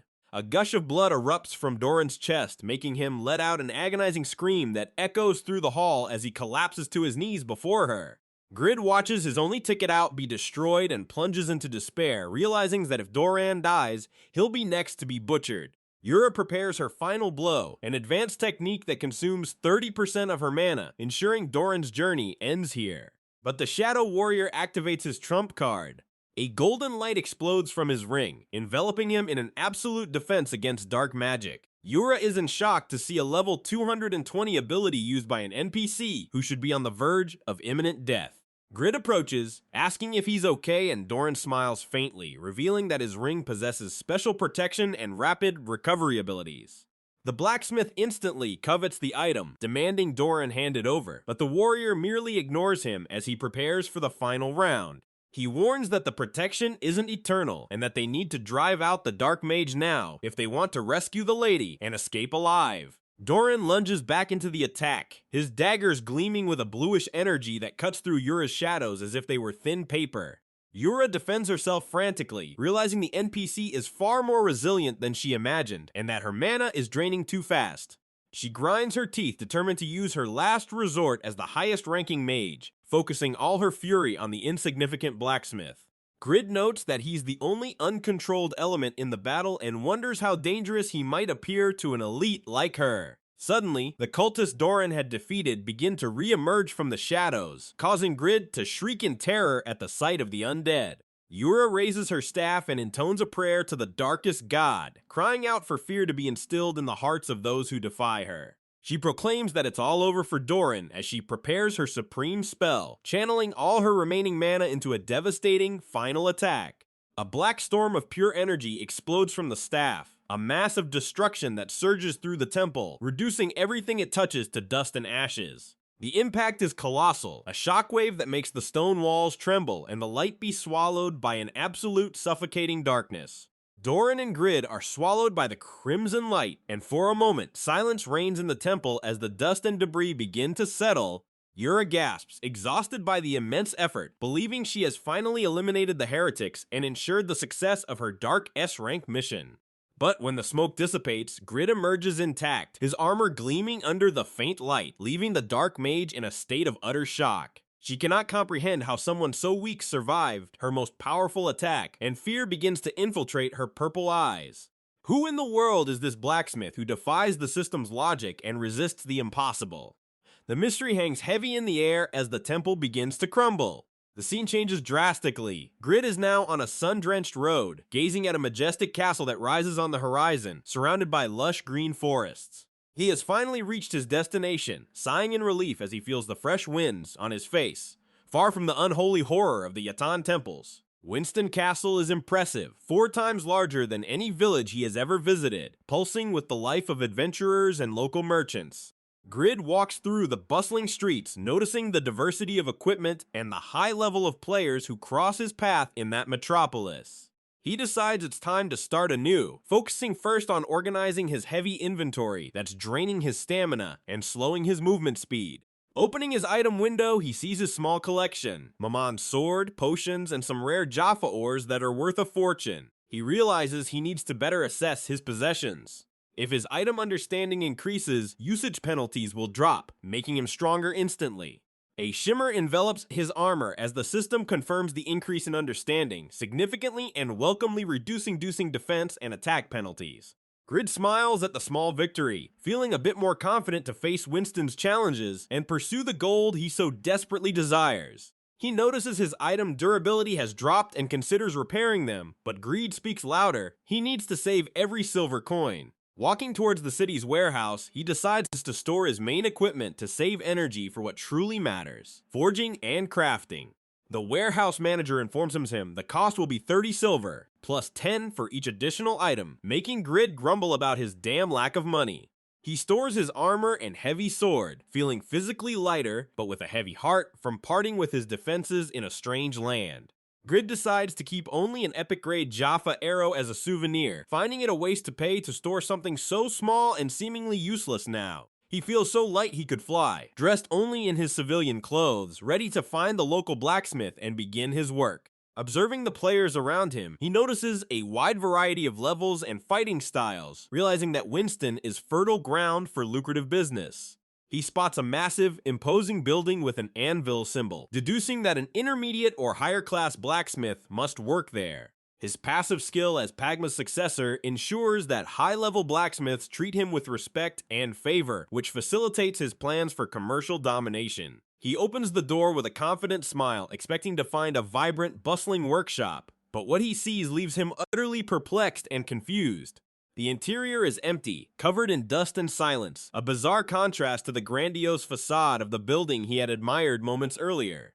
Grid asks if anyone is there, his eyes scanning the shadows until he finds a figure slumped in a dark, foul-smelling corner of the abandoned workshop. An elder with white hair and a disheveled beard awakens as amidst empty bottles, looking at Grid with tired eyes filled with deep, ancient bitterness. It's Khan, the owner of the place, who questions with a hoarse, irritated voice why the young blacksmith came to disturb his sleep, steeped in alcohol and grief. Grid explains he wants to create the best-selling item in the region and asks for help, but Khan merely sighs, lost in a depression that seems endless. The old man reveals that the blacksmith shop closed a long time ago, as the powerful Mero Company is dominating the market with cheap, low-quality items. Grid is shocked by the news, but before he can react, a crash echoes at the entrance, and a group of armed men invade the premises with arrogance. They yell for old Khan, demanding he make a decision quickly and hand over the building to the company while they are still being kind and patient. The group leader displays a sales contract, pressuring Khan to sign and yield the rights of 7 family generations for a miserable sum of gold. Grid observes in silence, realizing that the Mero Company is famous and powerful, and getting involved in that mess could be a fatal mistake for him. A man in red armor and orange hair notices Grid's presence and asks who he is, suspecting the young man is a spy sent by rivals. Grid panics, realizing these are dangerous thugs hired by Mero, known for killing players who cross their path without hesitation. He assesses the bandits' levels, all around 35, and decides the best strategy is to flee and act according to his survival instinct. With a fake friendly smile, he tries to explain himself, saying he's new to town and didn't know the blacksmith shop was deactivated, trying to back away slowly.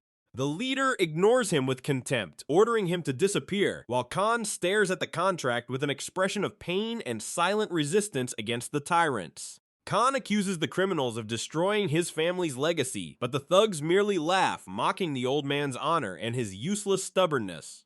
One of the bandits demands half of the contract money for themselves, showing that the cruelty of that group knows no bounds or morality. Grid continues to retreat, trying not to look like a hero, repeating to himself that this fight is not his problem and that it's best to simply leave. Then the bandits mention Khan's son, who died of illness, asking vilely if the blacksmith shop would now be the forgotten boy's tomb. The old man explodes in fury, screaming at them not to speak of his son with their filthy mouths, and Grid stops abruptly, feeling something burn within him. He tries to convince himself to leave, but a quest window appears before his eyes. The Blacksmith's Fury, a task to expel the Mero Company thugs. The rewards are tempting, the amelioration of Khan's alcoholism and maximum affinity, but the acceptance reward is what truly shocks him, a new skill. He realizes he will gain a class skill if he accepts now, and that failure would result in Khan's death in a few days, ending all quests. Grid hesitates no longer. The greed for power and the anger at injustice merge, and he decides that the chances of victory are worth the total risk of that gamble. He looks at his skills, the legendary blacksmith's patience that increases his defense by 200% and his 5-second passive invulnerability. The real problem is that he left all his heavy weapons in the warehouse and is now unarmed before an army of level 35 bandits. But then he remembers the Jaffa arrow he kept. It's epic grade and has a lethal chance to completely ignore the defense of the enemy hit. He draws the arrow with a fluid movement, staring at the bandits with an icy gaze that makes them stop laughing instantly at his sudden audacity. The leader asks what that brat is still doing there, calling him crazy for trying to face them with only an arrow in his hand and no armor at all. Grid smiles with terrifying confidence, declaring that those criminals have no idea what kind of weapon he just gained to destroy them all. The Blacksmith's Fury skill is activated, monstrously increasing his attack power and speed for 20 seconds, preparing him for the imminent massacre. The bandit attacks with his axe, but Grid dodges with a speed that confuses the adversary, moving like a red lightning bolt through the dusty blacksmith shop. He realizes he needs to gain a tactical advantage and runs towards the narrow stairs, forcing the enemies to come one at a time to be eliminated. Grid shouts a bizarre threat, asking which eyeball he should start piercing, leaving the bandits furious and disconcerted by his apparent madness. They climb the stairs roaring insults, calling him a filthy brat and promising to finish him for mocking the Mero Company's power with that useless arrow. Grid awaits the perfect moment, the Jaffa arrow glowing with an electric golden energy that seems to pulse with his own restrained and explosive fury. The first bandit unleashes an axe blow, but Grid activates the Blacksmith's Fury again, his reflexes reaching a level that defies common human vision. In a precise movement, he buries the arrow's tip into the aggressor's chest, and the word critical explodes in the air with a dazzling and lethal glow for all. The leader and the others are paralyzed, unable to understand how such a simple arrow strike could cause such devastating damage to an armored warrior. The hit bandit falls backward, mumbling about the impossibility of being defeated by something so small before turning to dust before everyone's eyes. Grid stares at the remaining ones with a maniacal smile, asking if the arrow still seems harmless to them, or if their eyes are just decorative items. He notices that the Blacksmith's Fury still has 18 seconds left and decides that each of them will be used to send those bastards directly to hell. Thanks to the speed boost, he manages to land 2 successive critical blows, tearing through the bandits' heavy defenses as if they were made of fine silk. The system begins to fire off frantic notifications. Grid has killed an outlaw from Winston, and his reputation in the city has increased by 60 points instantly. In doing so, he realizes he's gained an absurd amount of experience, and his level skyrockets from 3 to 8 in a single brutal killing spree. He stares at his status window, seeing 110 stat points ready to be distributed, and power beginning to surge through his veins once more. Grid realizes these guys have high attack but pathetic defense, and to defeat the remaining 4, he needs to pour everything into strength and agility without hesitation. He invests 50 points in strength and 60 in agility, feeling his body transform into a perfect weapon of war just as the skill's duration dwindles. Only 10 seconds of Blacksmith's Rage remain, and Grid knows he must be surgical to eliminate the next target before his competitive advantage vanishes. He lunges at the bald bandit, who tries to defend himself, but Jaffa's arrow rips through the air and flesh with surgical precision and a chilling sound. The blow strikes the neck, bringing down yet another criminal, while the other 2 recoil in horror, calling their companion a plague and begging him to resist. But the bald man collapses, swearing he won't die like this, as Grid already prepares for his next move, his gaze fixed on the next victim. The bandit leader trembles, realizing the blacksmith before him isn't an ordinary player, but a monster that has just awakened amidst the chaos. He attempts a desperate attack, but Grid has already anticipated the move, blocking the blade with Jaffa's arrow and counter-attacking with a monstrous punch to the stomach. The force of the impact makes the leader spit blood and fly backward, crashing into the old anvils as Grid advances to finish the job with pleasure. Khan watches everything in silence, his eyes wide with surprise at seeing the young blacksmith fight with such ferocity to protect his honor and his home. Grid raises the arrow, the skill's timer nearing its end, but his determination is unshakable as he prepares for the final, decisive master blow. He plunges towards the last minion, Jaffa's arrow tracing a path of light that seems to cut through Khan's workshop's very time and space. The impact is dull and definitive. The bandit falls without a sound, his life drained by the legendary arrow Grid initially thought was just useless trash. Silence returns to the smithy, only the sound of Grid's heavy breathing echoing as he watches the bodies disappear and the rewards being computed by the system. He looks at Khan, who is still sitting on the ground, and extends his hand, asking if the old man is now ready to stop drinking and get back to work. Khan smiles for the first time in years, a flame of hope igniting in his eyes as he accepts Grid's help to get up from the debris. The mission is completed with absolute success, and the legendary blacksmith realizes that his path in Winston has begun in a far more dramatic way than he had planned. But the danger isn't over yet. The Mero Company doesn't forgive failures and will send far more powerful forces to reclaim what they believe belongs to them. Grid puts away his Jaffa's arrow, now his most precious item, knowing that each battle brings him closer to becoming the greatest blacksmith of all time. He looks at Khan and says they have a lot to do, and that from now on, that smithy will be the birthplace of weapons that will make the world tremble. Khan agrees, feeling that his son's spirit would be proud to hear the anvil ring again under the command of such a toxic and brilliant genius. They begin to clean the workshop, throwing out bottles and dust, preparing the forge's sacred fire for their first joint and epic creation. Grid reviews his new abilities, realizing that Blacksmith's rage will be essential to survive in a world where everyone wants a piece of his rare talent. In the distance, in the shadows of Winston, Mero spies observe the smithy, reporting the minions' failure and the emergence of a new, mysterious defender.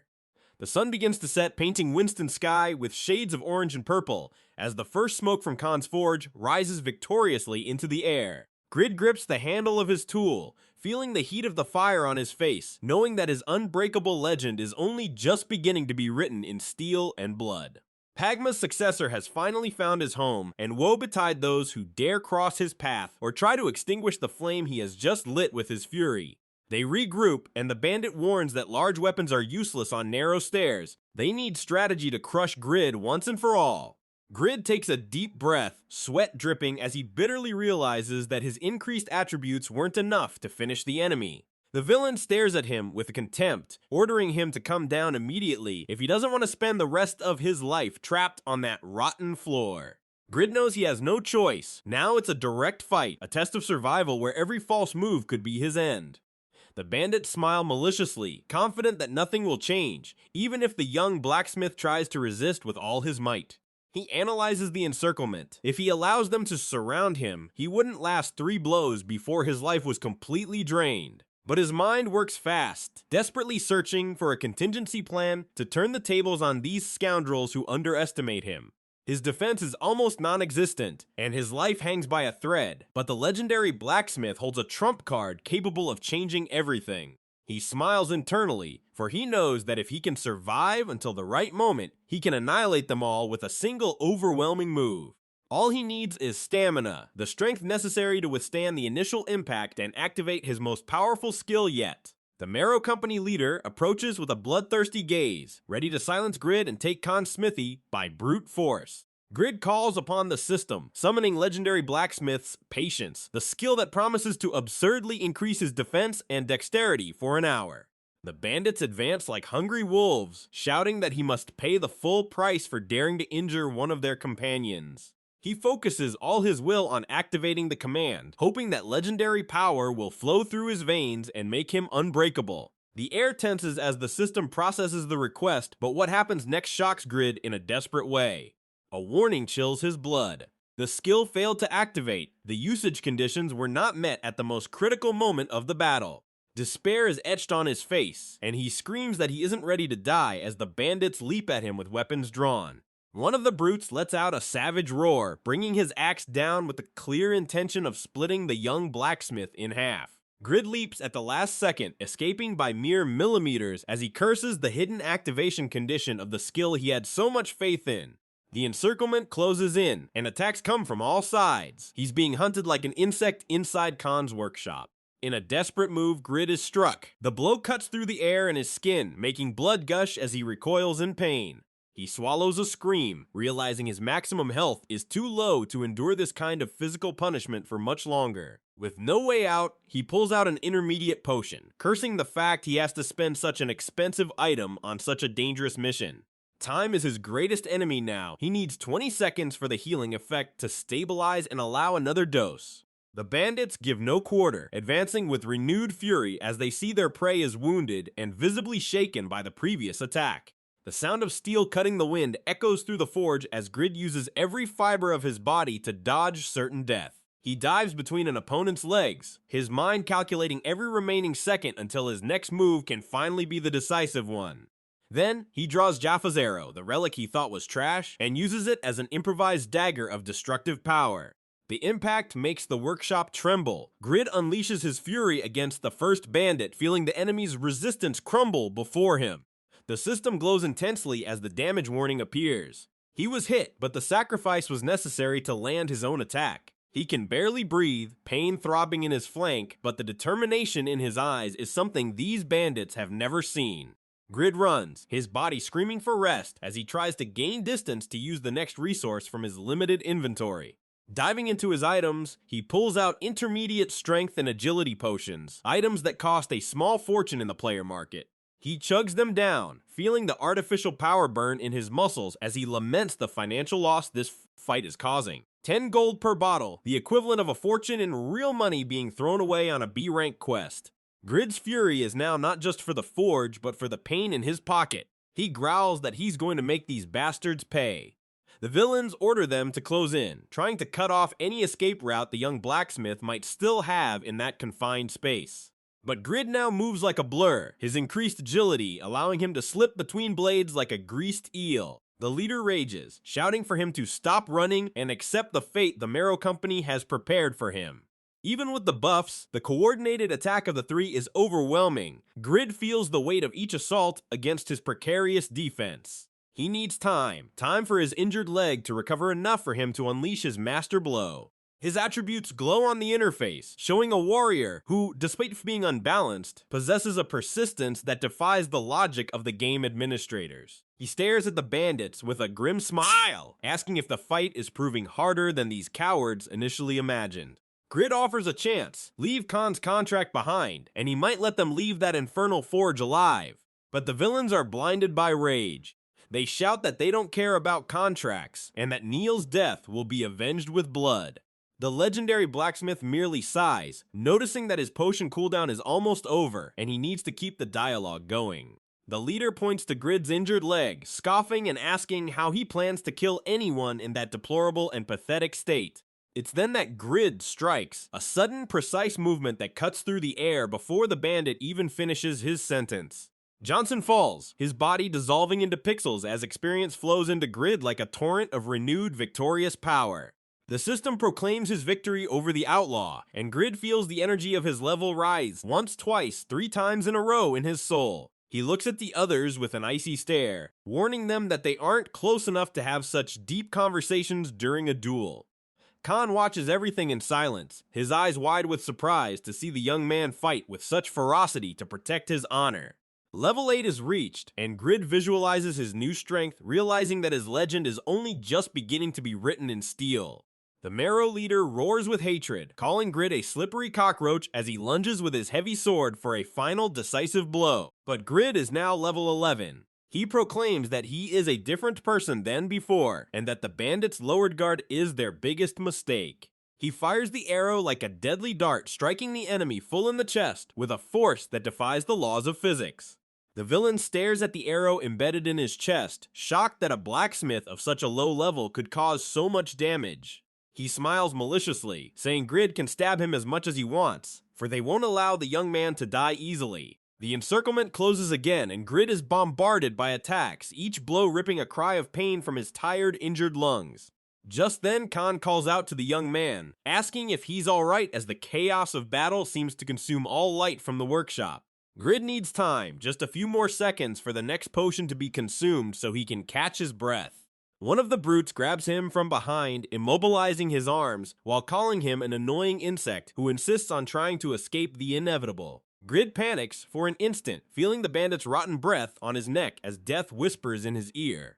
He looks up to the second floor of the forge, and realizes that everything might be about to end if he doesn't do something drastic.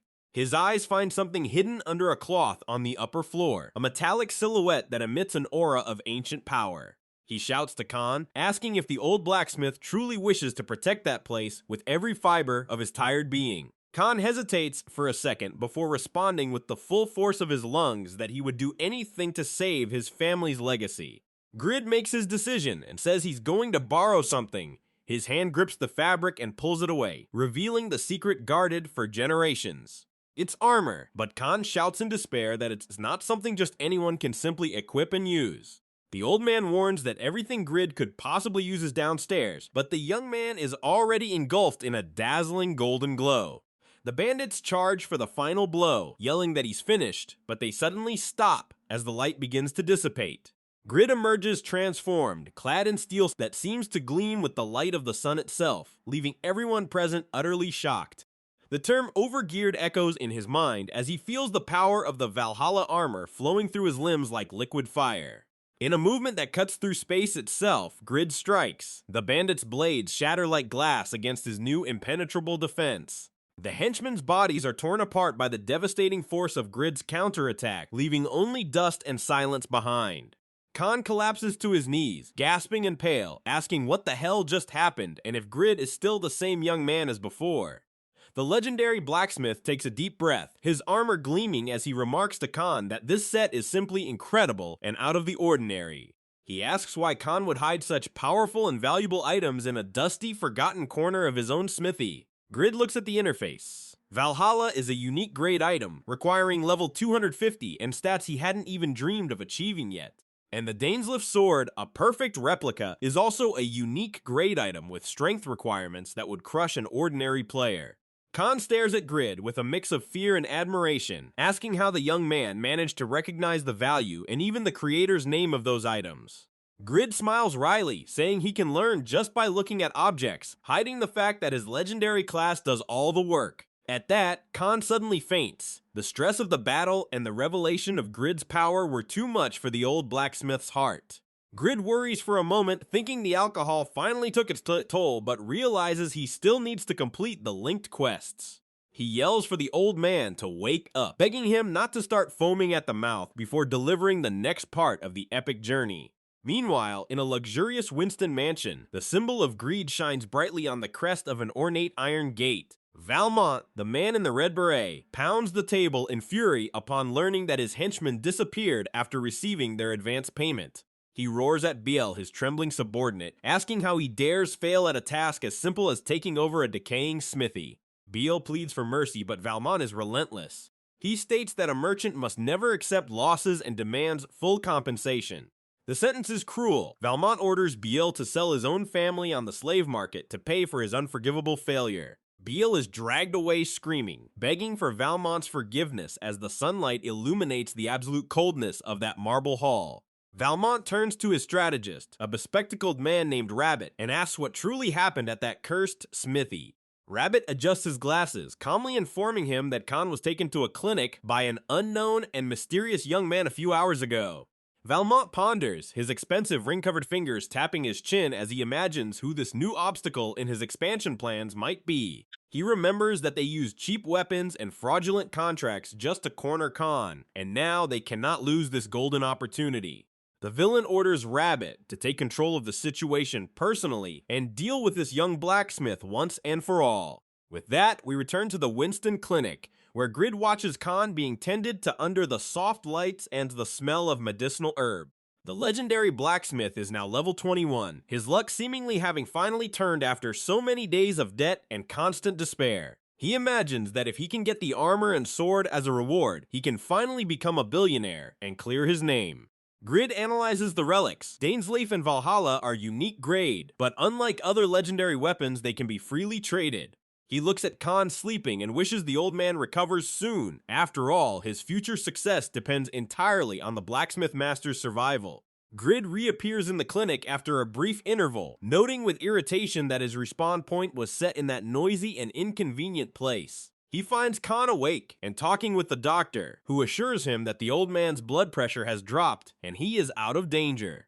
Khan thanks Grid, calling him by name and acknowledging that he owes his life and the smithy to the young blacksmith's unwavering bravery.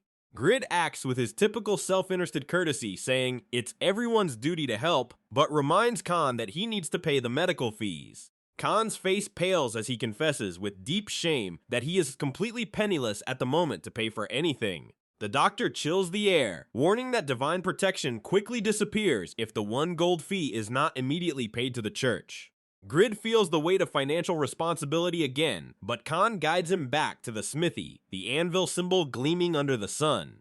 The old blacksmith is emotional, saying he has regained hope and almost failed his ancestors by thinking of giving up everything. Grid supports him, reminding him that if he had lost the smithy, his health would have rapidly deteriorated due to alcohol and depression. Khan looks at the young man with paternal affection, confessing that he wishes he could do something grand to repay such unexpected generosity.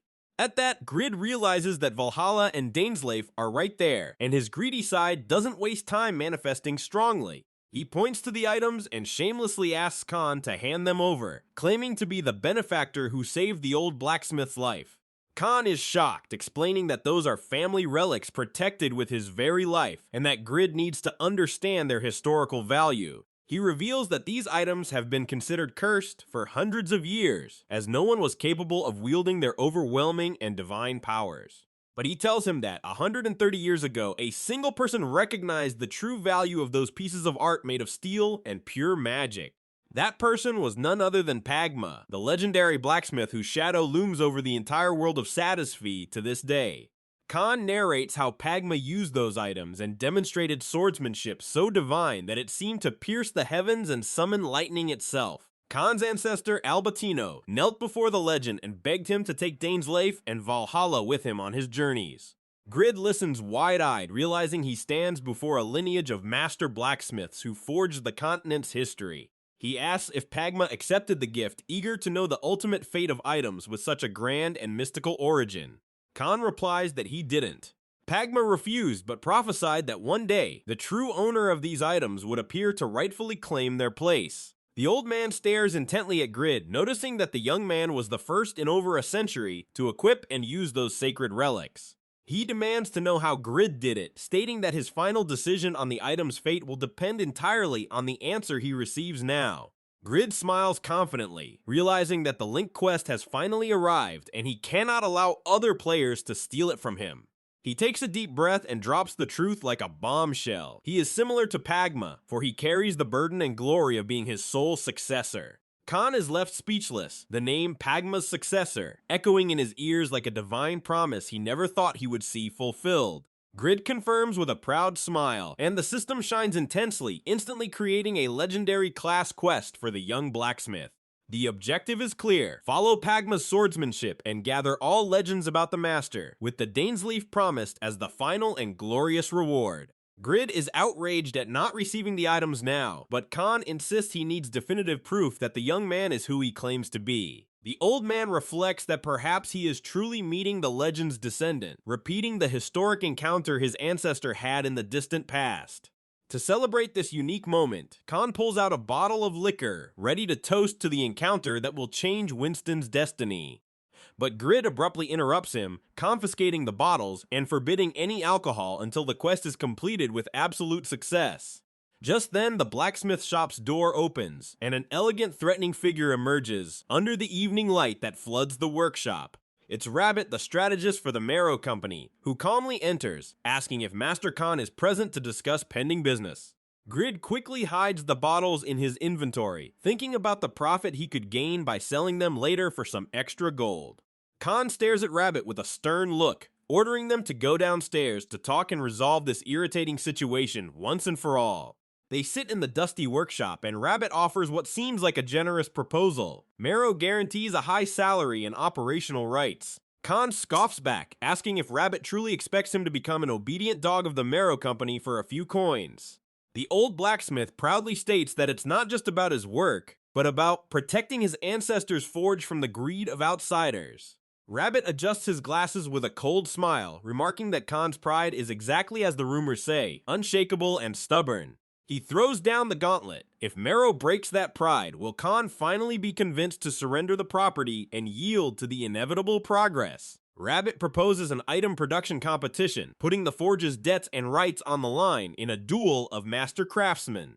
Grid watches the scene with suspicion, thinking that Mero will surely send a craftsman far more skilled than the old and weary Khan. Khan accepts the condition, but warns that since he is rusty with age, he will send his rightful successor to represent him in the duel. Rabbit is confused, as records indicated Khan had no living heirs after the tragedy that consumed his family years ago. Khan proudly points to Grid, introducing the young blacksmith as his official successor and Winston's hope against Mero's tyranny. Grid goes into shock, yelling against the old man's arbitrary decision and asking who he thinks he is to decide his fate like this. Rabbit looks at Grid with disdain, saying he just looks like an ordinary passerby and asking if Khan really trusts his future to someone like that. The system pulses again, and a new quest appears before Grid. Production duel against the Mero Company, rank A, with massive rewards. 600 gold prize and a drastic increase in affinity with Winston's residence. Grid feels his blood boil at the prospect of profit. He brutally interrupts Rabbit, completely changing his demeanor and adopting a gaze that exudes an almost toxic and terrifying confidence. Grid accepts the challenge, asserting that he will crush anyone the Mero Company dares to put in his path towards victory and gold. Rabbit recoils for an instant, surprised by the young man's sudden shift in energy, and agrees to inform them of the competition's location soon. After the strategist leaves, Khan apologizes to Grid, explaining that he needed a way to protect the forge against Valmont's advances. Grid pretends not to care, but inside he's exultant, calculating that he'd sell his very soul for the promised prize money. He visualizes his attributes again.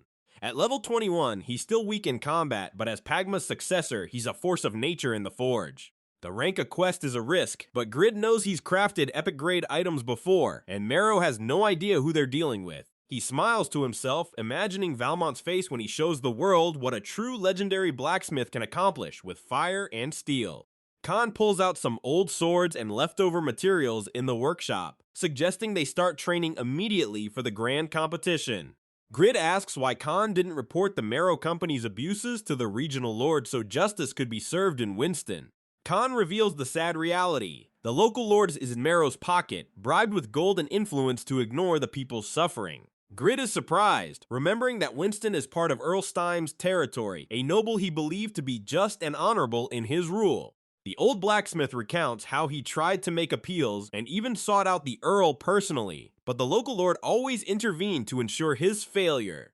He asks Grid not to worry too much, but the young blacksmith guarantees he will win this competition no matter the cost or the opponent sent. Khan becomes emotional again, saying that if his deceased son were alive, he would be an honorable and strong man just as Grid has proven to be. Grid feels a bit guilty about the comparison, but tells Khan not to cry and to focus on the work they have ahead in the workshop. He reflects internally on his own unusual kindness, thinking he might only be gentle because Khan is his personal gold mine. But deep down, he admits that the old blacksmith reminds him of his own grandfather, awakening feelings he thought he had buried beneath his debts. The legendary blacksmith now has a clear purpose: win the production duel, save the blacksmith shop, and secure his place as the most powerful artisan in Satisfy. The fate of Winston and Pagma's legacy now rest in Grid's hands, and he's ready to make the whole world tremble at the sound of his victorious anvil. Concluding that the old man is just his personal gold mine, or could it be something more? The metal strikes the anvil with a dull, deafening clang as he tries to bury these feelings. But the truth is, the legendary blacksmith is starting to see his own grandfather's face in the elder. Sweat drips and exhaustion finally overwhelms Winston's hero, forcing him to take a break from Satisfy to avoid collapsing in real life. Youngwoo wakes with a drawn-out yawn, the pale dawnlight invading his messy room, and soon the reality of his debts weighs heavily like lead armor on his shoulders. He spent 2 entire days immersed in the game, and although the results were promising, the obsession with Khan and blacksmithing techniques haunts him even outside the capsule. He walks to the kitchen, the aura of a gaming addict emanating from every pore, and comes face to face with his parents, who look at him with a mix of concern and resignation. Youngwoo tries to act normal, but the virtual world has already firmly dug its claws into his mind. "How's Grandpa?" he suddenly asks, shocking everyone at the table with this unusual interest. Silence falls, tense and heavy, as his parents exchange looks of pure astonishment. Youngwoo doesn't usually ask about anyone but himself, but Khan has changed something within him. He smiles, an almost human expression crossing his tired face, and decides that this time he will truly visit his relative in real life. But the peace is short-lived, for in Winston, danger has only just begun to bare its fangs. In a luxurious mansion, Valmont explodes in fury, his eyes bloodshot and greed overflowing. "Why did you give that wretched old man a chance?" he roars at his strategist. Rabbit remains icy, with a gaze that could freeze the sun, watching his boss lose control over a mere bitten apple.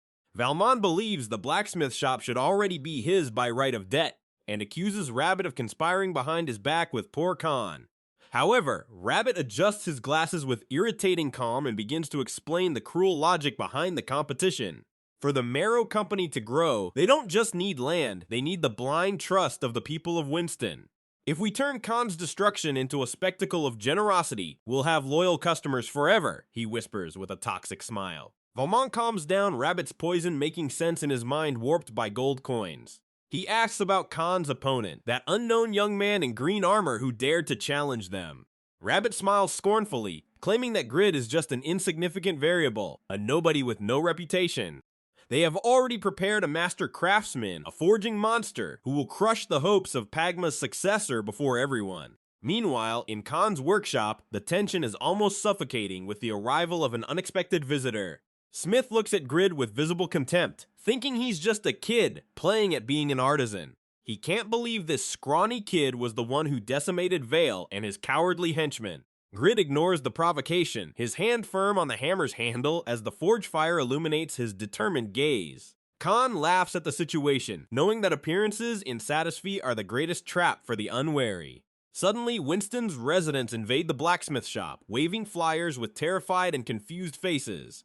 "Is it true, Master Khan? Is the Mero Company offering a real chance at coexistence?" they ask with pathetic hope. They believe the competition is a gesture of peace, forgetting all the blood and suffering that Mero caused. Grid observes the paper, sensing the smell of a trap in the air, but Khan is not fooled by the cheap propaganda and tears the flyer with visceral fury. "You are pathetic. Have you forgotten the misery these scoundrels brought us because of a piece of paper?" the old man roars. The residents recoil, ashamed, feeling the weight of truth in the elder's words. Grid shivers, realizing that the battle for Winston Village goes far beyond the hammer and anvil. It's then that a hand rises from the back of the workshop, drawing everyone's attention with a silent authority. A young man in shining armor and a shrewd gaze steps forward, interrupting the clamor. Grid stares at him, and immediately his gamer instinct flares. That green glow above his head. He's a user. Grid thinks, his heart racing, as he analyzes the unknown. The young man introduces himself as Huroi, and his words begin to flow like poisoned honey over the villagers. He doesn't attack them, he questions them, exposing the greed behind Mero's development plans. Huroi explains that the village's plight isn't fate's fault, but the selfishness of those who sold their lands. The villagers begin to murmur, Huroi's logic infiltrating their minds like a hypnotic mist.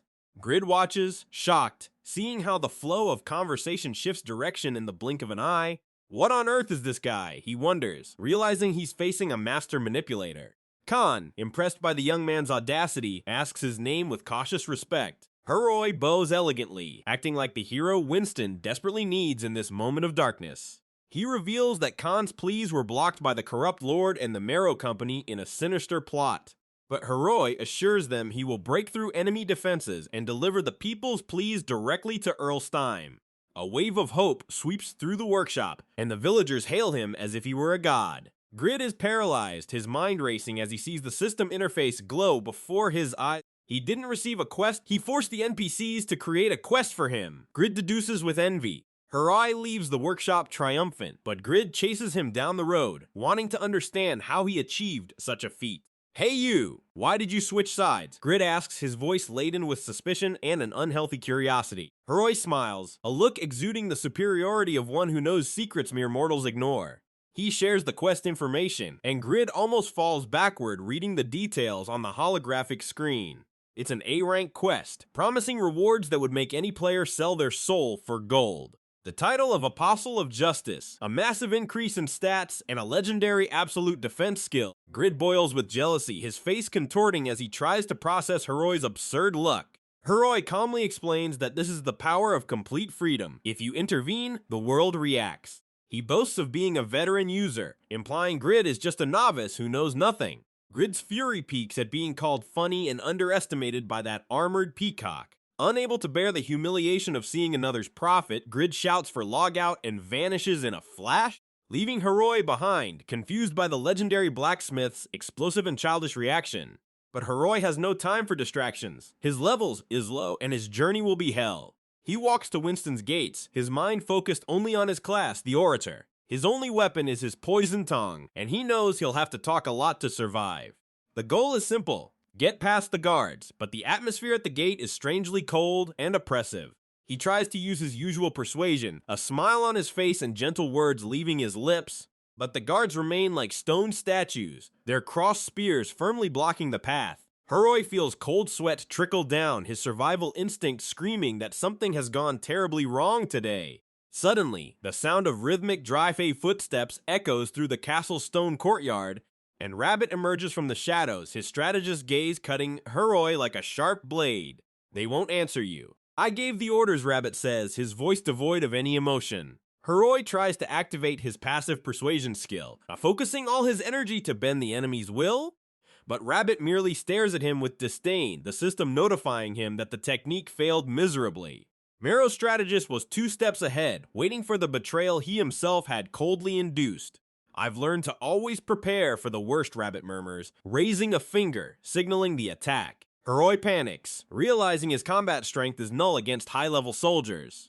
He attempts a desperate escape, his feet pounding the ground as he runs for his life, but a steel and rope net is precisely cast, entangling the Orator in a suffocating trap. He falls to the ground, struggling against the bindings, but Winston's soldiers surround him like wolves. Huroi draws a dagger, a last pathetic effort from one who knows the end is very near, but Rabbit merely dryly orders them to take him to the depths of the castle's dark dungeon. It's the end of the line for the Master of Words, his arrogance buried under layers of iron.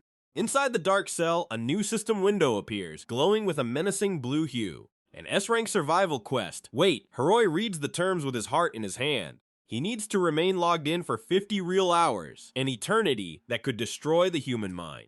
The warning is clear, this is a health hazardous quest, where game time drags endlessly.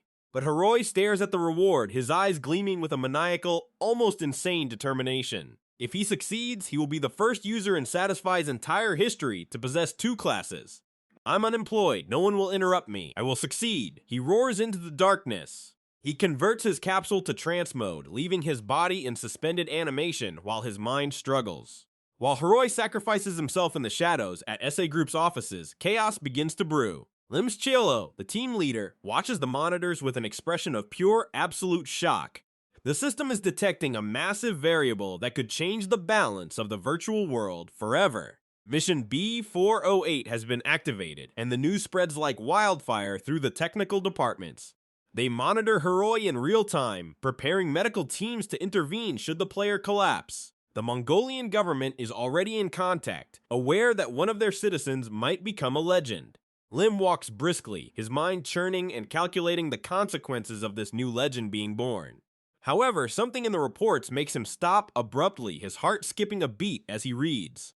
Yoon Sangmin suggests using this as marketing to expand the Mongolian capsule market, but Huroi's probability of success has just catastrophically plummeted in the system's calculations. Only 9%? Yoonix exclaims, panic leaking into his trembling voice. The plan predicted that Huroi would be rescued by the Apostle of Justice in the castle's underground prison. But Huroi made a fatal mistake. He shared the mission information with someone else. By revealing the details prematurely, he broke the logical sequence that would have brought the original savior. The original Apostle of Justice became obsolete, a ghost in a torn script. Now, the only one who can save Huroi and Winston Village is the player who received the secret. Lim Chiolho massages his temples, feeling the weight of destiny resting on this new toxic element. The monitor displays the name of the new savior, and everyone in the room holds their breath in silence. Shin Youngwoo, the legendary blacksmith known as Grid. Everyone exchanges glances of pure dread and doubt. While the fate of the virtual world trembles, in real life, the great hero is in a deplorable state. Youngwoo is slumped over a street cost table, surrounded by empty soju bottles. He weeps copiously, tears washing over his face, red from alcohol and the bitterness of debt. That damned old man, he yells, slamming his fist on the table, making the bowls jump high. He curses Khan for giving such a glorious quest to Huroi and only scraps to him. The kiosk owner stares at him with a mix of hatred and disgust for his vulgar behavior. However, Youngwoo doesn't care. He's submerged in his own misery, feeling betrayed by the game. He complains about the medical fees he paid for Khan, believing his kindness should have been rewarded. Why did he give the quest to that guy and not me? He laments bitterly. The legendary blacksmith, the only one who can prevent Winston's destruction and the mission's failure, is at this moment just an unemployed man, drowned in self-pity under the cold streetlights. Meanwhile, in the shadows of Winston, the dungeon clock keeps ticking, each second bringing Huroi closer to the end. The Mero Company prepares its final hand, and Rabbit watches the horizon, confident in inevitable victory. The Lord of Winston smiles on his throne of corruption, ignoring the chains beginning to close in. The SA group watches helplessly, hoping that the variable grid will wake up from his drunken stupor in time. Huroi's life and the people's freedom are now in the hands of the one who cares the least. Grid finally gets up, stumbling along the sidewalk as the night breeze tries to clear his clouded mind. He feels Pagma's weight in his hands, a force he still doesn't fully understand. The sound of the hammer against steel echoes in his memory, reminding him that he was born to create. In Winston, Khan's anvil waits silently for the master who will change the course of human history. The sun begins to rise over Satisfy, painting the sky a blood red that foreshadows conflict. Rabbit reviews the competition plans, certain that Mero's artisan will encounter no resistance whatsoever. They underestimate the rage of a blacksmith who has been cast aside by luck and fate. Grid re-enters the capsule, the confined environment becoming his personal solitary battlefield. The connection is established, data flowing through his nervous system as Winston materializes around him. He walks through the village streets, noticing the desperate glances and the arrogance of the corrupt guards. Each step is a promise of revenge against those who dared mock his status and gold. He arrives at the blacksmith's and finds Khan, the man whose hope has kept Winston standing until now. "I'm ready," Grid says, his voice now free of any trace of alcohol or doubt. The forge's fire roars with renewed intensity, fueled by the legendary Successor's toxic determination. In the dungeon, Huroi feels the tremor of something big happening above his head and smiles.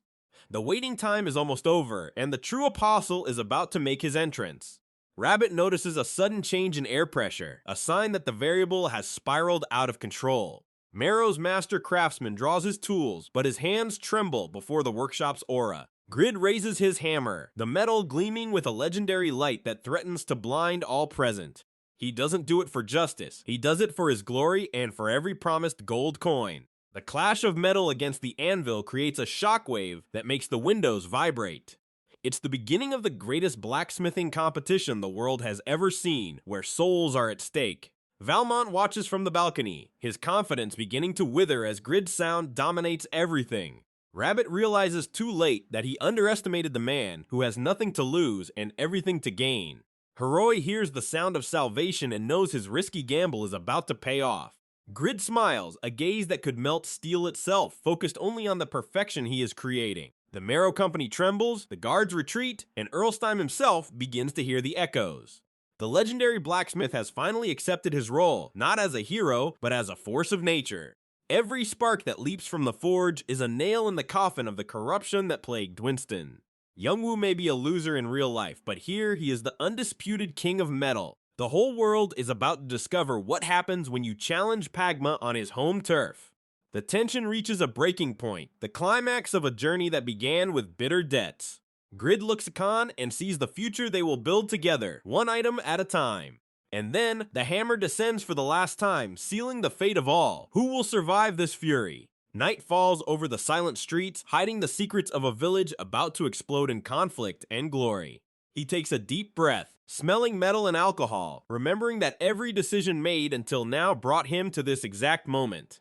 Upon returning home, the light in the living room reveals the irritated face of his sister, Sihee, who awaits him with silent judgment. Youngwoo tries to hide his fatigue, but the smell of soju and his lost gaze reveal that his mind is still trapped inside the capsule. Sihee complains about the late hour, worried about her brother who seems to be sinking deeper and deeper into a world made of data and dreams. He just smiles, an empty gesture from someone who carries the fate of NPCs on his back while his own life crumbles under bills. The taunt about his sister's puberty is just a mask to hide the stress of being an old blacksmith's only hope.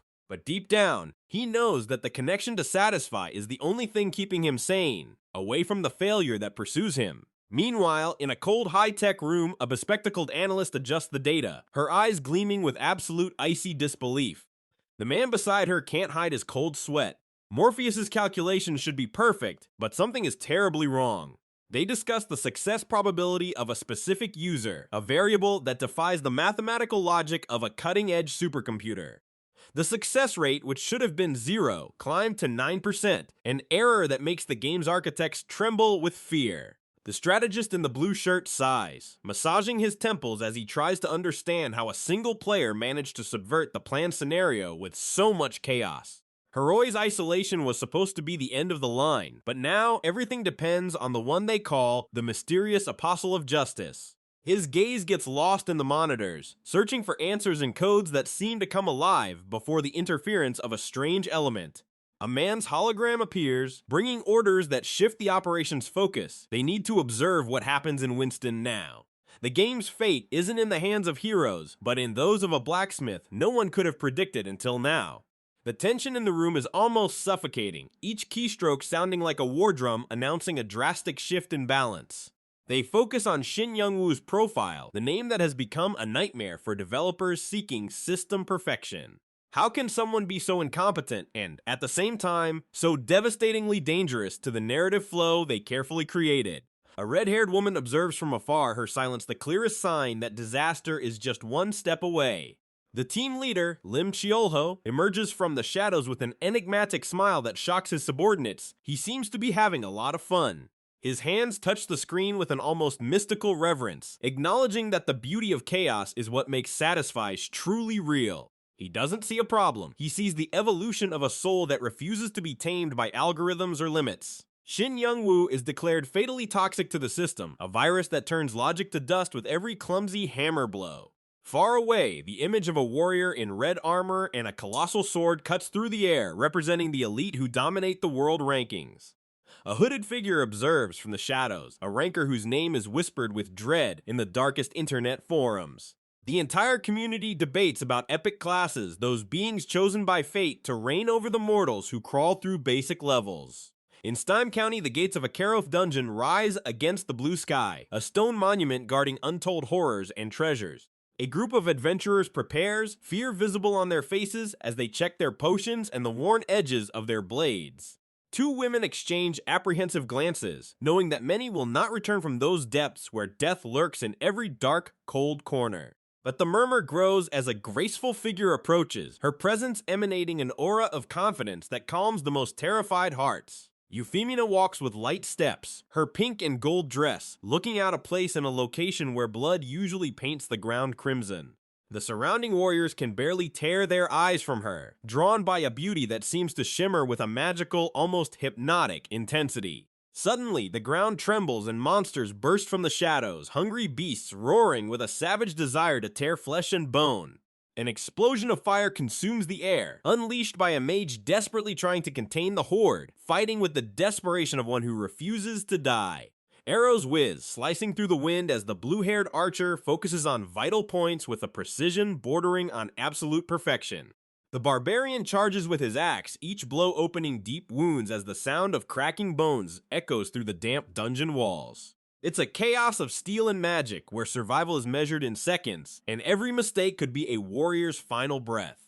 Euphemina merely watches, her golden eyes catching every detail of the battle with a calm that is almost unnerving to those caught in the fray. She smiles, a gaze that could freeze you solid, as she prepares the artifact that holds the secret of her epic and powerful class. With a fluid motion, she plunges into the action, not with brute force, but with a technique that defies the known laws of Satisfy. A shadowy figure attempts to attack her from behind, but she moves as if she already knew what fate held for that poor soul. A mustached warrior glares at her with contempt, unaware that he's about to witness something that will shatter his mind and pride. Euphemina raises her hand, and the air around her begins to swirl, a vortex of energy that seems to pull reality itself inwards. Her eyes gleam with golden light as she activates skill duplication, stealing the power from those who deem themselves so strong and invincible. The warrior charges with a war cry, but his voice dies in his throat as he sees his own technique used against him with flawless perfection. She clutches a mystical artifact, the catalyst that allows her to manipulate the arts of others as if they were mere toys in her skilled hands. The glow of purple magic illuminates the Jin, revealing the terrifying power of a player who doesn't need to train. She simply takes what she desires. Euphemina floats above the battlefield, a blonde-haired goddess who decides who lives and who dies with a mere snap of her fingers. The red-haired barbarian is in shock, watching his elite skills replicated by a girl who seems to be merely playing in a park. He attempts one last desperate attack alongside his companion, but Euphemina's energy barrier is an impenetrable wall of pure power. She ends the fight with lethal elegance, leaving behind a trail of destruction and silence where the roar of violent war once echoed. But her true objective isn't this mediocre dungeon. There's something far grander, a hidden quest that demands every ounce of her talent.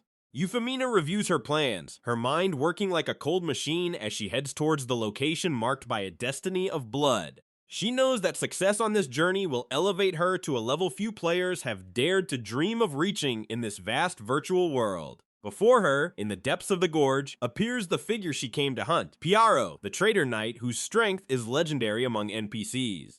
Piaro sits on a stone throne, his sword resting beside him, emanating a pressure that would make any entire army retreat in terror.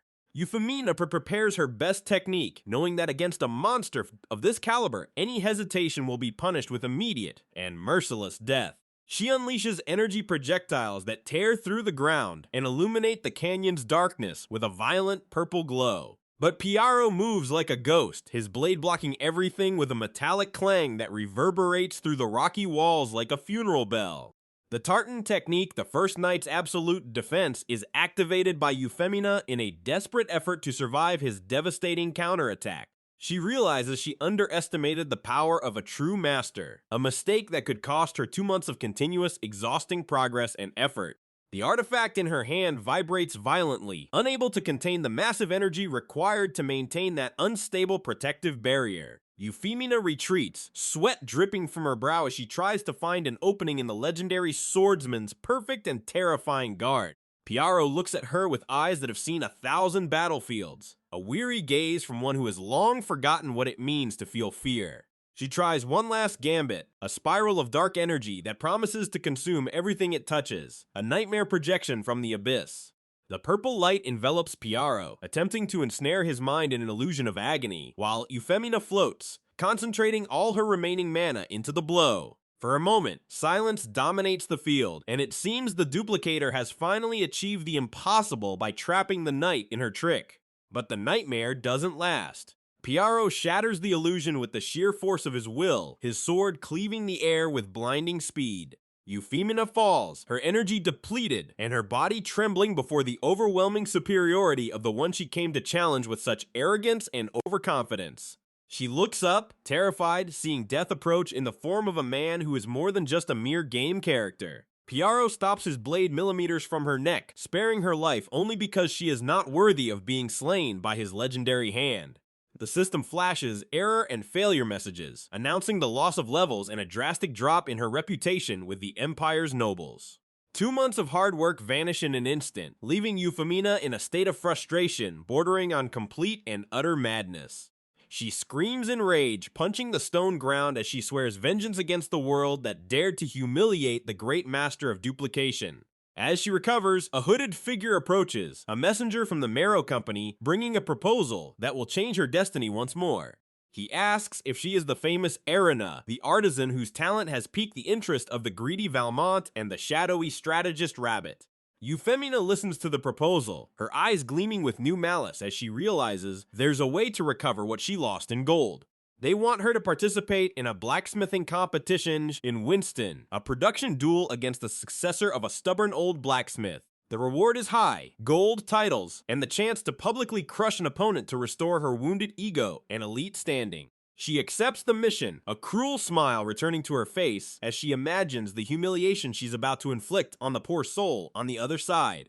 Euphemina knows that no one can beat her in a game of creation if she can simply observe and copy her opponent's superior technique. She prepares for the event, assuming the identity of Erina, the perfect tool to consolidate Mero's monopoly over the quiet, wealthy village. In Winston, the atmosphere is one of pure desperation, the residents looking at Khan's blacksmith shop as if it were the last bastion of their freedom. Grid is inside the forge fire, reflecting in his dark eyes as he hammers the metal with a determination bordering on obsession. Khan watches his apprentice, sensing that the young man is about to cross a skill threshold that no normal human has ever crossed before. The item production quest flickers on Grid's interface, a challenge of unknown rank that promises rewards that could pay off all his debts. He knows Mero doesn't play fair, but his rage against injustice is the fuel that makes the bellows blow stronger than ever. Every spark that leaps from the anvil is a promise that he won't back down. Not this time, not even before gods or professional duplicators. The blacksmith shop becomes a temple of sweat and effort, the rhythmic sound of the hammer the only music that matters in the silence of final preparation. Khan approaches, his voice faltering as he says he sees in Grid not just an apprentice, but the son he lost to the tragedy of time. He explains that the Mero Company monitors every move, and that any attempt to escape would result in the summary elimination of everyone involved. Grid looks at the old man, the weight of this responsibility falling on his shoulders like heavy, uncomfortable lead armor. He cannot leave his benefactor in danger, not after everything Khan has done to give him a new chance in this cruel world of Satisfy. The young blacksmith tightens his grip on the hammer handle, his knuckles white as he focuses his mind on the sole goal of technical perfection. Khan weeps with gratitude, and Grid, despite his toxic and cynical nature, feels he now has a real reason to fight beyond gold coins. He returns to work with renewed fury, his hands moving with a precision that begins to challenge even Master Khan's visual perception.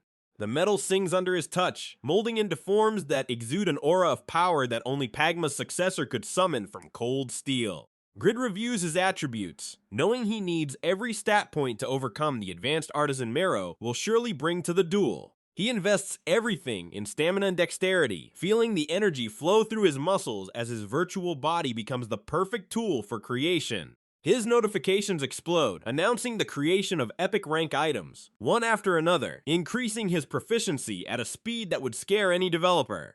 Sweat pours down, but he doesn't stop. Fatigue is just a reminder that he is still alive and in complete control of his destiny. He smiles, a maniacal look crossing his face as he realizes that his level 21 stats now rival those of level 100 rankers. This is the power of a legendary production-focused class, the ability to cover for a lack of combat with the absolute perfection of its magical creations. He is ready for tomorrow, ready to show the world the fruits of his hard work and his suffering at the hands of ungrateful fate. The sun rises over Winston's central plaza, illuminating a crowd of residents and players who have gathered to witness the historic event. The stage is set, the forges are ready, and the tension in the air is so thick it could be cut with the dullest of knives. Mero's guards surround the site, their faces covered by masks that hide the corruption flowing through the veins of that cursed, greedy company. Valmont watches from the royal balcony, a mocking smile on his lips as Rabbit confirms that everything is proceeding exactly according to the wicked plan. The announcer takes the stage, his booming voice calling for attention for the start of the greatest blacksmithing competition the village of Winston has ever seen. He introduces the star of the Mero Company, Erina, the young beauty whose talent is presented as something coming directly from the gods of creation themselves. Euphemina enters, waving to the crowd, with a grace that instantly wins the hearts of all the men present who shout her name in ecstasy. She blows kisses and smiles, hiding the predator within, ready to destroy anyone who dares to stand in her glorious path. Grid watches from the corner, his icy gaze fixed on his opponent. He is not fooled by pretty faces when his livelihood and honor are at stake. He walks to his forge, ignoring the mocking laughter of the rankers who look at his low level and simple equipment with utter contempt. To them, Grid is just a pathetic amateur who is about to be humiliated by a goddess of blacksmithing before the eyes of the entire continent. Khan and the village elders exchange worried glances, their hearts heavy as they feel the arrogant confidence emanating from the Mero Company. The duel's theme is announced, a dagger. They have only 3 hours to forge the best possible weapon with the basic materials provided by the system.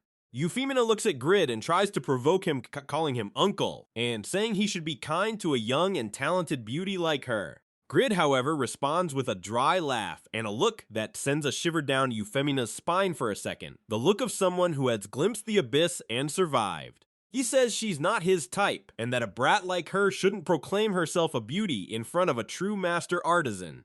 The shock on Euphemia's face is immediate and profound. No one has ever treated her with such indifference and disdain, neither in the game nor in reality. Rage boils in her veins, and she internally swears she will crush Grid's existence in front of all his precious and hopeful villagers. The gong sounds and the competition begins. The sound of bellows and the crackling of flames dominate the tense silence that has fallen over the plaza. Euphemina activates her skill observation, preparing to copy Grid's technique as soon as he begins forging the incandescent metal. She smiles, confident that by using the same skills, her luck and her epic rank hammer will ensure an overwhelming and easy victory. But something strange happens. As she focuses on Grid, the Satisfy system displays a warning message she's never encountered before in her career. Unable to analyze target skill, Euphemia's observation level is insufficient to even comprehend what Grid is about to do. She panics. How can a level 21 blacksmith possess skills that an epic rank duplicator can't even identify? Looking at Grid, she sees a different flame surrounding him, an aura of mastery that shouldn't exist in such a young, unknown player. Grid wastes no time. He moves with a fluidity that defies gravity, each motion the result of millennia of knowledge inherited from Pagma. He ignores the world around him, focused solely on the heart of the steel, feeling the exact temperature and the soul of the metal he's shaping.